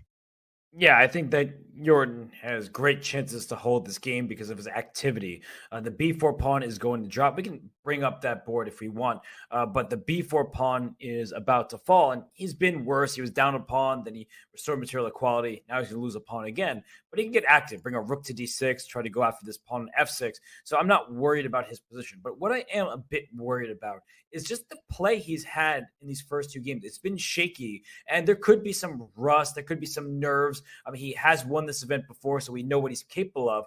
But in game one, he had the white pieces against Wesley So. He was down a pawn and had to make a draw. In game two, with the white pieces, he was down a pawn and had to make a draw if he makes this draw. So I just don't think that Jordan is showing his best chess, and that's actually a compliment to him. If he can show his shaky chess and still draw those two superstars, well, what's going to happen when he starts playing better out of this opening? And hopefully we'll get to see some of that chess as well. I think for Jordan, he's just not been getting his kind of positions in the middle game, which basically means messy stuff where everything is hanging and nothing makes sense. On the other hand, in both these games we've seen out of the opening, Jordan somehow has ended up being a pawn down. The openings haven't gone his way, and he's been struggling, but showing fighting chess and resourcefulness so far. As you mentioned, if he holds this, there is something to be said about being able to defend difficult positions. And in a long tournament, that counts a lot. Let's zoom out. We will come back to this one. There is action still on. You were mentioning about the Fabi Abdusattorov board, and we can see that on the top left. Fabi still down a pawn, but I think this one he will hold. This has been your I told you so moment, your I told you so game, Robert. You've been calling this out from the very start. I think this is no problem at all. And it all comes down to this last game on the bottom, on the top right. Ding Liren against Parham. Ding really keeping the edge going. Will it be enough for him to convert this position with so much material imbalance, currently at 4 pawns for a piece. I don't envy Parham's task. I just see these passed pawns for Ding Liren, and that makes me nervous. But Parham, he's played a pretty good game. At least he's played good stretches of this game. He withstood Ding Liren's pressure when there was that knight takes f7 and material imbalance, but then things went wrong for him. And that happens. You're playing Ding Liren. It's a tough game. It's a lot of calculation, but I do think that he is capable of holding this. That's for sure. It's just not going to be that simple. I think the game I really want to go to is the Magnus game. And the reason for that is I think it might even end really soon. We see that Vincent does have an extra exchange, but Magnus's pawns, I mean, just look at those pawns marching down the board, Robert. I don't see a way for White to fight them, even though the queens have been traded and it's an endgame. We've got b3 that's played. White has got no time to pick up the c4 pawn. Let's see if we can pull that board up. b3 played by Magnus Carlsen. And if Vincent was to indeed grab the pawn on c4 in this position, Magnus can go on to just perhaps pick up the pawn on a2. Is that the idea? So the point here is if pawn takes a2, it looks like the bishop on c3 is hanging, but you need that rook on c1 to cover the promotion square. But it does feel like after rook a4, well, we get a queen. You take, we get this trade here.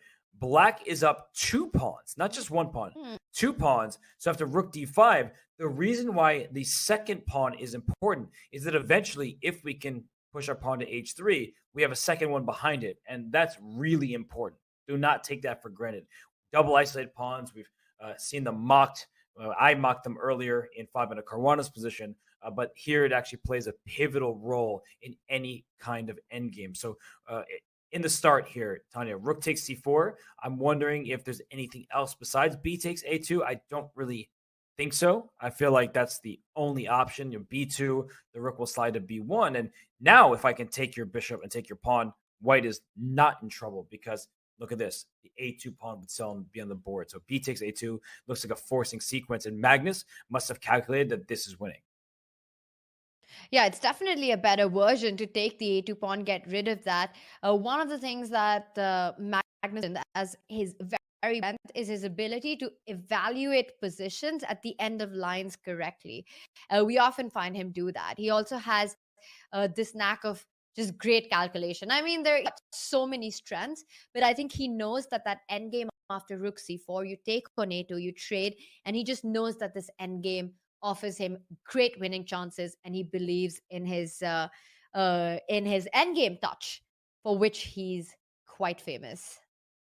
Yeah, he is an endgame wizard. He has been for a long time. He has the applause of everybody because he wins positions that look unwinnable. This looks very winnable, and I believe he has calculated. He has seen the future, if you will, and he knows that that position will be winning for him. And I don't think it's that complicated in many ways. Some end games you have to be very careful. There, he's going to plant his rook on d5 at the start to protect his pawn. He can even bring his rook over to g5 at some point to keep the white king honest. And then the black king will try to zoom over to the queen side. Just to show that one more time very quickly, that in a situation like this, with the rook on d5, let's say this king tries to run, this black rook can sit on g5 and pressure this pawn. So the king can't move anymore. And then the black king will just try to work its way this way. And it's interesting because the bar isn't sky high or anything like that. But I wonder if this is just winning for black. I really feel strongly that it should be, unless this white rook somehow gets active. But that takes quite a bit of time, in which case the black rook will slide behind the passed pawn. Very nicely explained, Robert. And I think we just saw Magnus return to his board brief. See that Vincent still hasn't made his decision. And there we see him coming back with what looks like a glass of water there. Tough endgame for Vincent. All these... I don't even alternative to rook c4. I have a feeling that we will be seeing this being played out, and Magnus will show us the path, the technique required to win it. You were pointing out the rook g5 idea. I loved it. B3. It's a tough task for Vincent, but it's been a dominating game, Magnus, right from the opening. It certainly has. An impressive display from the world champion in all three disciplines. He wants to get on the scoreboard early. That's been one of the issues in Tata Steel's past, is that he struggles out of the gate. He's a little bit sluggish. So if he can get a win early and then keep up that form, I mean, good luck to the rest of the field. But I mean, it's not proven that this is a win. We'll watch him do it. I'm excited to see it because I'm going to learn from Magnus Carlsen. Who doesn't want to learn from Magnus Carlsen? This is what we're all here for. But Vincent, he's going to play this out because why not? Resignation is 0 points. If you lose on the board, that's also 0 points. So you have to play this out if you are Vincent Keymer. And it's not completely game over until Magnus shows us his plan. And we see the end game approach, the one that we were discussing, played out. Everything's going to be traded off, and we come into this end game where White's dream was to have the behind the a pawn and not in front of it. In any rook pawn ending, what you want is to have your rook at an active spot and not a passive spot, and what will make life super difficult for Vincent. Magnus goes rook d5, a horizontal defense of both the a5 and the h5 pawn. The king always threatens to march up the board. This looks like it's going to be Magnus's endgame. He will show us how it's done, but while he does that, let's zoom out and take a look at some of the other we've got going. One of them, Robert, is the second from the bottom. See Wesley against Arjun. It's been going on for a while. Wesley really trying to grind this one, but Arjun looks like he's made progress. On F4, the pieces look active. C7 still stopped, not making it easy for Wesley. No, he's not. And so Wesley, he is going to try to continue pressing, but I'm not sure he's going to be the one pressing if the game continues in this manner. Black has a pass pawn of his own, so we'll see if Arjun Erigaisi is able to continue this impressive display of technique and at the minimum make a draw. But now the players have reached move 40. They have made the second time control, gaining 50 minutes on the clock. We are going to take a break, but when we return, it's more from round 2 here at the Tata Steel Chess Tournament 2023. Chess Kid is fun. Chess is great for the brain, but it's also fun to play. And Chess Kid makes it easy to have fun. Whether your child is a total beginner or a prodigy, they can hop on and find a well-matched opponent from around the world at any time. Chess Kid is the safe, parent-approved way for your child to play chess online. Chess Kid is educational. To kids, it feels just like playing, but chess is a great way to learn patience, strategy, and critical thinking. Chess Kid features a comprehensive training program that guides kids to level up on their way to mastery. There are more than 50,000 chess puzzles and a whole library of entertaining videos that teach strategies, tactics, openings, and endgames specifically for kids. Chess Kid is easy. Whether you're a parent helping your child, a coach managing dozens of kids, or a school of hundreds. Signing up is free and easy, so what are you waiting for? Fabiano Caruana is back in Wijk. He's had many different results in Wijk. He's sometimes doing poorly when he starts not so well because the tournament is very long, but he's also won the tournament before. He used to be a world number 2 for a very long time. Now he has some ups and downs, but if he will be in form, nobody will be shocked to see him at the very top of the standing. Fabiano Caruana. Ding Liren is world number 2, definitely one of the best players of our times. He had a very interesting and unusual period now with COVID in China. He was not traveling very much and he was out of competitions for a long time, but he managed to play just enough to get into the candidates, and then he managed to finish second, and now he's going to challenge Nepomniachtchi for the World Championship title. So very exciting period coming up for Ding, and we're really happy to see him back in Wijk. He's one of the tournament contenders, one of the contenders for the first place. Magnus Carlsen keeps coming back to Wijk, and that really makes our tournament very special. We're grateful to him. He's always happy. He has good memories from the childhood. He's played every year, almost every year in Wijk, and he's won a bunch of times. Not always, but he's won a lot of times. People are always happy to see him play. certainly in terms of level, this will be the strongest Wijk tournament that I had seen, because there will be no underdogs. I'm really looking forward to the next edition of the Tata Steel Chess Tournament. I hope you are too. I also look forward to meet all my friends back from all the sections, amateurs, professionals, in this very beautiful village Wijk aan Zee. So see you.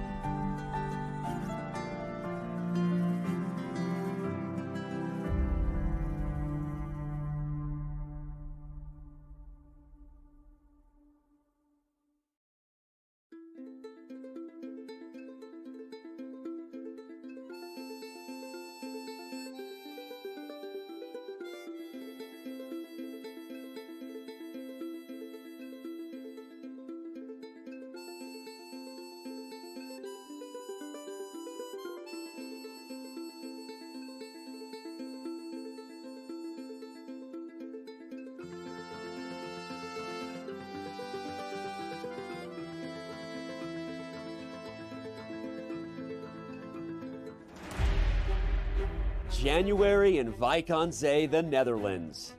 For this cozy coastal town, the holiday season isn't over. In fact, the most wonderful time of the year has really just begun. And look at the intense focus on Magnus's face. What a performance it has been. Once again, Wijk aan Zee starts the new year as the center of the chess universe. This year as host of the 85th Tata Steel chess tournament. A magnet for the best players in the game, some recognize the Masters field of 2023 as its strongest in recent memory. Of course, it helps when 8-time Tata Steel chess champion Magnus Carlsen is back. The world's #1 looks to further cement his legacy in this event and the game's history. Chasing Magnus will be amongst the best in chess. Several have been crowned champion here before. Some have even shocked the world in doing so. We have the winner of the tournament, and it is Jordan van Foreest winning the dramatic Armageddon. And don't leave out those poised to capture their first Tata title. Although winter, Tata Steel Chess is also known as the place new stars come to bloom. Magnus won here as a teenager. This year's event has its fair share of young players on the rise, each hoping to follow in Carlsen's footsteps. Look at Prag. He smells blood, and he is not letting this game go. The Dutch refer to Tata Steel as the Wimbledon of chess. For 85 years in running, this tournament continues to be steeped in prestige and legacy, and does so again in this welcoming little Dutch town by the sea. Mein Vrienden, it's the 85th edition of the Tata Steel Chess Tournament, and it starts right now.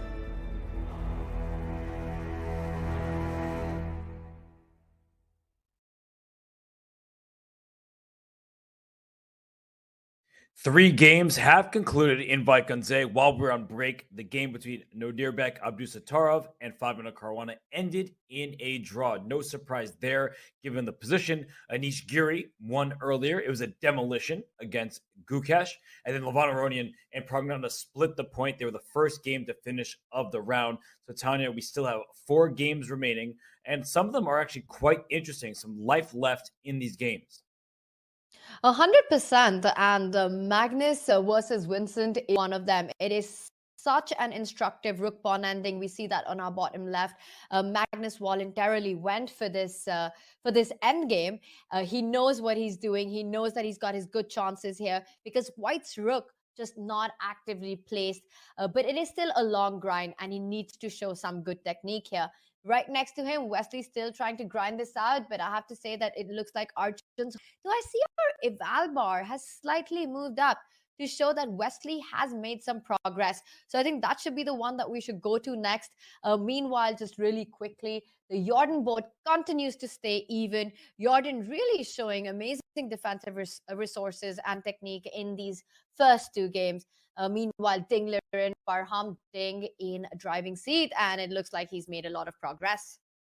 Yeah, I just want to point out something about the game of Ding Liren versus Parham. So I'm going to pull that up very quickly just because I think it's easy to overlook one small little thing, that if it were Black's move, this would be checkmate. So don't get checkmated would be my biggest piece of advice right now, whether that's bringing the king back to h5 to take away this check, or maybe even throwing in this rook f5 check first. These are the big questions because, this rook f5 check looks pretty good. If the king has to run away, then the white king also gets the g6 square. So you have different ways, even rook c7 check, of giving your king some safety. And that's what Ding Liren is trying to figure out. Which check to give? Both equally attractive. As you pointed out, he just needs to make sure he doesn't fall for this trick. That shouldn't be so hard for Ding Liren. We will come back to this. Let's zoom out again and take a look at the game that caught my attention, the Wesley versus Arjun board. I think that's a really interesting endgame because we were thinking that Arjun was doing just fine, but I see our eval bar seems to slightly like Wesley's position in this. Or do you think Arjun still holding on perfectly well? It's interesting because I feel like Arjun is playing perfectly. Like his defense has been superb. And yet I'm looking at that pawn on c7 and makes me nervous, because if you can somehow get after this bishop on c8, you will be able to get a queen. The problem is you have a bishop against a bishop. So how do you attack a bishop with a bishop? If you go here, I just take you. There's no way to dislodge this piece from c8 unless your rook somehow gets to h8 or something like that. But rooks don't move in that way. And anytime your rook runs around, the king can go scoop up the pawn. So I just don't think that Wesley has a way to make progress. If he takes on f3, down goes the pawn on h4. We are seeing the pawns come off the board. And if that's the case, then I do feel like Arjun will be able to hold. What he doesn't want, even though it's still theoretically a draw, is to leave this bishop and this rook against just the lone rook. It's a draw. If the king is normally placed, that would be a draw, but it's just not a fun defensive task. Yeah, that's no fun at all. But even if that was to come, I think Arjun's techniques and how to hold on to that and will confidently enter that position and be able to get away with a draw. Also, an interesting point in this particular position, after rook d4, the h4 pawn is hanging. White can trade the f pawn for the h pawn, but the more pawns that get traded, the easier it gets for black to defend this. White could look at giving a check on c5, rook c5 check. But then you've got to really think that, are you okay with allowing black's king to march to f4 and all the counterplay that comes with it? A rook d5 is, of course, a safe option, but I would be scared of king f4. Yes, because rook c5 check. If the king comes to f4, I'm thinking, oh, I have the most advanced passed pawn. Let me play rook c4 and trade rooks. And that way I don't have to watch out for rook d2 check. But if I take with the pawn over here, I have to watch out for this pawn. So I take with the bishop. The king can go after this pawn. It can also dart right back and take the c7 pawn. And very importantly, what I was saying earlier, even if you had a couple free moves, there's no way to get this bishop to move. You don't have any square possible that would offer a trade safely so you can promote your pawn. So I'm with you. I think that the king going up to f4 looks very easy for black to continue his defensive task. Arjun Erigaisi deserves a lot of credit because he drew game one against Praggnanandhaa with some great preparation, and then after that he played accurately. Now against Wesley So, it looked worse for him, but it never was that bad. It never was that big of a problem, and he is going to confidently draw his first two games with the black pieces. That's a tremendous start for the youngster. Arjun's a fighter like that, and I think in this game as well, regardless of the fact that he got into a bit of trouble and Wesley always seems to be the one putting the pressure, we remove queen e5 in the middle game, voluntarily giving up that pawn, going into these dynamic positions. He feels confident, he feels comfortable, and that's his style of play. He's an absolute fighter. Robert, I feel like there's something about Tata Steel and Arjun. We were talking about how this platform and this tournament has been such a breakout event for so many players. Arjun back in 2022 won the challengers with one round to spare. He had a phenomenal performance, scored 10.5 points out of 13 and qualified for the Tata Steel Masters. Not just that, even the other Tata Steel events that happen in India, Rapid and Blitz, Arjun has won both years in that. He has had phenomenal performances, beaten the likes of Levon Aronian and some of the biggest players in the world. He's fearless in his approach in the game. He's all of 19. In a way, he's the senior most amongst the young lot, with Gukesh at 17, Vincent at 18, Pragg at 17, Arjun at 19. But his rise has been phenomenal in the chess world. He was somebody nobody knew of, no one was talking of a year and a half, 2 years ago. He was just one of the talented young Indian boys, not even very, very young at that time. But suddenly, within a gap of a year and a half, from 2,500, he reached 2,700, currently at 2,722, a spectacular rise by Arjun. And I was watching an interview where Magnus actually mentioned that amongst the Indian players and this wave of Indian talent that we have, he believes that Arjun is perhaps slightly ahead simply because he has the most universal style. And he was full of praise of Arjun's gameplay. I believe Fabiano Caruana said the same thing on his podcast. He was praising Arjun Erigaisi. I mean, he has proven himself over these last few years. He at first was known as kind of like a speed demon, a great blitz player who was proving himself over the shorter time patrols, but he's showcasing that he can do it in classical as well. And you mentioned that he seems to thrive in Tata Steel. I heard they're looking for a new Superman, so you can get Arjun Erigaisi there, the man of Tata Steel. Let's get him on the billboards. It's not far off. We'll see that. And also, let's not forget the huge $1.5 million deal that Arjun signed, a historic one in sponsorship just recently, a couple of months ago, with a Singapore-based firm, Quantbox, I think. And with that, it's going to be interesting to see how horses are used to eventually go on to achieve his dream to try and fight for the world championship crown. Yes, he is capable of the highest heights, and the world is rooting for him. Wesley So probably not rooting for him in this game, but it looks like it has leveled out. So I do believe that Arjun is going to hold this without too much issue. So let's zoom out once again. We still have other games going. Perhaps some things have changed. Magnus Carlsen in the bottom left, showing off that endgame technique, puts his rook on f5, which keeps the king stuck, tethered to that pawn on f2. And if that's the case, the black king will go to d6 and c6 into b5. So it's going to venture on over to that passer on the a file in the top right. Still, that position, Ding Liren has not moved. He's calculating. And then in the bottom right, Jordan van Foreest and Richard Rapport, it seems like that game is quite level between these two. They're such combative players, but it looks like a draw is the likeliest outcome. Endgames all around, but definitely in some it's even while others are trying to defend. I see that Wesley has made a move. He moved the rook. Arjun has captured on h4. We can see it's going to be interesting to see how Magnus managed to convert this. You were pointing out that he's simply transferring the king from the king side all the way to d5 pawn.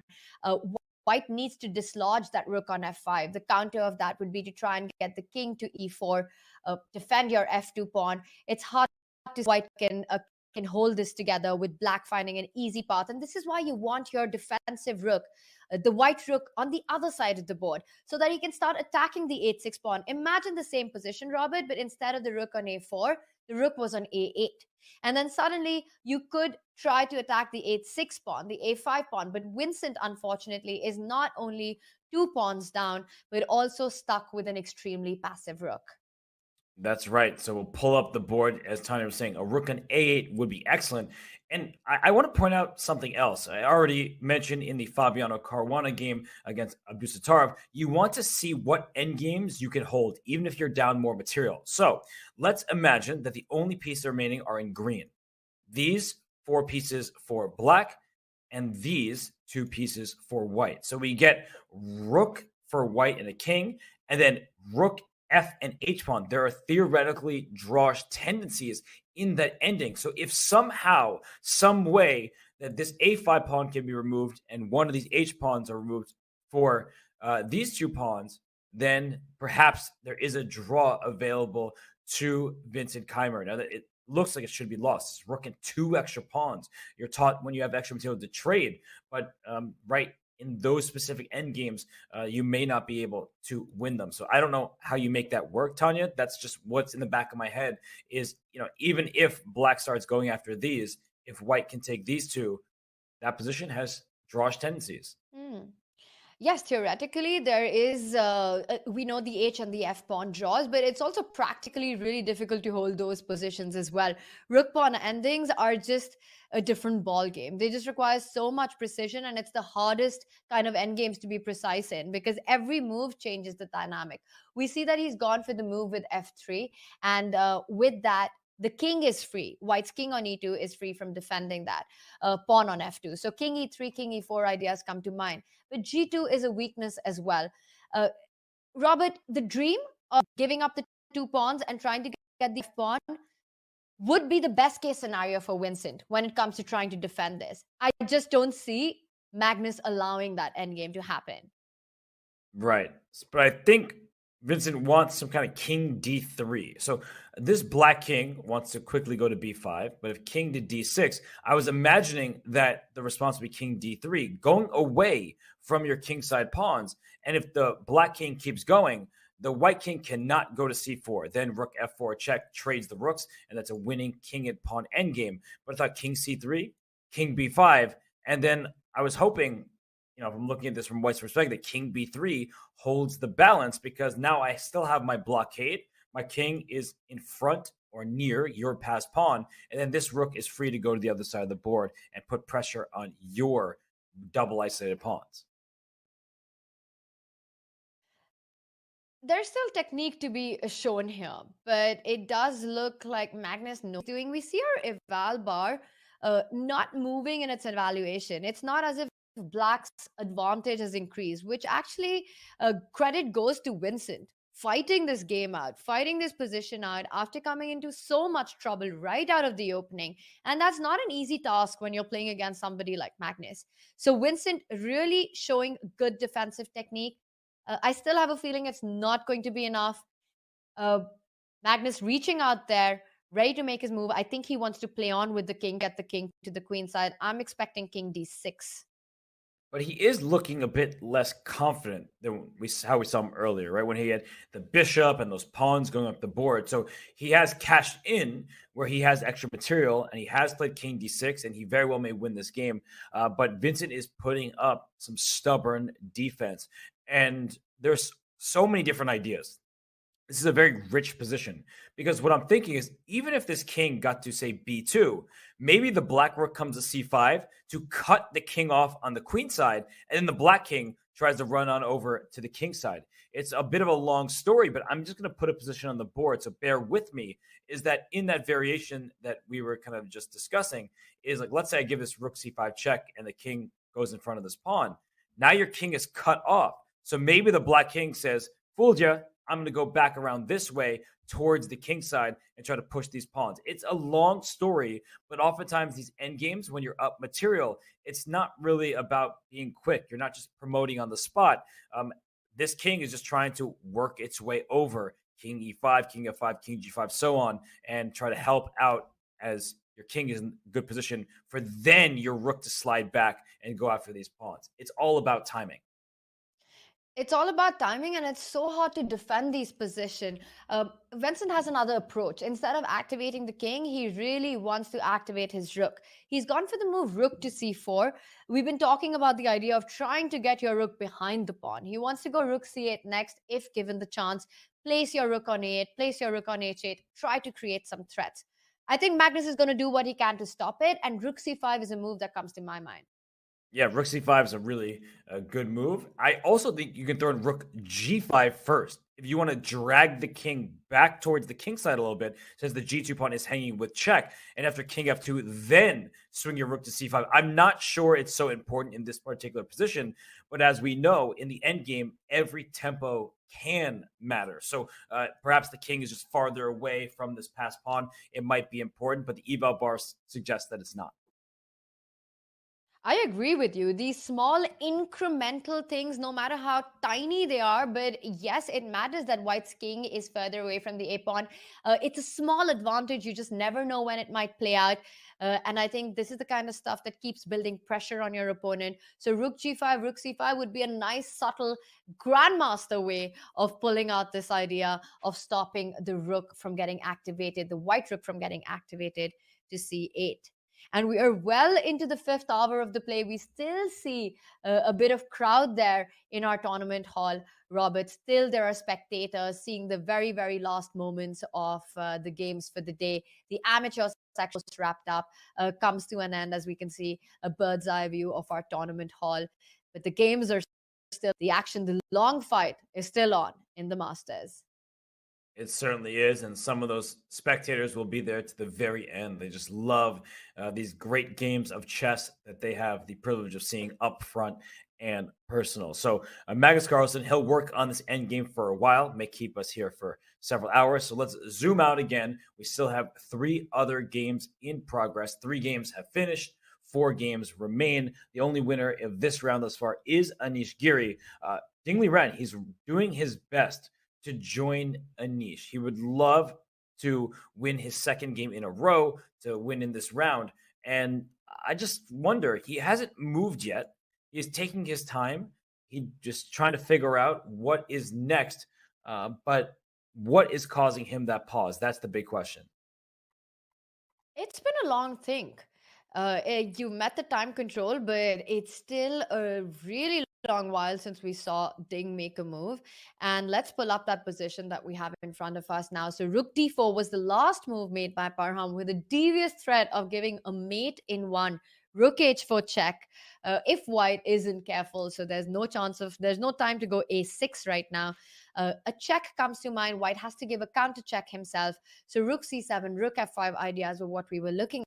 It just feels like Ding's taking far too long to make this decision.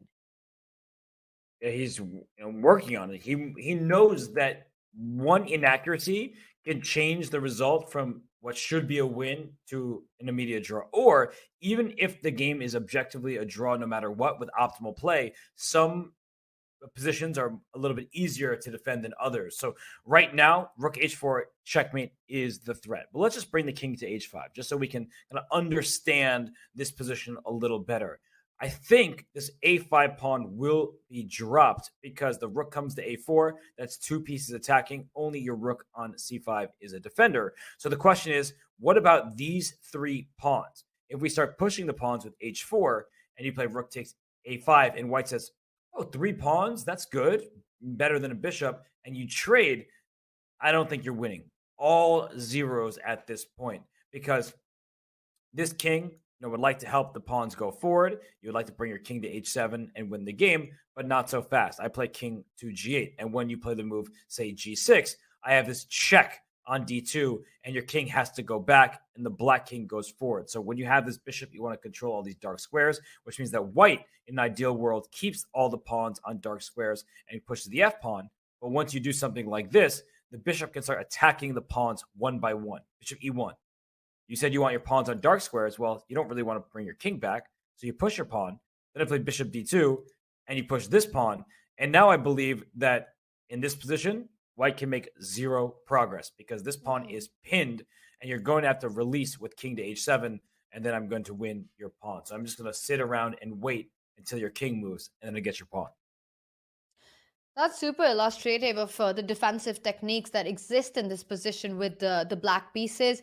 I think Ding has to make sure that he can coordinate his own rook and his king without trading it off, going into this very clean-cut bishop versus 3-pawn endgames. This is where Parham's best chances are. If we just bring up the live board, the current situation that we have, and we were talking about how black is threatening a mate in one. Yep. I still believe that you have to give a check. It just feels so much more natural to keep the rook and the king on the board. And even if you lose the A5 pawn, not thinking about how to push your kingside pawn. The check that comes to my mind, which is more attractive, is rook to F5 and not to C7. And the reason for that is I'm super happy if you move the king to the E file. Your king is cut off. Let's say king E6 and I go king G6. I defend my rook. My pawns are defended. It's not easy for you to even pick up the A5 pawn because let's say you go rook A4, Robert, with a similar idea that you were pointing out. White has a nasty move, A6. I could start with rook F6, but I like A6 because it sets up a trap. You still can't take on A6 because after rook F6, you lose the rook. So I end up keeping all my pawns alive. That's a beautiful line. Slowly and steadily, I'll go rook F6, king G7, G6, advance my G pawn, find a way to actually improve the position. I have to be careful about placing my pieces on dark squares. So it has to be timed well, but I keep all my pawns alive. On the other hand, after, let's just go back a couple of moves, black's king doesn't get cut up on the E file. After rook F5 check, you have the option to go back king to G8. And you might feel, you know what, I am going to keep my king in front of the king side pawns. But White still goes king G6 here. And it's not so clear how you can play rook A5 perhaps now. And the point is that after rook A4, there's a deadly threat that White has. Now with the king on G6 and the king on G8, I swap my rook to the other side with rook D5, hitting your bishop on D2, threatening a mate in one with rook D8. And this looks like it could be trouble. I see that you still have bishop A5, so maybe it continues. But now my pawns march down the board. Now that you've let go of control, I can go f4, f5, f6. Your bishop is stuck defending the back rank, and this is progress.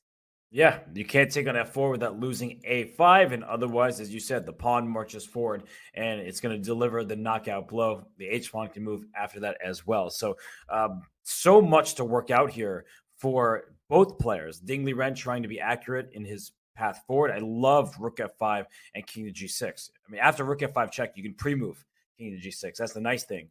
But Ding Liren, he doesn't take positions for granted. He doesn't actually ever do that. He is very stoic, and he concentrates to the last possible move. Of course, he makes mistakes. He's human. Everyone does. But I've always appreciated that about his style, is that he gets these end games that may not seem to have too much life to them, but he keeps working. It's kind of like Magnus in some ways. Their overall style, I would say, is quite different, but he does have that Magnus tendency in the end game to continue pressuring his opponent. I look at him right now on our screen, and I just don't know how much he realizes that this position offers him winning chances. He's taking a lot of time. He's thinking a lot. We've got the eval bar helping us out, which of course nudges us in the right direction. But Ding might even just feel that this position is slightly better and not that much. And if you have that kind of feeling, then it becomes very difficult to take decisions on the board. We see him thinking for a long time between these two checks. Rook c7 is also tempting. The only reason that I felt that it's a bit less attractive is because you lose control of the g5 pawn. And at some point, that can be a little bit of weakness. Meanwhile, we do have a result, I see. The Wesley-Arjun game has ended, Robert, and it looks like it's ended in a draw. I see the two kings at the center of the board, the two players after a marathon fight, of course, discussing this very complex endgame. Arjun was cool, calm, and composed, and that game, Wesley just probably had a better position throughout, but never enough. Yeah, never much of anything in the end, and the king went to d3. The bishop came out to f5 with check, which protects the rook through the king, and they just repeated moves at this point. After h4, the threat is h3 and h2, and then black could be the one who's playing for a win. So after king to d3, you're trying to kick this rook out so the bishop can go to a6. I talked about dislodging this bishop on c8. That is the goal, and is actually, I'm wondering now, if rook a2, just to make a bad move, I was wondering if rook e6 check is possible, because if you take my rook, then I take back, and you can't stop me from promoting. And if you have to instead move your king, the only legal square, then the rook comes up to e8, and I'm going to, at the very least, win the bishop for a pawn, but I think I'm just winning the bishop for free, because there's no way that after, say, bishop b7, rook b8, I mean, your bishop can't move, otherwise I'm going to get a queen.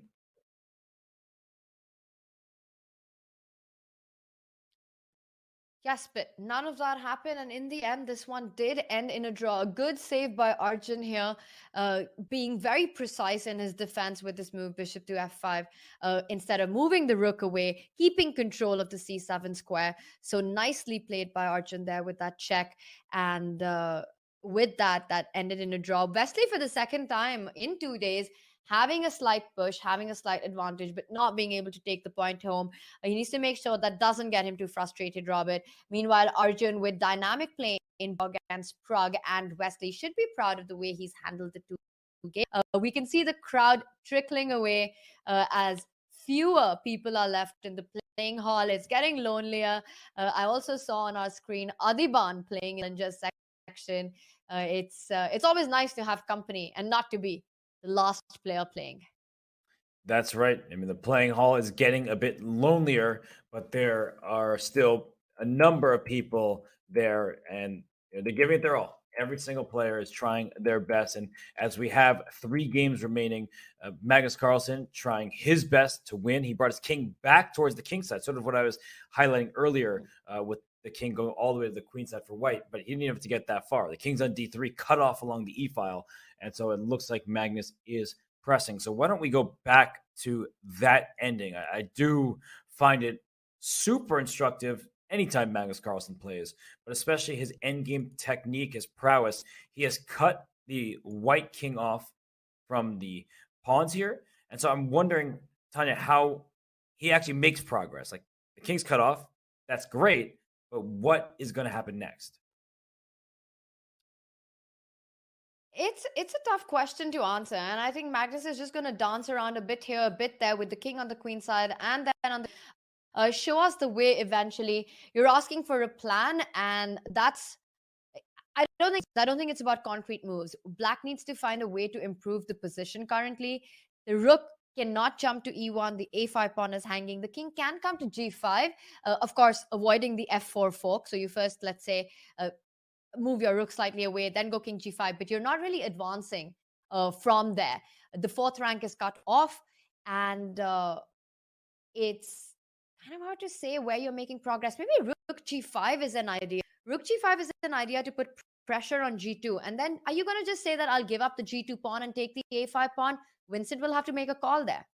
Yes, I think that would be ideal, because let's say the king goes here, the rook comes to g5, and the king goes back. If you take on g2, rook takes a5, well, we're getting awfully close to the territory that we were discussing earlier. Instead of rook h and f, these two pawns, we have the pawn is still on f3 for white, but black has two h pawns. Not sure if that's important. It probably is, and the reason why.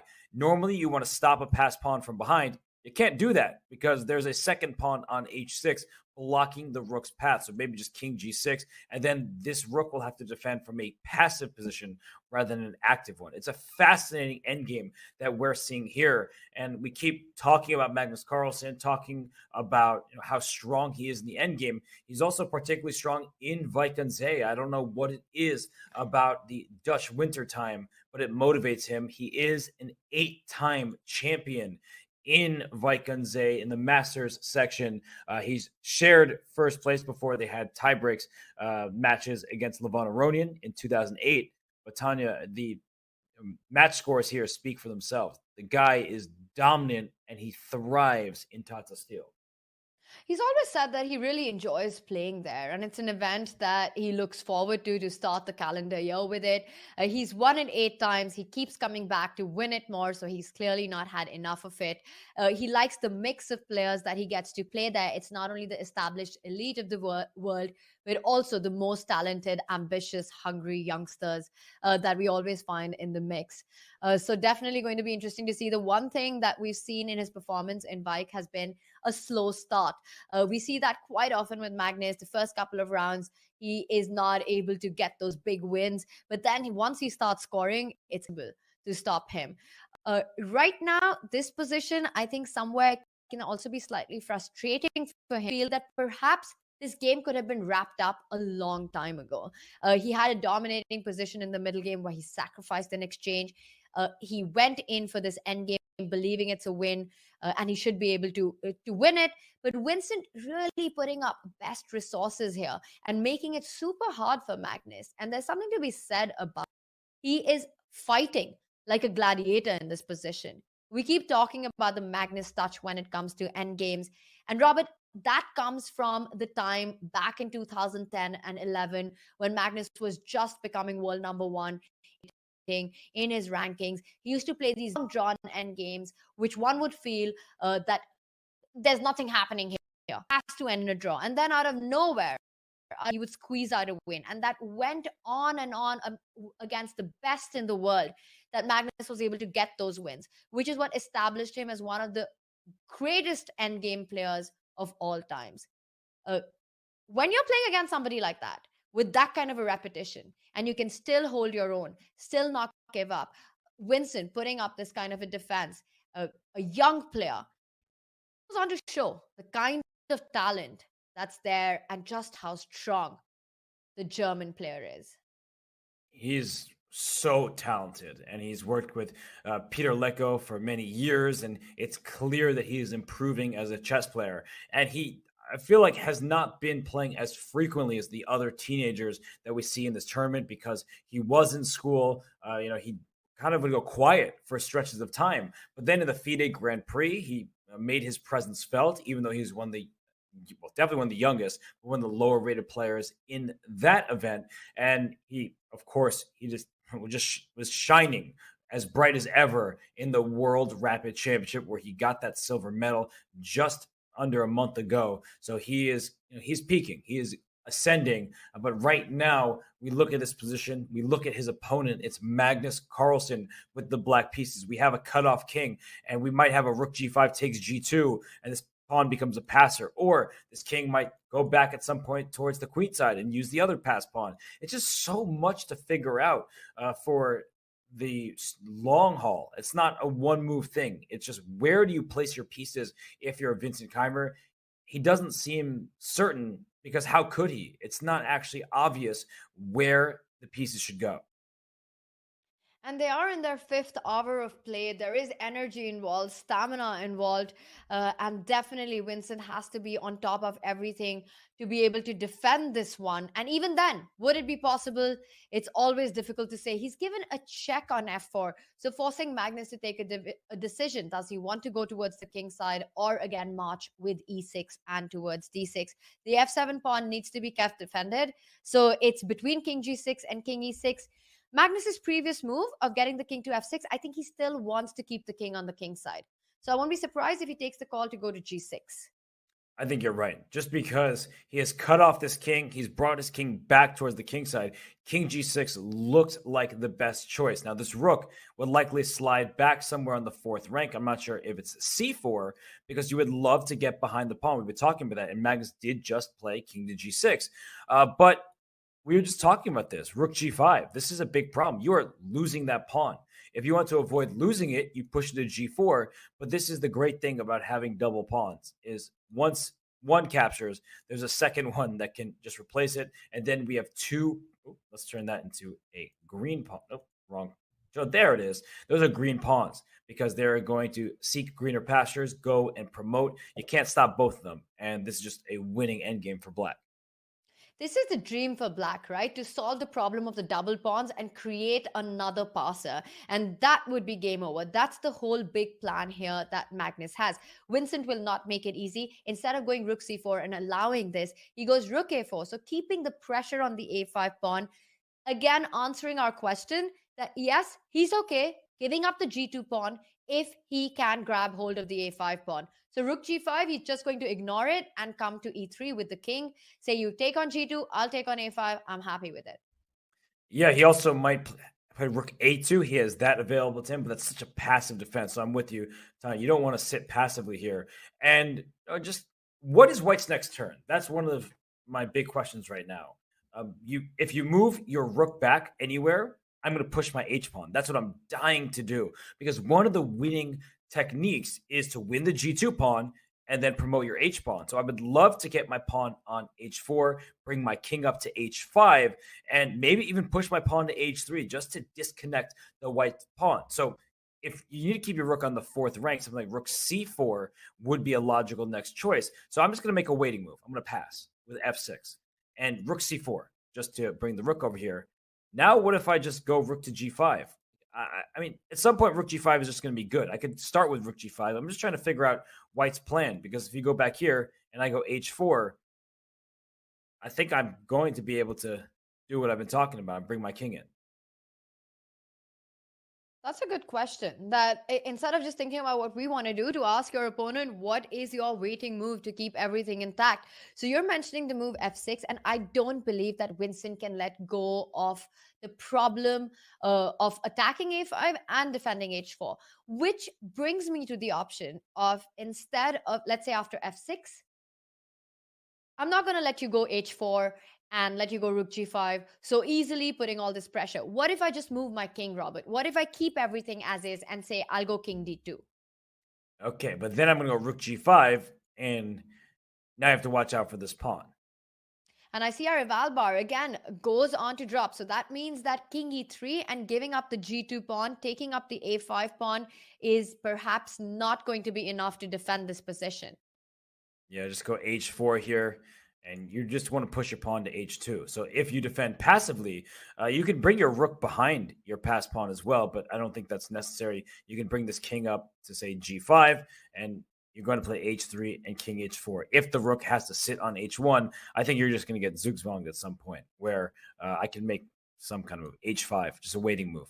And if your king goes over to d3, the black king will infiltrate in the near future. Rook g3, pawn h3, king h4, and so on. So as we get back to the live position between these two. We did see Magnus start with rook g5, and perhaps the move order doesn't truly matter. We were just showing the plan for black. You can play f6 next after rook a2. The biggest difference, I would say, is that the white king can start approaching the kingside pawns. So you've released control of the file. That's the one bit of good news if you're thinking about it from Vincent's perspective. Well, Magnus can also be risky, right? He's made the move rook g5, and he wants to see if Vincent will realize that he can't trade the g2 pawn for the a5 pawn and actually defend it. Because Vincent might have this idea that I'll move my king just the way I was thinking that he could, give up the g2 pawn, pick up the a5 pawn, but that's not good enough to defend the position. So Vincent needs to accurately right now play the move rook a2. Magnus will always have the option to slide back to e5 and continue from there. He could decide to play h4 next. The problem with rook g5, and let's say white goes rook a2 here, and you immediately play h4, is the line that you were pointing out, that now white has time to come over with the king. King e3, king f4, and it's just not as strong if the king was cut off on d3. Yeah, you want to keep that king as far away as possible. And if this king can just walk back to f2, that actually gives white good chances to hold. The rook will then come back to a4, attack this pawn over here. And yeah, this pawn's stuck in place. No other progress immediately on the king side. So Magnus takes that sip of water, and he's going to need to figure it out after rook a2. Are there other options here? I'm trying to figure it out. You can, of course, go right back to e5 and cut the king off if you'd like. But what else is available to him, as I believe that the king would like to sprint back to f2 and maintain the status quo? Well, right now, Vincent is still having a thing. So he's not sure if he wants to fall back with the rook, defend the pawn, or give it up and try to activate his rook. And these are difficult calls to make. This is a difficult decision to take. We've got the eval bar again pointing us in the right direction. But when you're playing a game and you've got no idea in these rook pawn endings, it can be very tempting to just try to simplify things. Get the king to e3, give up g2, pick up a5, and hope for the best. But that would be a disastrous path for Vincent right now. He needs to figure out, he needs to evaluate correctly that his best chance is indeed to drop back with the rook and keep the g2 pawn alive. Yeah, it's not going to be pleasant at all. It's going to be a very difficult and long task for him because Magnus has plenty of time on the clock. Nothing is going to be settled quickly. So why don't we head back to our bird's eye view real quick just to see how all of the games are progressing. And we have 3 remaining, including the Magnus Carlsen game with Vincent Keymer. Top right, it looks like a check was given on the 7th rank by Ding Liren. So he went for rook c7 check in that position. He's not getting checkmated. And in the bottom right, we have Jordan van Foreest, Richard Port. Still no real progress between those two. Active pieces for white. Immediately, some of white's pawns can be captured, but we'll see how this one continues. And we are going to take a break here. We'll return for the finish line of the second round of the 2023 Tata Steel Chess Tournament.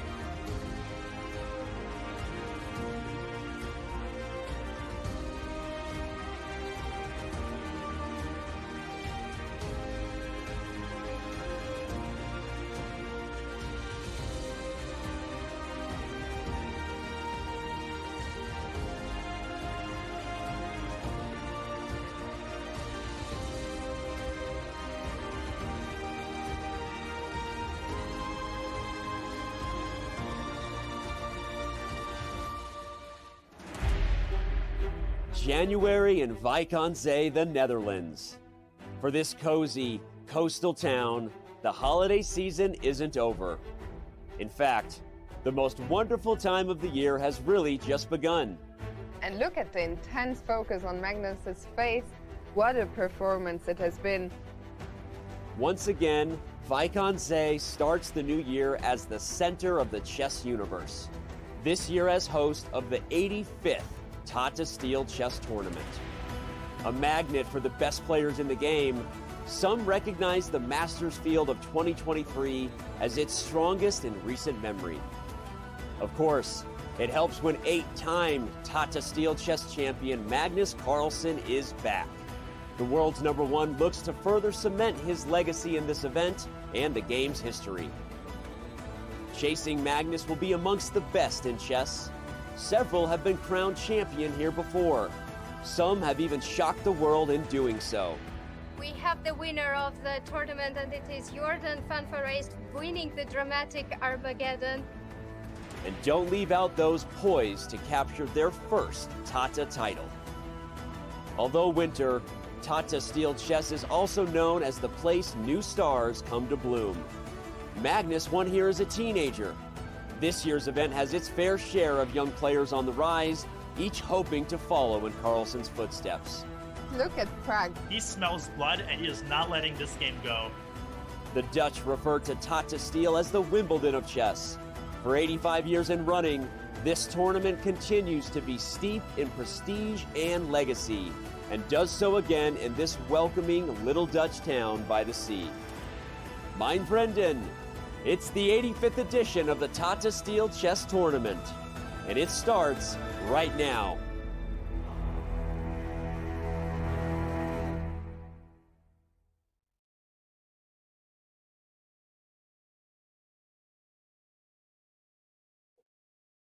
Are you trying to get your friends into chess? Now you can challenge any iOS user with the chess.com iMessage app. Your friend doesn't need an account, just tap and play. Text an old friend, a family member, or your crush who you have no idea how to talk to. Head over to go.chess.com/iMessage or use the command message in chat to learn how. We are back here at the second round of the Tata Steel Chess Tournament 2023. We still have a few games remaining in the Masters tournament. It's been an exciting round thus far. We had Anish Giri with a great victory, a smashing success against Gukesh. So Tanya, 3 draws and that victory with 3 games still left in session.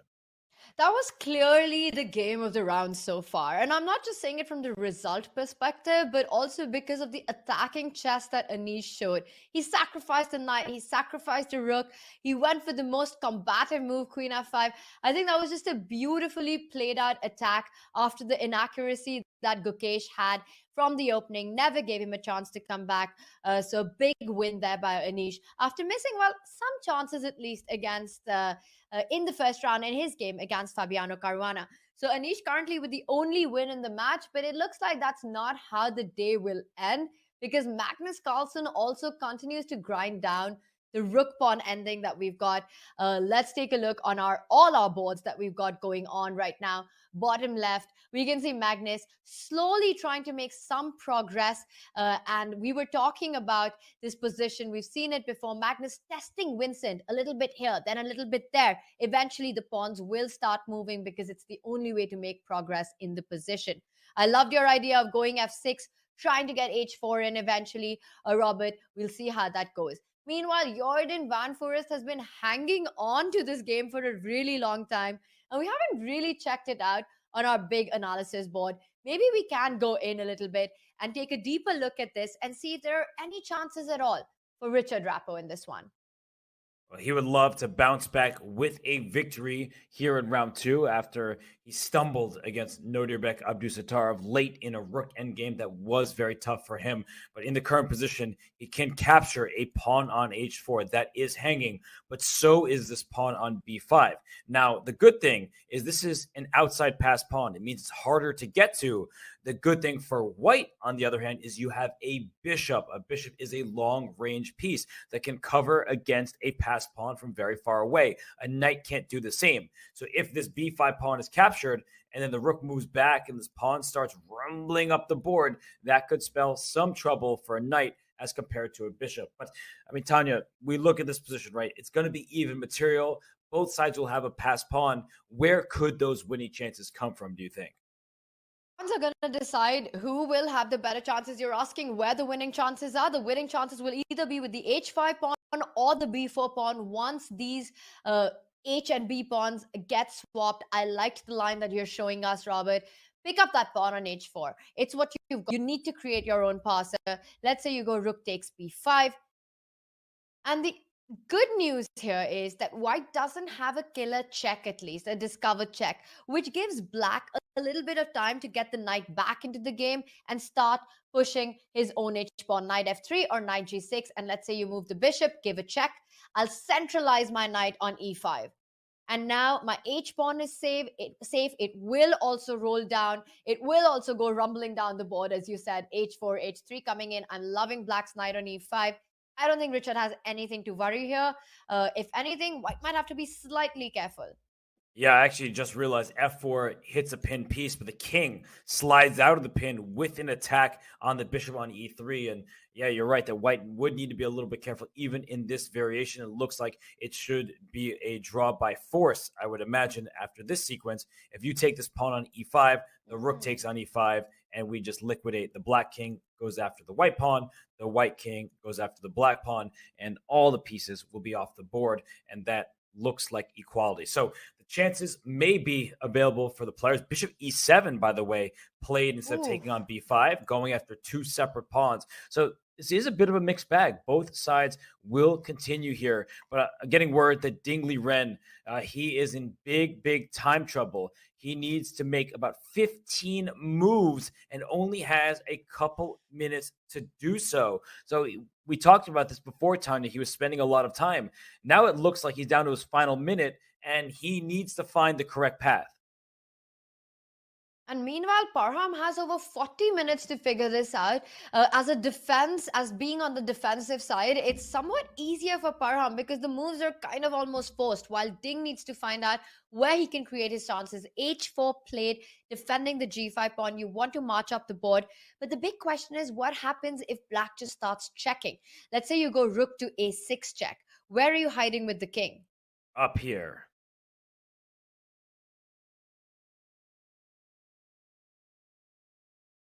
And this feels like progress because now if you go for the idea with you don't have time for rook e6, rook e7 because the pawns are way too advanced. King on h7, that's a nice spot for the king. Yeah, then it helps the pawns go up the board. Somehow the king is safe over here. It looks like it could be checkmated almost, but not going to happen. And I think many of these variations, it shows that the position is supposed to be a draw with best play.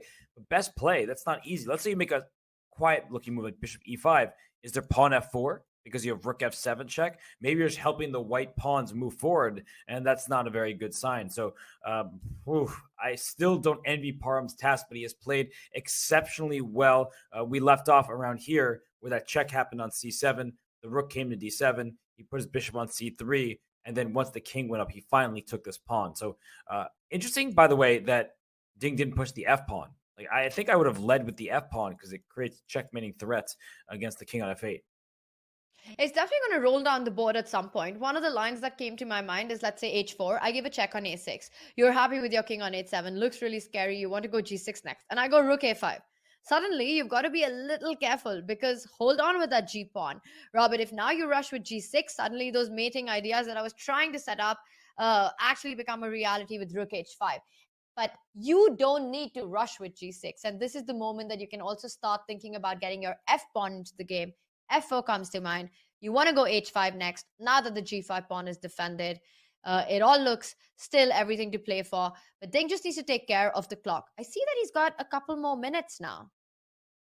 Okay, he's up to 3 minutes. I guess he made a couple moves and he gained time on the clock. So he is doing okay at the moment on the clock. And some of his moves are actually quite easy, right? Playing, if he gets a check, bring his king away. So I feel like with 3 minutes and 11 seconds, he will be able to manage his clock. But Parham, the guy's got an eternity left, over 38 minutes just playing at a lightning speed.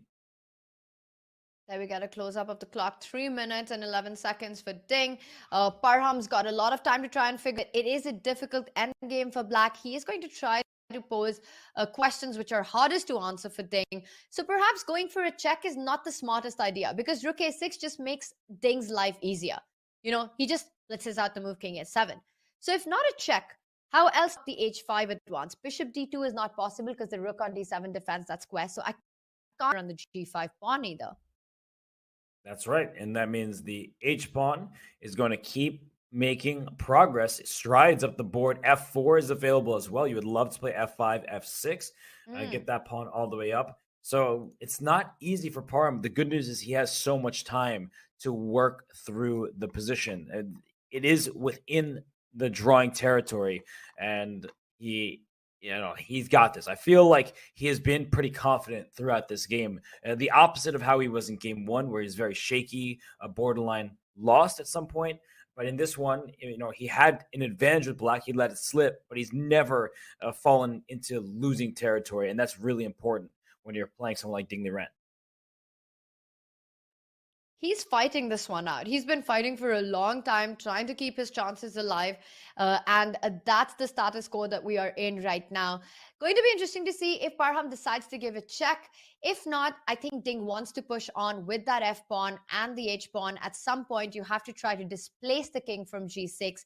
And I'm seeing someone from our chat said Ding shows a really high-level play in this tournament. I couldn't agree more with that. I think so far, round one against Gukesh with the black pieces, a brilliant win there from start to finish. Game that was picking up that sacrifice in the end. Rook takes E4, finishing the game in style. And then today, however this game ends, even if Parham manages somehow to save this one, it's been a Ding show so far. Yes, it has indeed. And I think some of the other players in the field would like Parham to hold this game. They don't want to see Ding run away with a couple wins to start, because, he is not going to slow down. It's very difficult to stop Ding Liren. Magnus Carlsen and others, of course, will have their chance at him across the board. But a laser-focused Ding Liren is looking to win his second game in a row. But if we zoom out back to the Magnus Carlsen game quickly, just because I was seeing that in that one, we can actually just analyze for a second. He did, in fact, bring his rook back to the E-file. So he went rook G5. The rook went back to A2. And he realized his mistake, that he doesn't want to allow this king to run back to the king side. So he goes rook back to E5. Vince says, I'll gladly repeat. Please, let's make a draw. 3-time repetition. No. Pawn to F6. And it's kind of like a Zugzwang here, because if the rook leaves the fourth rank somewhere, then goes H4. If the rook stays on the fourth rank here, you lose your control of the A pawn. So if the rook C4, rook G5, you're going to play rook C2 to defend, but now the A pawn is free to run. The H pawn is also free to run. The rook on A2 was better situated. Here, A4, you can bring your rook behind your passed pawn at long last, and that means the black king will then walk up the board. And you were pointing out this idea of F6, Robert. It has happened. And the whole point, as you mentioned, is to keep the king cut off and eventually make progress with the king side pawns. Not waiting for that to happen, Vincent makes the move G3. So he has taken a committal decision of pushing that pawn. But the problem with this move is that now after rook G5, it's impossible to defend G3 with the rook anymore. You don't have rook A2, so you will have to go into positions where you trade the A pawn for the G pawn. And we weren't happy with that. No, and I don't think Vincent's going to be very happy either, because this pawn goes up to H4. And the very important thing is you cannot get your rook behind the pawn. You would love active defense, but there's this silly little pawn on H6 that is blocking the rook's path. And if you go king F2, thinking that you're going to stop the pawn with your king, first the rook goes back to G5. The rook, of course, can't take. The rook has to come back to A1, and then the king goes to H5. So I'm trying to go H3, bring my king up to H4, and slither my way in. And if you go rook H1 to stop the pawn's progress, then this rook goes to the other side of the board. Rook A5, I would like to give you a check over here, and then I can eventually kind of get you in a little bit of a zugzwang. Maybe rook g3 is also possible, because at some point the king will likely have to move. Otherwise, you play f5, f4, and h3. But it's just a matter of time before black's pawns make the progress they need. First, the white's king was cut off on d3. Now it's cut off on f2, and black's king is going to help in the advance. This is looking like it's going to get scary for Vincent. But also, he couldn't sit still after f6. It's impossible. And we see Magnus clear out the board a little bit.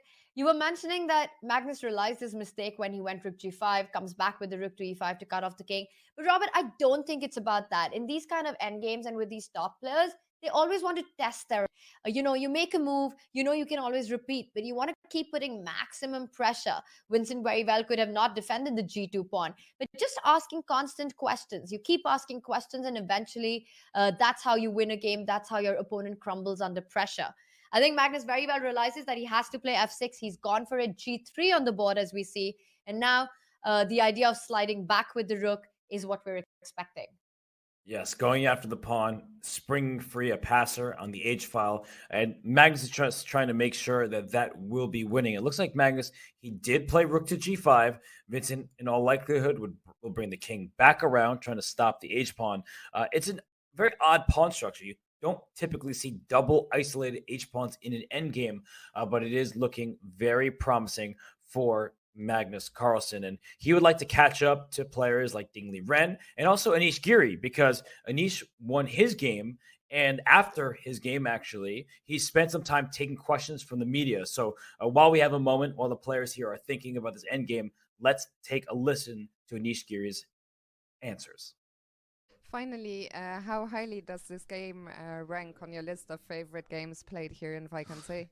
Well, I mean, I've played many satisfying games in Wijk aan Zee, also many bad games. I just played many games in Wijk aan Zee, so it's a great feeling to win this way, and I'm also always proud to show some preparation, even though now in Rapid and Blitz it's less of a thing, but still, I'm always happy to get the preparation, especially when it works out. It looks pretty nice, and I think it was a very nice idea. I was very happy with it, with this rook c2 idea. It's a very cunning one, and it's really not on the surface, and I was really happy to, not only to show it, but also that it led to a nice victory. Anish Giri there, and I think we're going to change his card to say very happy, because I'm pretty sure he said he was very happy on numerous occasions. And well, Tanya, he should be. He just won a really nice game. He showed good preparation with this rook c2 lift over to the e-file, and he won a beauty in the end. And he pointed out that it's not a surface idea. It's not a first thought idea. There is a lot of depth to it. And this is exactly what you and I were talking about in that moment, Robert, that, it looks harmless. You put the rook on c2, get it to e2, shuffle around with your queen. But literally 5 moves later, and Anish Giri was demolishing Gukesh. He was completely winning. It all worked out to perfection. And when you put in that kind of work, you come up with this little opening idea, and it turns out so well. It is a moment to be proud, and in his words, to feel happy about. Yeah, really an excellent game. That's one to be proud of. And he said he's played so many games in Wijk aan Zee that you're going to have great games. You're also going to have poor games. But it seems to be the case that he has many more good games than bad, because he's a 5-time runner-up. And I know a lot of people give him grief about not winning tournaments, but to get second place on 5 different occasions against these types of fields, that is an exceptional performance. I mean, he should be proud of that. And maybe this will be the year that he breaks through and wins first place. He has so far shown quite inspired chess in round 1 and round 2. It could very well be Anish Giri's year. We've seen him make it to the tie breaks, but unfortunately lose out on that. Talking about results, we do have a result on one of our boards. Richard Rapport. Yeah, they drew their game. That one ends in a draw. Yeah, no surprise there. We saw the rook and minor piece endgame. The players, they split the point, and for Jordan van Foreest, he should be happy with the result, but not with his play. I mean, after getting a tough position, he happened to play well. I just think 2 times he's had the white pieces. At 2 times, he's been worse with the white pieces. That's not what you want. And even if he won both games, I think he still would be a bit flustered by the fact that he is not getting good positions. But one player who is getting good positions is Magnus Carlsen. In the game 1 against Aronian, he had an advantage that didn't amount to a win. But here in game 2 against Vincent Keymer, well, he's up 2 pawns in a rook endgame, looking really good. And he's gone for the idea. Rook g5 has been played on the board. Now that the g-pawn cannot be defended, there will be a trade with the a and the g-pawn, which Vincent cannot avoid. King e3 played. Magnus just having a little think. He can't really allow king f2, so I am expecting him to go rook g3, because once white's king makes it to f2, then it just becomes all the more difficult to break that position. Magnus captures the g-pawn. Vincent will go on to pick up the a5 pawn. We were mentioning the move h4, keeping everything under control. And then slowly the f-pawn will advance. The king moves forward, and that is progress. Magnus mentioned after his game against Lev, where he did have, I wouldn't call it a huge advantage, but he had a pull in the position.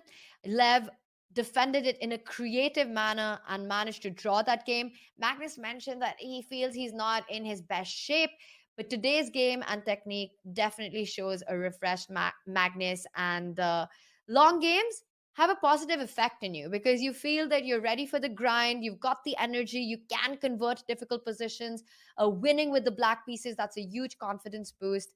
And Magnus, with his secret recipe of what's, I think that's what worked for him, Robert. Last evening, he was there for the AFC game. And we've seen him do that oftentimes during tournaments to go watch some football. While we were in San Francisco, he went and saw hockey as well as basketball, then went on to win the tournament. Yesterday, it was, I'm going to butcher the name, but I don't know how exactly you pronounce it. I know that in Dutch, it's Ajax. But yeah, I'm not sure. Ajax or Ajax? Yeah, I think Ajax. Yeah.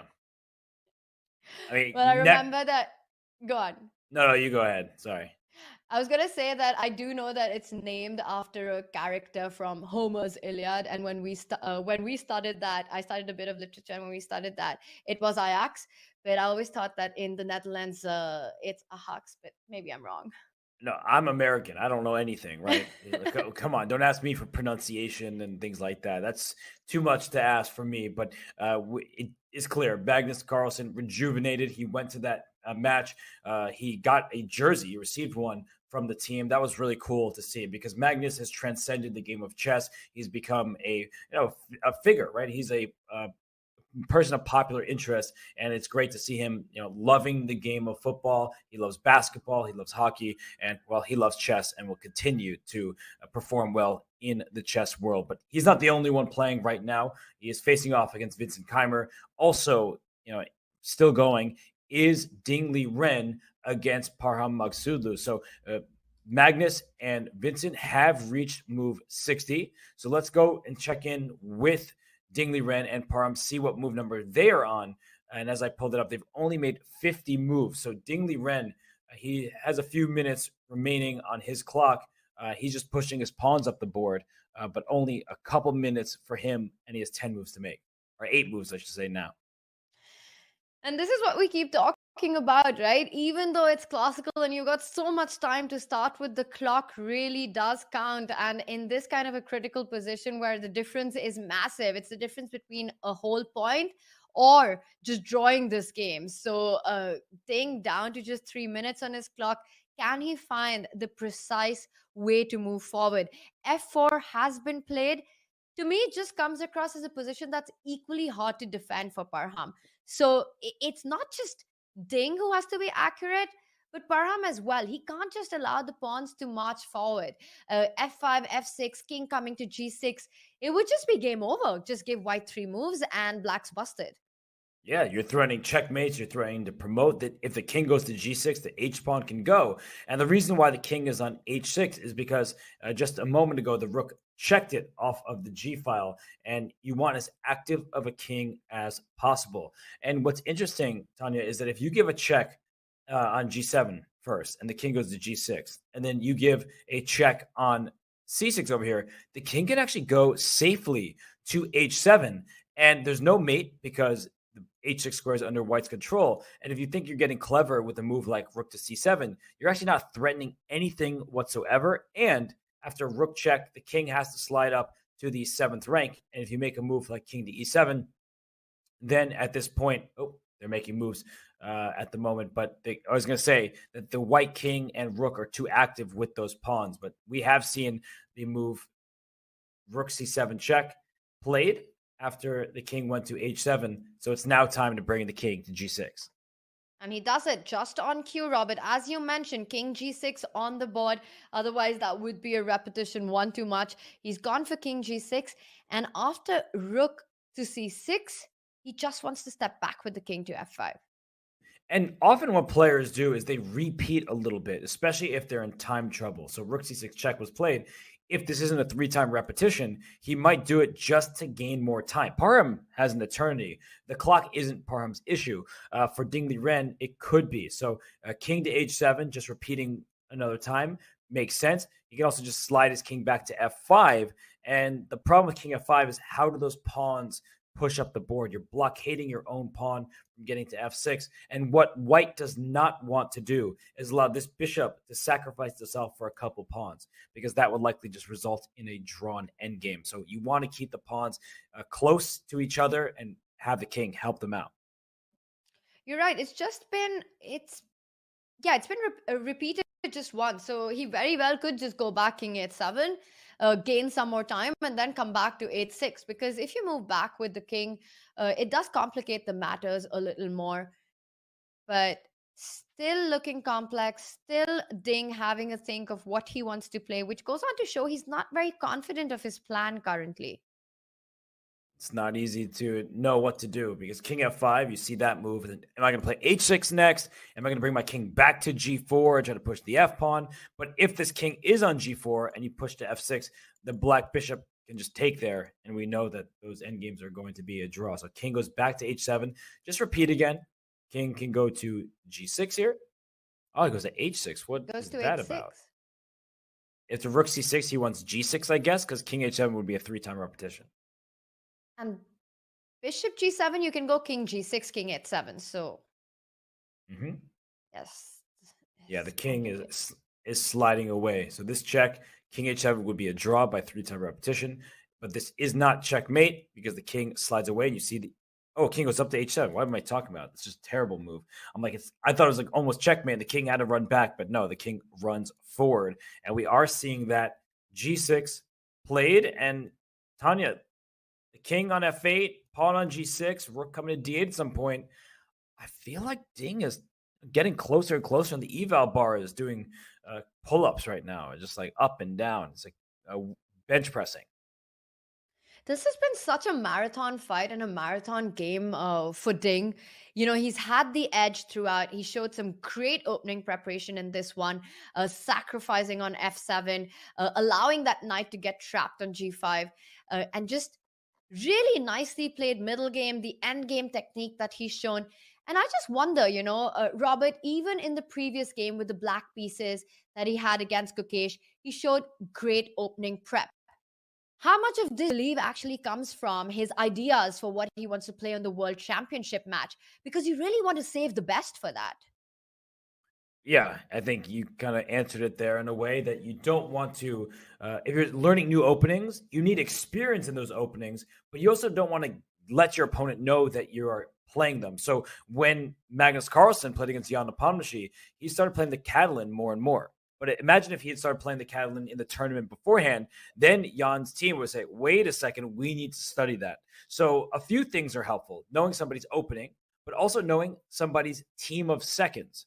That's why they often are kept private, because if you knew that Magnus is working with Daniil Dubov, which was quite public, you think, all right, Catalan.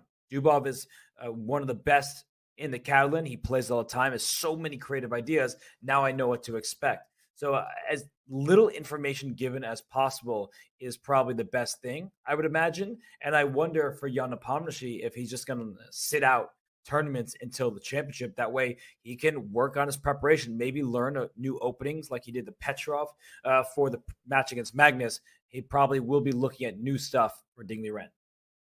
One thing's for sure, at the start of the day, when Ding Liren moved the king's pawn as the first move, and this was a bit of surprise for all of us. It's not a move that he's never played before, but it's not something that he employs as much as the queen's pawn opening or with 1c4. So this definitely gives an idea to Jan Nepomniachtchi's team that they need to look at e4. They need to look at these lines as well and take it seriously. If Ding has employed it in the Tata Steel Masters, it very well could be a weapon that he'll go on to use at the World Championship match. That's right. And so Ding, he's pushed his pawn up to g6. I'm wondering what Parham's even going to do here. I think this individual move could make or break his game. The move f5 looks like it's happening next. So rook c5 comes to mind to stop it. But I also am acknowledging that this rook is going to cause some problems for black by giving a check or playing rook d7. Tanya, this is just so difficult. I have a tricky idea here that black could perhaps try. Let's say I make a little move like bishop b2. You know, you mentioned that you want to go f5, and I want to try to set a trap if you do that. And the point is that I want to go check bishop c1 now that the diagonal is cleared. Force your king to h7. I'll give another check with my rook c7.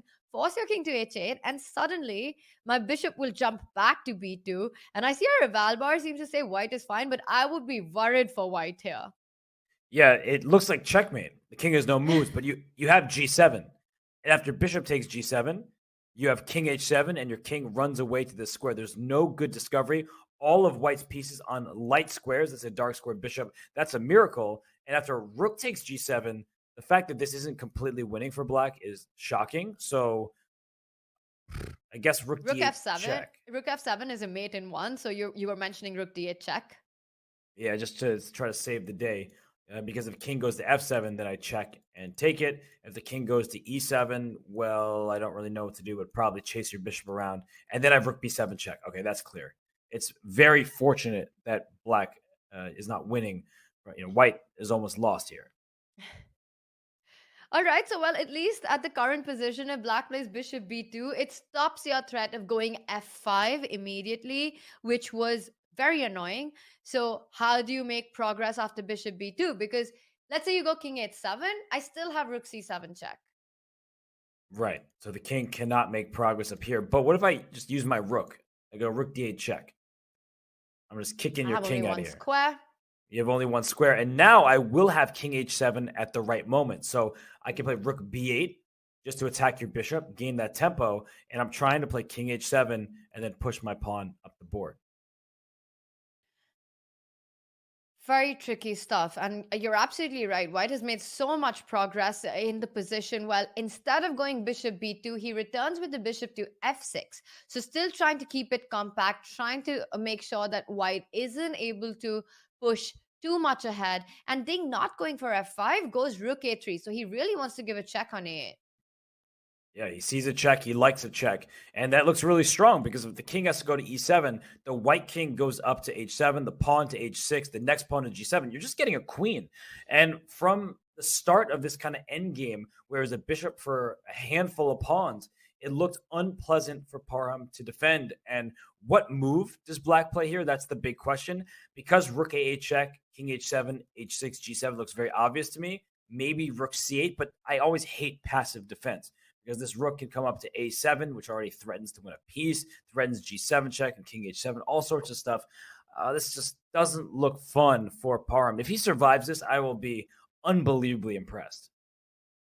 It's looking more and more difficult now. Now that white has managed to push the pawns up the board, the king on h6, some really great technique there by Ding Liren.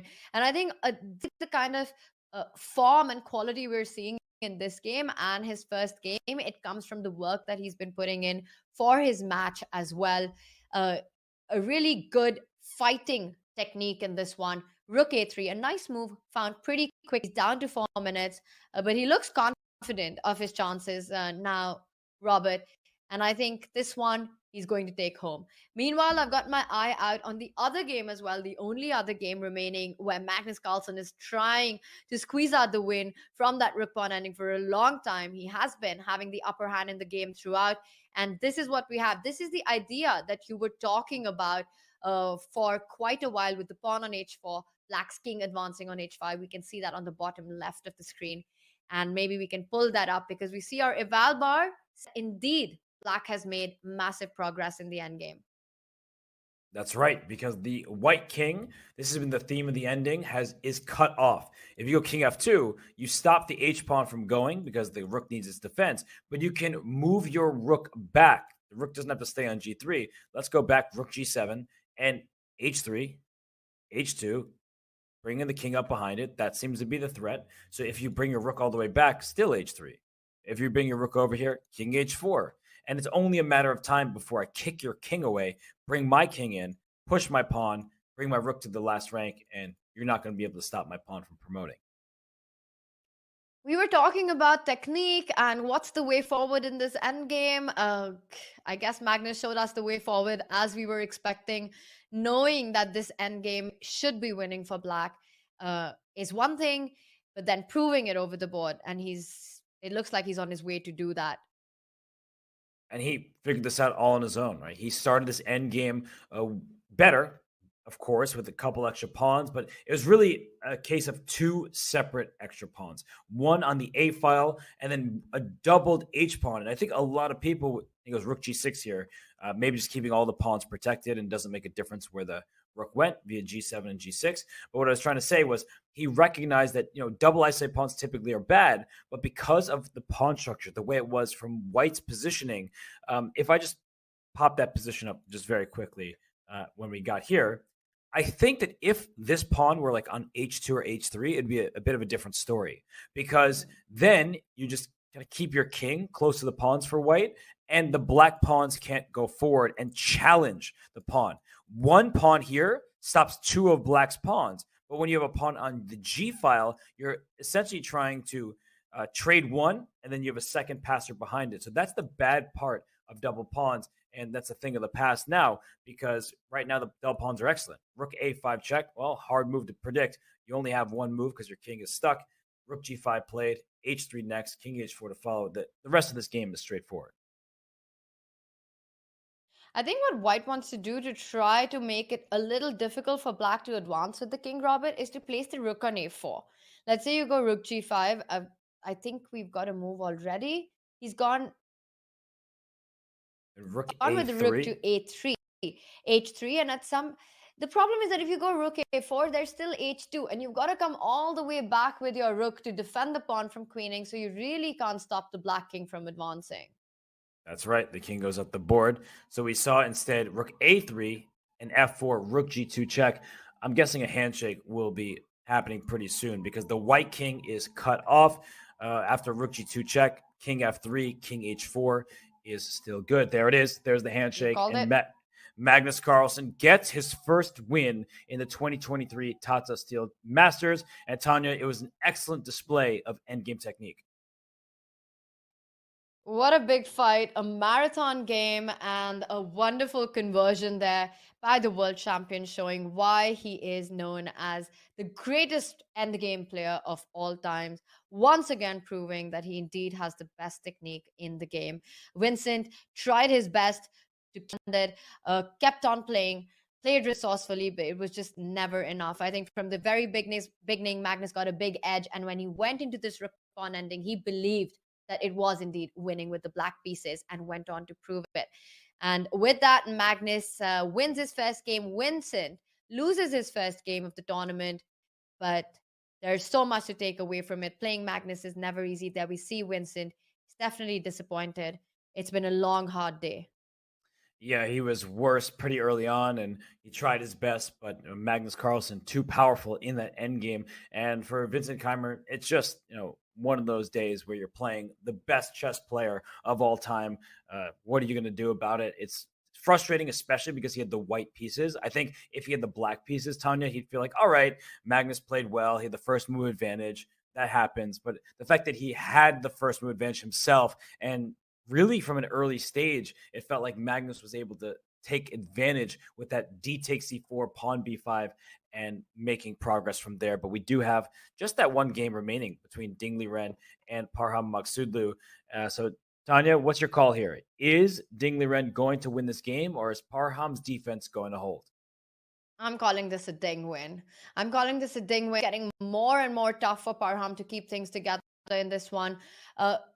It's not over yet, and I might be proven completely wrong. And then it's, what am I even talking about? But as of now, it does feel that Ding is in the right path. Rook A6, attacking that bishop.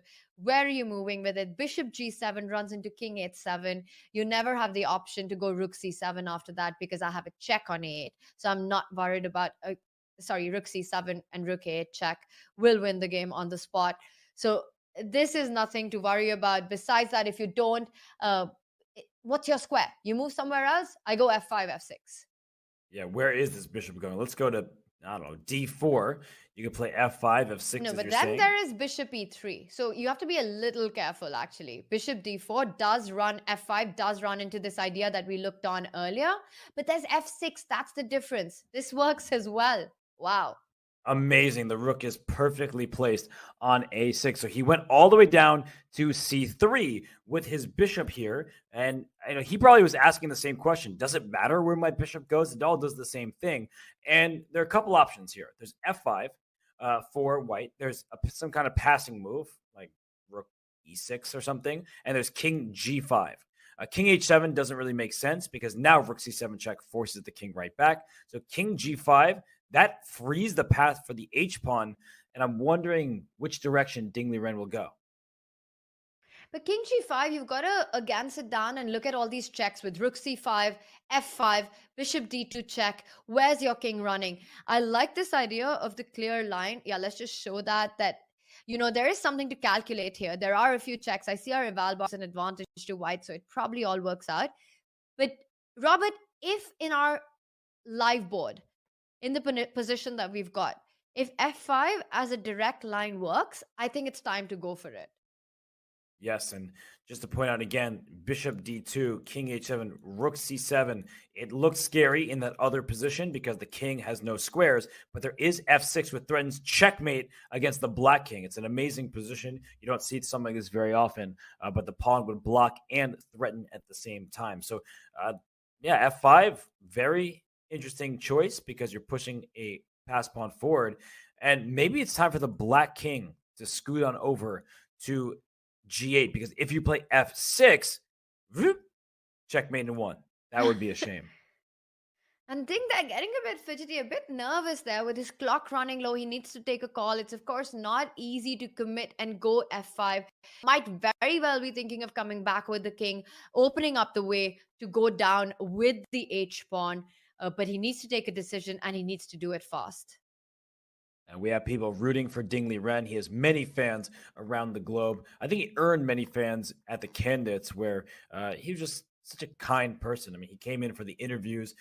I was particularly enjoying when he came in after his win over Richard Rapport, and he was asking about these crazy variations. Like, why were you even thinking about that? He just thinks about everything. He is such a strong player. That's obvious with his 2,800 plus rating, but the way he just calculates the game is fascinating and extremely impressive. He's the only player in the world apart from Magnus to be currently 2,800. He's reaching out and he has taken a decision. Gone for rook to a7. So different approach here by Ding. What he wants to do is place his king on h7 and threaten g7. So after king h7, g7, the game will be over. And that's his idea. He controls the 7th rank so that black has no checks with rook c7. So I think that means king g8 would be the only move, because just to show Tanya's point, if you make a move like this, then you go king h7 and the g pawn is about to promote. So that would be winning for white. You see the eval bar reacting and agreeing. So if that is the threat, then the king has to go to g8. That's the only way to stop the white king from going to the h7 square. But then, Tanya, I think it's the second option, king to g5, pawn h6. And there are mating nets against this king. You want to push your f pawn as well. it seems that it's still within that drawing territory, but still feels very tough. And the best news of all for Param is his clock management has been stellar. But the best news for Ding fans is that the 60 move control has been made as well. So Ding will get some additional time on the clock, which is why we see him get up and leave the table. He's made the 60th move. It's now time to just freshen up, get your drink, wash your face, start afresh. You know you're close to it, but you still need to wrap it up. You still need precision, and Ding will get some extra time on the clock. He will, and he's going to need to use it wisely because a sudden pawn push may find your king checkmated on the spot. We were just talking about that. The king on g8 takes away this very important h7 square. The bishop's still covering the length of the diagonal. If you ever push this g-pawn, you allow a check on the 6th rank, and you'll drop this pawn where it was sitting. So both players are gone from their board right now. They've reached move 60. Maybe they're using the facilities, washing their faces, just getting fresh because we're on the final stretch of this game. And while the players, they're going away from the board, I think we will do the same. We're going to take a quick break because when we come back, it is the finale of this game between Ding Liren and Maghsoodloo in the second round of the Tata Steel chess tournament.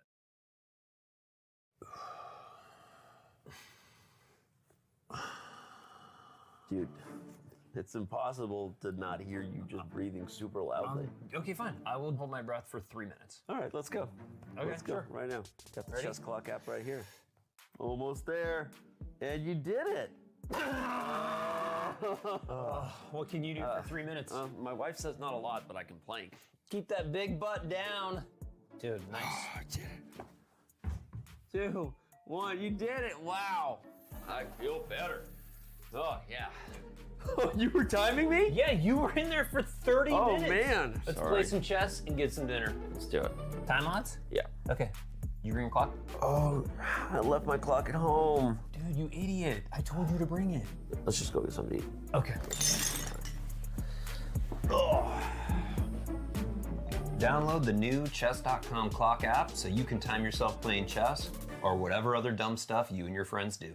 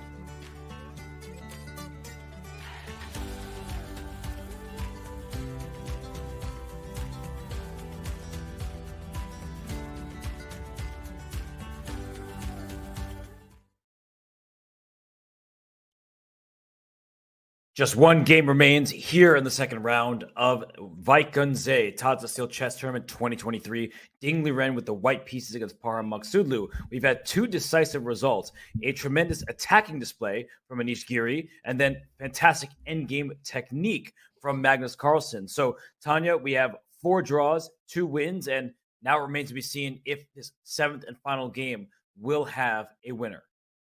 And the 2 wins that we had were in such different styles. One with the white pieces, one with the black pieces. The Anish win was just an absolute bombshell of a game. Completely explosive, and then going for Gukesh's king. Meanwhile, Magnus Carlsen showing impressive endgame technique, a marathon of a game, and eventually winning the rook pawn ending. 2 beautifully played out games, but in completely different styles of chess. Very, very different indeed, but the same result when all is said and done. And Ding Liren has a chance to be the sole leader if he is able to win this game. But Parham Maghsoodloo is not going to go down without swinging. He has a bishop for 3 pawns. And in this position, you need to get those pawns mobilized, push them up the board, try to get a new queen. But that's why Parham's defensive task, what he's done is perfect. He has put his rook in contact with his g6 pawn. So if you ever want to push the h-pawn, you lose the g-pawn. If you push your pawn to f5, you have created pawns all on the light squares, which means a bishop can kind of dominate them, and that is a problem. Just to show this, f5, I guess it's black's move first, but I'm going to make some kind of random move like bishop b2. And if you go f5, then I think you can bring the bishop to c1. The rook controls this square, the bishop controls the other, and you're not going to push your pawn. So what move was played? It is, in fact, bishop to b2. That was Parham's choice, and he's waiting for the pawn push to stop the pawns on the dark squares. It almost feels as if white has gotten everything. The dream position, your pawns have advanced down the board, your rook is on the 7th rank, and you've made maximum progress. And meanwhile, black has managed to find a sort of a fortress, making sure that you can't advance through the very last line of defense. Yes, you can get your pawns down to the 5th rank and a g6 pawn, but you're not going to get h6 in. You're not going to get f6 in. And I'm slightly surprised that Ding's king has fallen back to g4 from when we saw it last.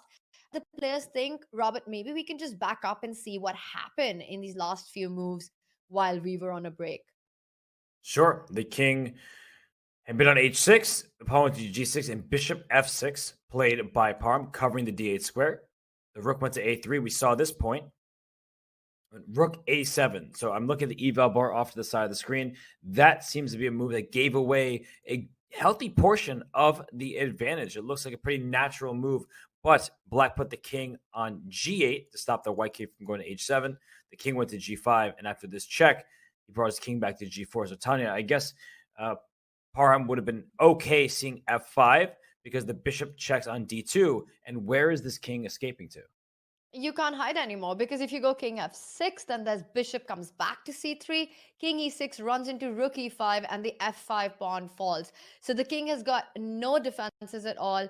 It really does feel like a case of making all the improvements, but not being able to cross over to the very last hurdle.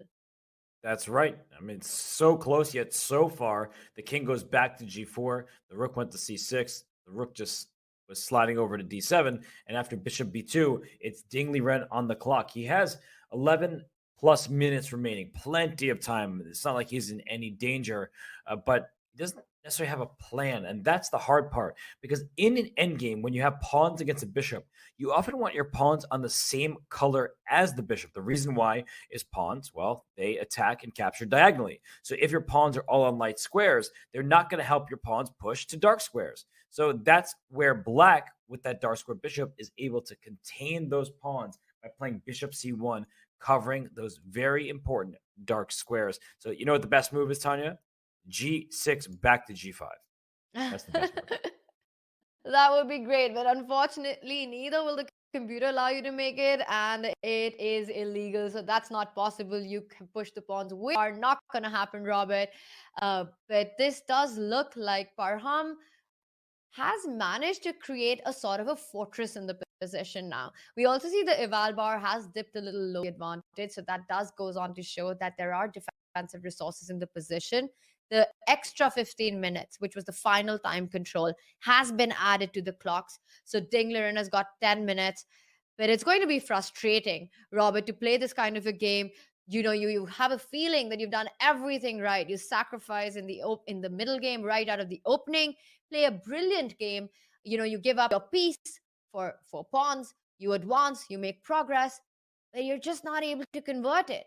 And that can be so frustrating. And right now, Ding Liren sitting alone in this playing arena at Wijk. All the games are over. There are just not even a handful of spectators left, just a couple of people in the playing hall. Ding trying to convert this one. Chess is a lonely game, and he's feeling it right now. Well, Tanya, how many spectators do you think are watching this game right now? Good question. I can see just a couple of people behind the bar. I would say maybe, I don't know, like 3 or 4. I don't have the answer, but... Oh, we do now. There are quite a few, actually. Oh, wait a second. I see people sitting down, it looks like. So I think we see 5 people standing, and then there are a couple people sitting there. So it looks like 7, 8 at the moment. And that's pretty awesome. I mean, this is the 6th hour of play, and there are no more games remaining. That's our tournament hall. We remember at the start of the day just how bustling it was and just filled with people and energy. And now just one marathon game remains. Everyone's finished game. They're off to dinner, probably to that Italian place we keep bringing up in this little seaside village in the Netherlands, Wijk. And Farham and Ding battling it out in the moments of their game. So I cheated, Tanya. I looked it up. I Googled Italian restaurant Wijk, and it's Tarantella. That's the name of it. That's the one, Robert. Some really great memories there. It is. By the way, if anyone from our chat ever finds themselves in Wijk, then definitely check it out. And you should go when this tournament happens, because it's such an honor to even witness. It's such a celebration of chess. And then usually all the chess players do go to that restaurant to wind down, to unwind. There's a lot of chatter there. There's a chessboard set up usually to analyze games. And it just feels like there's no such thing as chess in Wijk in January. No, and a lot of the accompaniments are free. The parking, the atmosphere is for the chess players, so they want to welcome as many chess players as possible. And it isn't just Dutch people who go. I think in the amateur sections, I've seen people from all over the globe. It really is a festival, and it's the closest that some people are able to get to these superstars, the Magnus Carlsens, the Ding Lirens. So it's really an awesome experience because they're not just watching. A lot of these people are playing, so they are playing their game. They go up and look, hey, what's Magnus doing over there? They go back to their board, and then you go to the restaurant because there are like 5 of them. It's a pretty small town, and you're eating, where you are, and over there are those super GMs. So it's a really nice atmosphere. I think everyone is quite peaceful there. I couldn't agree more. It's just a great event to be a part of. And right now, of course, at the very end of the day, we've got just one game remaining. But I can imagine these 2 players being really hungry right now. And I'm not even talking about points anymore. Yeah, I'm also very, very hungry because this broadcast started at 8 a.m. Eastern, and now it's nearly 2 p.m. and I have not had food. So Ding has to be careful, is what the feature chat said before. It says Ding is the kindest GM. I don't know what I don't know what the rankings are, but Ding is very kind. And I became a Ding fan of candidates when he requested a regular chair instead of the thrones. That is very funny. Because I remember those chairs. They were out of control. They were massive. They really were. And I think there was like a different one for each of the players. And it was really random. But I completely agree. Ding is indeed one of the most modest and the kindest person, not even just amongst chess players. He's just so humble, and that's the one thing about his personality that stands out and makes it so easy to forget how strong he is. His willpower to fight it out till the end is what we're seeing here right now. But Parham as well, he's a really fun guy to hang out with. He's always jovial, he's always laughing, cracking a joke. He's super entertaining, and his chess, it's got that style, it's got that aggression in it, and it's always fun to watch him and be around him. And Parham loves basketball. He loves rap. How much time have you spent around him? Like, do you know Parham personally, or just from interviews at tournaments?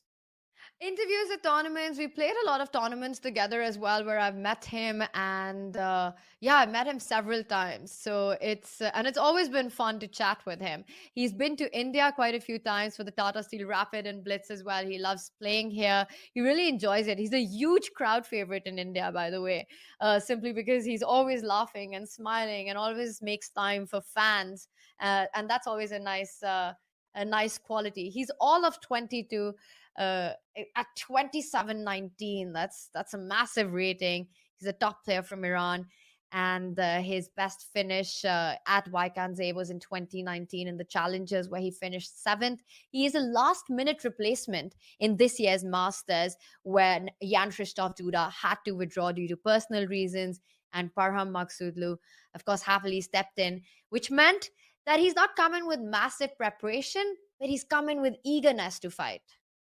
For sure. And he fought hard for his country at the Olympiad. He gained a bunch of rating points there. I remember him, I'm sorry to say this, but I remember him taking down Hari Krishna in one of the later rounds when he, I think round 10, maybe. They were on one of the high boards. So not to bring up bad memories for your country, please forgive me. And it seems like India has already forgiven Parham and seems to love him.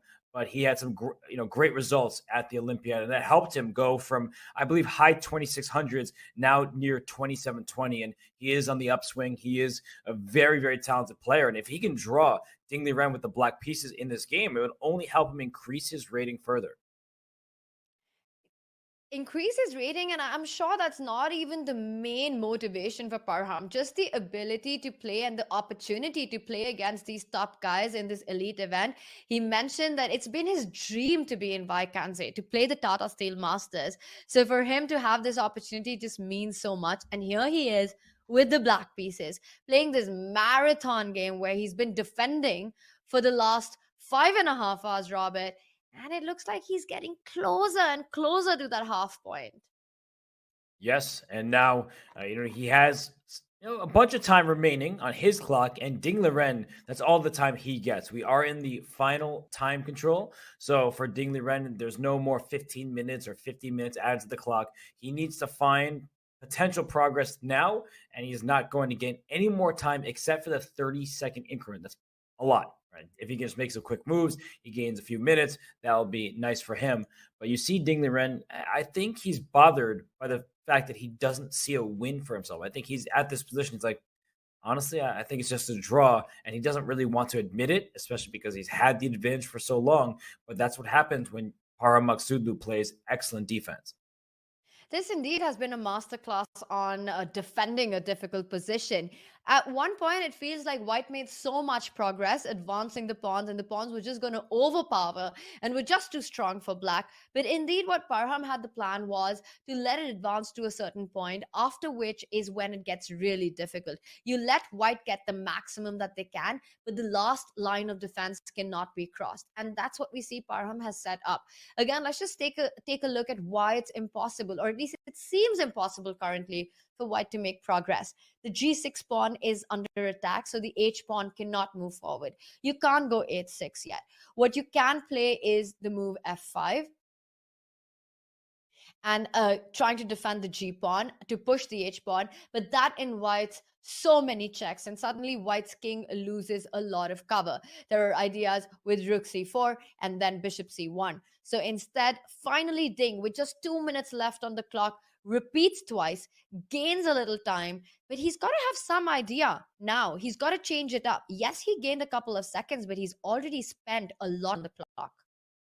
There's no real reason that he should repeat the moves and make a draw on the spot, but I think it's quite clear he knows this game is going to be a draw, and great defense from Parham Maghsoodloo, and the best move. I keep trying to do it. I think Ding will have an easier time doing it, is bringing the pawn back a square to G5. And in all seriousness, if this pawn were on G5, you could push the pawn up to F6 and this one to H6, and you'd have the pawn protecting them both, and the king could snake in. So you lose out a lot by having your pawn on the opposite color of the enemy bishop. On one hand, your pawns can't be attacked by that bishop, but they can be slowed down very easily, as we've been seeing in this position. It's a blockade. It's a fortress. You move them, you put them on the white squares. Whenever you push a pawn to a white square, the black squares around it gets weakened. And now it's very difficult for white to make progress. I'm just wondering if Ding is actually just going to this moment, because he played a check, and I think he played it twice. And now he again goes into a bit of a think. I wouldn't be surprised if he makes that repetition. He doesn't need to. He can move his rook anywhere. He can't possibly lose this game unless he blunders a full rook or he somehow checkmates himself. So that's the good news, which allows him to prolong it. But when you have respect for your opponent, as he does for Parham, and he understands that this game's not going anywhere, he might just say, I have a new game tomorrow. I need to eat, I need to rest, and then I need to go play round 3. So, of course, preparation is involved as well. And yeah, Ding Liren here is not the look of somebody who feels like they're winning. It's really not. You can tell from the body language here. And Robert, I think we are going to see rook d8 here. And that would be a check, a repetition, Ding down to seconds, reaching out. He decides not to repeat, so he's still fighting on. I think he made a king move. He's gone king to g5, so the game goes on. He goes king g5. I think, well, checking the king allows the pawn to push to f5, but he does it anyway. And if king h6 made his bishop f6 to cover the checkmate, it's well, more f5, interesting. I think you've got bishop c1, so you don't want to intercept the check with the pawn because that allows checks with the bishop. So king h6 is the way to go, as you're pointing out. King h6 played. Now rook d8 is a mate in 1. Right. So that's why I was looking at bishop back to f6 to cover that checkmate. We've seen positions like this before. In fact, the bishop was on f6 earlier. Let's just see. Let me see if I can find that position, because we might have another repetition of moves just in a different way. Yeah, here. The bishop was on f6, but the rook is on c5 now, whereas in this position, the rook was on c6. So getting back to the game, it looks similar. But if the king goes to h6 and the bishop to f6, the rook is on c5, not c6. I think we have seen king h6 already by Ding. King h6 is on the board? It is, yes. So he brings his king up, and now bishop f6 feels mandatory. What else can you do besides cover the square? This is most likely a draw now until Parham messes up again. I think it is most likely a draw. But the second part of that, until he messes up again, I don't think he messed up. I think he's shown intense defensive technique in a very difficult endgame. So it's been brilliant play by Parham holding on this one.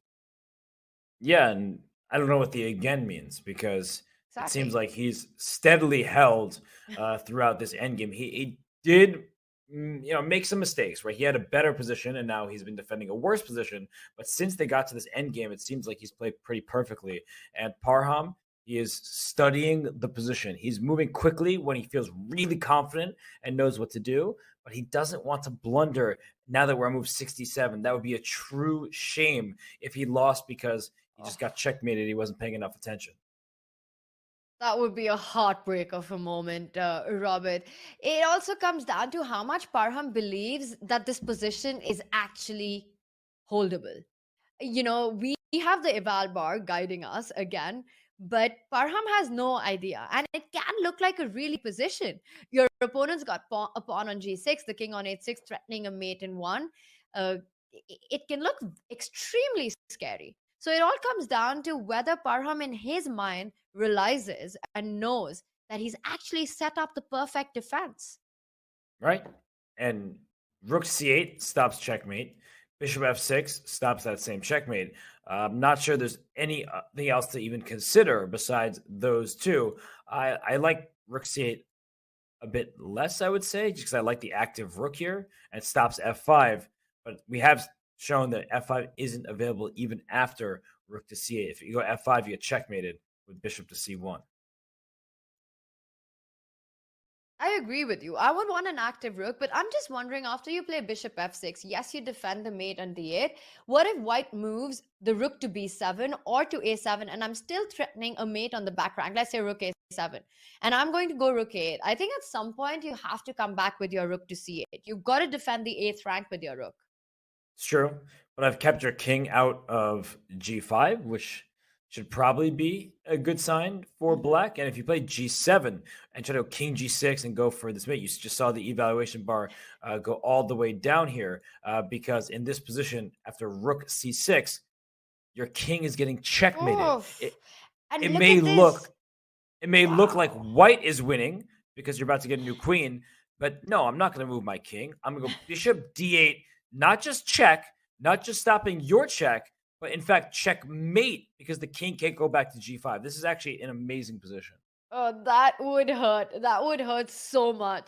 That is a wonderful setup, actually, to see that this mate is possible. Nicely pointed out there, Robert. It just goes on to show the unexpected tactical motives that actually still exist in a position like this.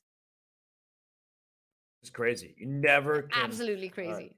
Take a position for granted. You need to be looking out every single turn because that checkmate is as unexpected gets, and that would make you cry on the spot. So I think that Parham, he's going to play rook c8 with bishop f6, but he's doing the right thing. Why does he need to make the move in 30 seconds when he has 30 minutes on his timer? Spend time, be accurate, double check, verify, and that's how you play. And he has played bishop f6. Accuracy and precision. You were talking about Parham showing it. He moves the bishop to f6, wanting to keep the rook as active as possible for as long as possible. I also see a lot of our chat now supporting Parham in his task to defend this very difficult endgame. Let's go, Parham was the message that I saw last. And it looks like he's taking the energy from you guys. Well, Ding Liren, he wants to take all the energy away from Parham, but there's just too much of it. I mean, that guy is energetic. As I was saying, he loves rap. He loves basketball. He's always going to bopping his head around when he's playing in online speed chess events. And here he's defending perfectly. And where is he going to move his rook? Back to c6. I was wondering if that rook could have gone to f5, protecting the bishop and attacking this pawn. But instead, he chose to defend with rook c6. And we're talking about it. This pawn is not going to be able to move. And I think that, what is White going to do now? Can't move your king. Rook f5 was interesting, but perhaps he just thought that would be a little scary spot for the rook because if we just back up one move while the players have a think, if you do put your rook to f5, that might have just given White the option to actually slide with the rook and start threatening a mate on the back rank, and then you get tricky on how you would want to defend that king. So I think rook c6 just a lot more natural that Parham has gone for. And White slides over in any case to a7. So now threatening rook a8, and we're expecting black to do the same, defend the 8th rank with the rook.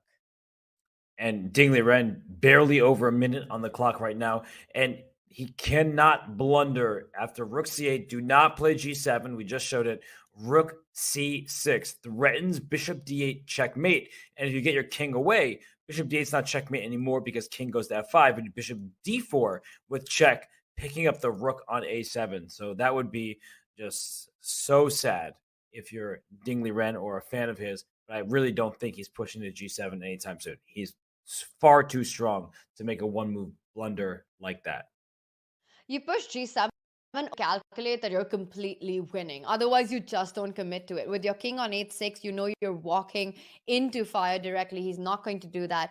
I see Parham reach for a move, and it's not what we were expecting, Robert, but it's another way to defend and fight against the mate. The rook on d6 so that he can fall back to d8 when White gives a check.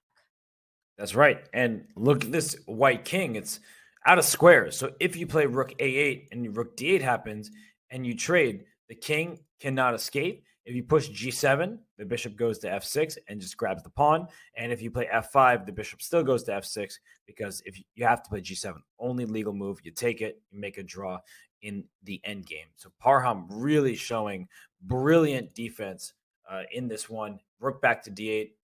there's just no progress. The bishop on f6 is way too powerful.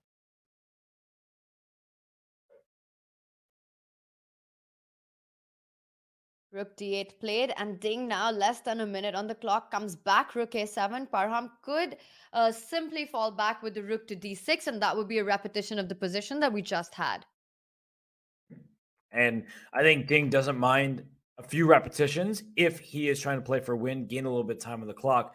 But I just don't believe there's anything at this point that he's looking for, because he knows that Parham has proved that defensive posture. Rook back to d6, rook back to d8 if it's ever in check. And so there's nothing really to worry about if you are Parham. You're playing this superbly.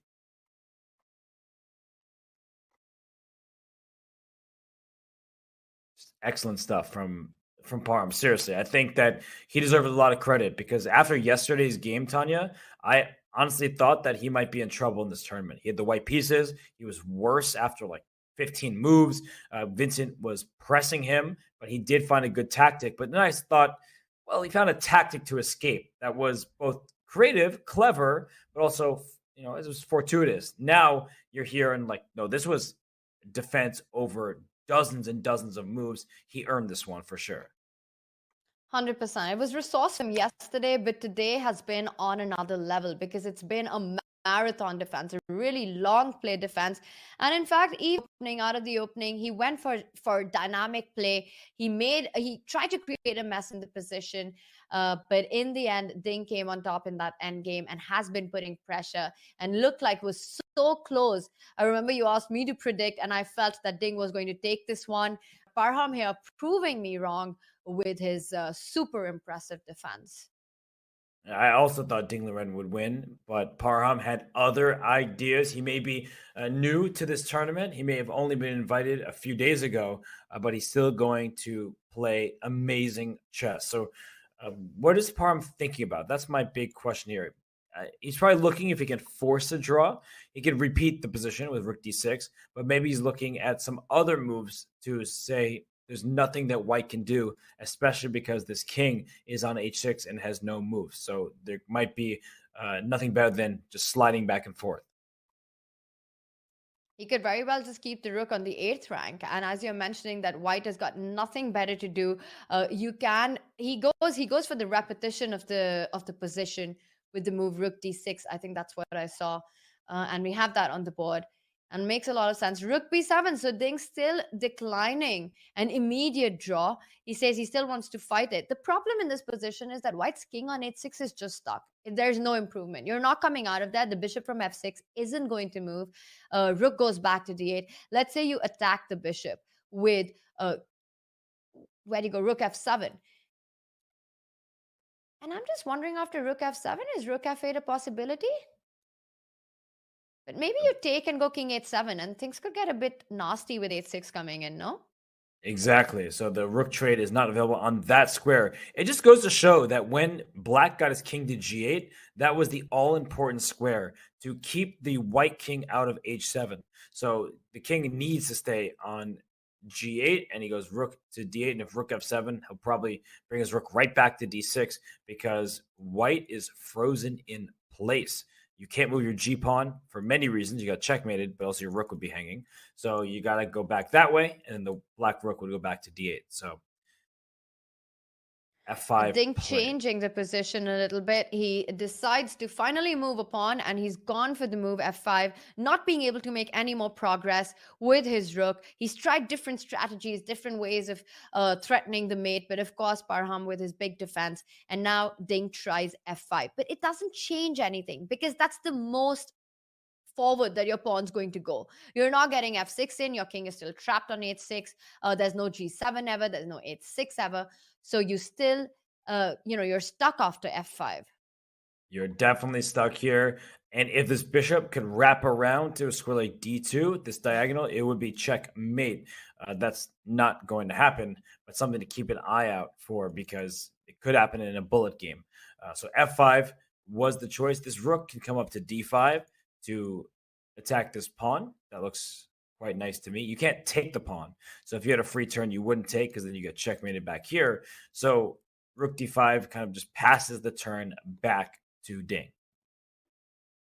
I think you can move the bishop away from f6 because if the king goes to g5, you still have some checks. But why do that? Why do that when you've got this position where white's king is actually trapped on h6? It's such a nice fortress, such a nice blockade. And even if it works, I still think just sliding around with the rook, white has achieved the maximum that he could. There is no more progress to be made. You could go rook c or rook a8, the rook d5, the move that you're suggesting. Even if the bishop moves are fine, I wouldn't want to allow king g5. Agreed. And actually, if you just move your rook along the last rank, there's no progress that white can make. So if you go rook to 8, g7 is again met by this rook a6 move, and your king is in trouble. So you don't get checkmated because your king can escape. You'll be able to push this f pawn at some moment, but it's very, very close. Like check here, your king can't go, but you have f6. And after rook takes f6 check, you have king g5 because the rook is in the bishop's path. And it looks like you can make a discovery and win the rook, but the bishop is under attack. So you just don't have all the time you need as black to win this game, but you still are on the better side of position you can then play on.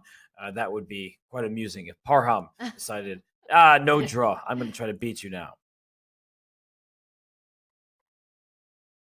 Yeah, imagine if we ended up with a rook and bishop versus rook and king endgame, and then Parham's the one who's pushing for another 50 moves.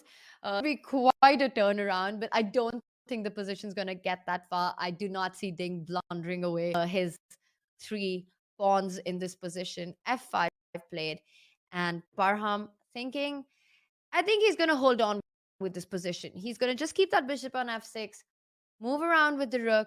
You can see him on the screen. He's completely focused. I can just imagine the level of tiredness the two players must be feeling right now, Robert.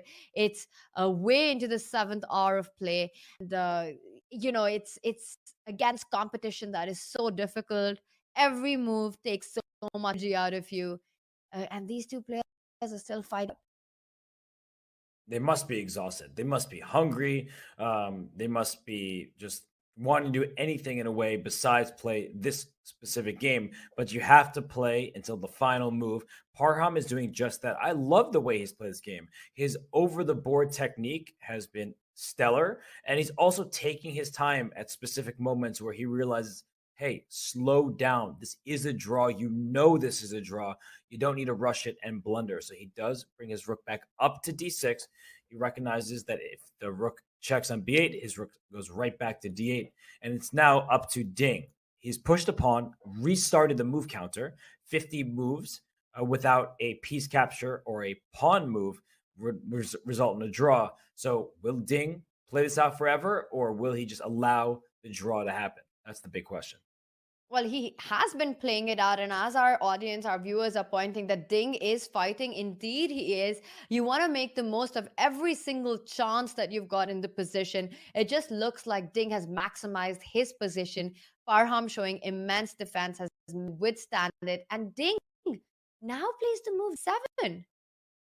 7 on the board? I thought he moved his rook away to a7. All right, to a7, yeah, because g7 would be a bit of a shocker there, just a check and you win the pawn on g7. That would not happen. Rook a7. Again, this just goes on to show that it is difficult for white to make any improvement. And now once again, I can fall back with the rook. Back and forth, rook d8, rook d6. That's the plan that you want. And there's nothing that white can do about it. If you ever you definitely can't push your pawn to g7 with the rook here because you'll get immediately checkmated. But with the rook back on d8, as soon as you play g7, the rook comes right back to d6. And that's a problem for this king on h6. So there's nothing that Ding Liren can do. And Parham, he knows that, but he's making sure, triple checking, he's verifying, and he is going to hold this half point. And Ding Liren probably will be a bit disappointed just because he had the white pieces. He started off with a bang in game 1, and he likely wanted to continue that in game 2, and he had some chances. So not the best day, not the worst day, of course, for Ding, but not the best day either. Looking at Parham, I think he's so confident about this position. I won't be surprised if he's already thinking what he wants to order for dinner. What does he want to have? Because it's very simple. Like you're pointing out, just keep moving the rook. No danger at all. The king on h6 is stuck. White's rook alone can't do anything. It's hard to imagine anything here. Well, what are you going to have for dinner? It's actually past midnight in India. It's way past midnight. It's almost 1 a.m. here. So yeah, I'm also dreaming about dinner after this. Yeah, I'm very hungry, and I think that with the shuffling that's taking place here, Ding Liren, he's just holding on to whatever faint hope he has that he can score a second straight win. But Parham is going to make this draw.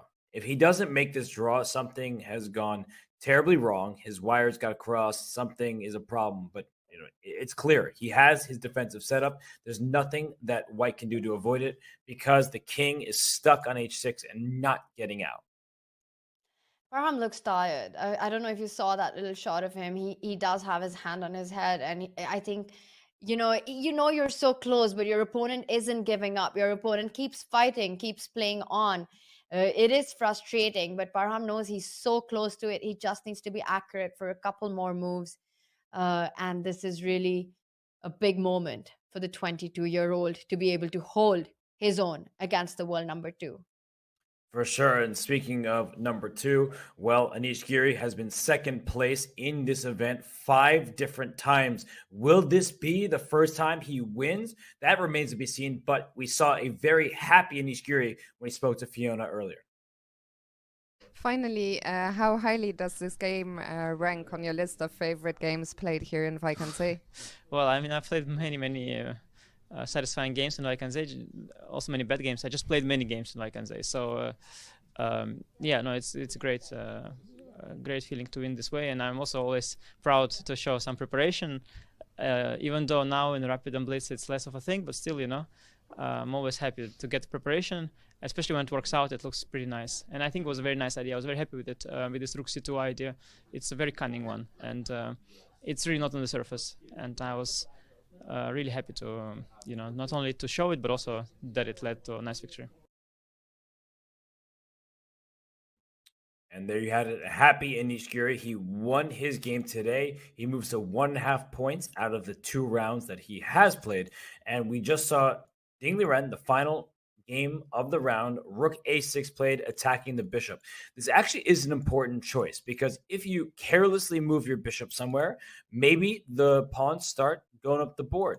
If you play, say, bishop to b2, is there f6? That's the big question. Can I push that pawn? The answer here is no, because if you play f6, your king on h6 gets checkmated immediately. So be very careful. I warned you all earlier. The king on h6 is vulnerable, so do not overlook a check on this diagonal. It was really interesting to hear Anish's thoughts about his game and his general play in Wijk aan Zee. He's played it so many times. He's been the ambassador of the tournament for several years. It is his favorite event, and it was nice to see him proud of the way his game went today. And understandably so, this idea that we were talking about as well with Rook C2, he pointed it out and then went on to win flawlessly. So that was definitely a really nice game. I think apart from that win, if Parham manages to save this game, save that 0.5 point, I would say that this has been the second most impressive game of the day. Yes, really, really good defense. You know what it reminds me of? Levon Aronian yesterday against Magnus Carlsen. That game ended in a draw. If you just look at the results, you say, oh, what really happened? Nothing. They split the point. They've done that many times before. But it was painstaking effort to make that draw. And Parham, he continues to wait this out, making sure he's not going to blunder. And as you said, he's tired. He's hungry. He would like nothing more than the game to be concluded. But when you're in that state, when you know that you're not thinking as clearly as you did 6 hours ago, that's when mistakes happen. So he is taking that step back, that breather, so that he can really analyze fresh every time. Because in this position, Is he going to play bishop e5, bishop d4, bishop c3, bishop b2? Is there a difference between making any of those moves? Should he leave his bishop where it is and play the move rook f8 and just defend? I like rook f8, but then you may think after rook c6, is there some kind of funny situation where you can't move your rook because you lose your bishop? And if you move your bishop, maybe the king gets out. There's just a lot of little things that go into this position that Parham is working out. And these little things can make your brain so foggy. It's so easy to lose hold on reality. You know, these small positions with these tiny differences. You've played them over and over again over the last 20, 30 moves, but you lose the sense of reality when they keep appearing. Your mind gets tired. It is the 7th hour of play.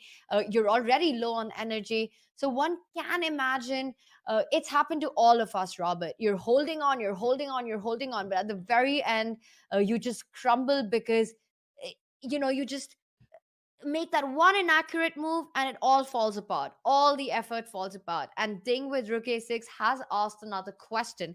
Because Parham's bishop has been on f6 for a long time, psychologically, he loves it there. It blocks the king on h6. It makes sure that the king on h6 cannot come out to g5 anymore. So it's very hard for him to move that bishop away from there, even if it might be a good move. And as we can see, he has decided to keep it there just simply because you don't want to fix what's not broken. Why move that bishop? He's gone rook f8, and Ding continues to question Parham exactly the way you said. He keeps the rook on c6, attacking that bishop. Now you don't have a good square for the rook. Are you going to go king h8, or will you move your bishop away? And once again, it's not a pleasant choice for Parham because he really wants that bishop there. Wow, king h8 is a move I didn't think about, and I'm going to make the move and see what happens. Keeps the status quo completely even. That's hard to believe though, right? The king h8 also works. So if that's the case, then maybe it's good to make that move. You can also play the bishop on this diagonal, like bishop h4, because you can't play f6. I can just take it. If you play g7, I have rook f6 check, and then once the rooks are swapped, you lose the pawn on g7. So it seems like there are a bunch of different drawing plans for Parham. He just needs to choose one. He played his bishop back to d8, keeping this diagonal under his control. Wow, bishop d8. And, we keep talking about classical chess, and this game has been such a massive example of the beauty of classical chess and the kind of fight that it requires, the stamina it brings out. It's not about blunders. It's not about sacrifices. It's about holding on and showing these defensive resources. And Robert, we've got over 20,000 people with us on Twitch, over 8,000 people on YouTube. So a big shout out to everyone who's joining us on Twitch and on YouTube on this big Tata Steel Chess Masters. What a day it's been, and what a fight these world-class players are putting out for us. They are indeed, and the fight is nearing its conclusion. Rook e6 played. Can you take this pawn f5? That's a big question, but the answer is no. So look at Ding Liren being a little trickster over there. Rook takes f5, rook e8 check. That's mate, so you have to block with the rook. Takes, and king h7, trying to promote the pawn. If your bishop goes to f6 to stop g7, I go h6. Next is g7. It is unstoppable. The pawn reaches the other side, and white would win. So instead of that, the bishop goes back to f6. Nice try, Ding Liren. You're not going to fool me, says Parham, and he keeps the bishop back and forth. There we go. A draw has been agreed, Robert. Seeing that Parham did not fall for that final trick, he's put up such a mammoth defense in this one. Played like a true gladiator, a true fighter. A difficult game ends in a draw. A big shout out to both these players. Ding Liren giving it his all, really trying till the absolute last breath in the position to squeeze that win out, and Parham up to the task. Eventually, Ding agrees and acknowledges the massive defensive effort. Nothing to be done. A draw is agreed. Yeah, and good point by you. And look at them. All of a sudden, they have energy because they want to talk about every little detail of the previous 80 moves of chess that they played. And that's what happens. They're so fascinated, they're so enthralled by the game that they want to talk about what happened on move 20. I don't remember what happened on move 20 in this game. It's been forever ago, but they went through it. They experienced it. Every single move had some kind of emotional attachment. You try to put aside your emotions while you're playing because you need to remain objective, but you squirm, you go through it all, and when it is all said and done, the game is a draw. They're analyzing. They're not even going to eat dinner yet. They want to talk about the position. But Tanya, the draw was agreed, which means we have all 7 results in the books. Only 2 games. I say only as if that's not a lot. At this level, 2 decisive games is quite a lot. And Magnus Carlsen wins the black. Anish Giri wins with white. I think both those two, they're longtime, kind of banterers on social media. They'll be happy with today's results.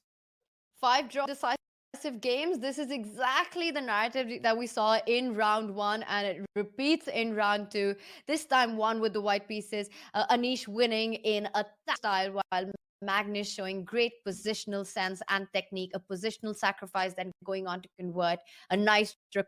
But really what stood out was Parham Maghsoodloo, all of 22 years old, playing for the first time in the Tata Steel Masters against one of the best players in the world, put under pressure from the very beginning, but takes it head on and survives a huge scare to a big half point. And if it weren't for Parham, I think we'd be talking as well about Arjun Erigaisi. With the black pieces, 2 games in a row, he has performed admirably. Solid defense, never being much worse, showing off that good preparation and form once you leave that prep. So Arjun with the black piece against Wesley So, that was impressive. Levon Aronian and Praggnanandhaa, not too much happened. Some interesting moments, but the game was level throughout. Maybe Praggnanandhaa, with his adventurous Queen D3, there could have been something there, but nonetheless, a draw is a good result. Magnus, we've discussed. This game that just finished, Parham is a hero. Anish Giri is a villain. He just absolutely crushed Gukesh, and the many Gukesh fans out there are going to look at the standings right now and be pretty upset because he came into this event at 27-25. He had his chances, but he is now down to 0 out of 2, the only player who hasn't drawn a single game. He has to remember that this is just the start of the tournament. It is such a long way ahead. You still got 11 rounds to be played. That's an entire event to be played right now. So not to lose heart. It's been a difficult start. But on the other hand, at the top of the leaderboard, we've got 4 players with 1.5 points. Magnus, Anish, Ding, and Nordebek lead the field. Fabiano, Wesley, Levon, Arjun, Parham, Jordan, Prag, all at 1 point. And we've got Richard and Vincent with 0.5 point, while Gukesh at the bottom of the leaderboard. And I remember last year at the Masters, it was Adi had a really tough start, was finding it difficult to score.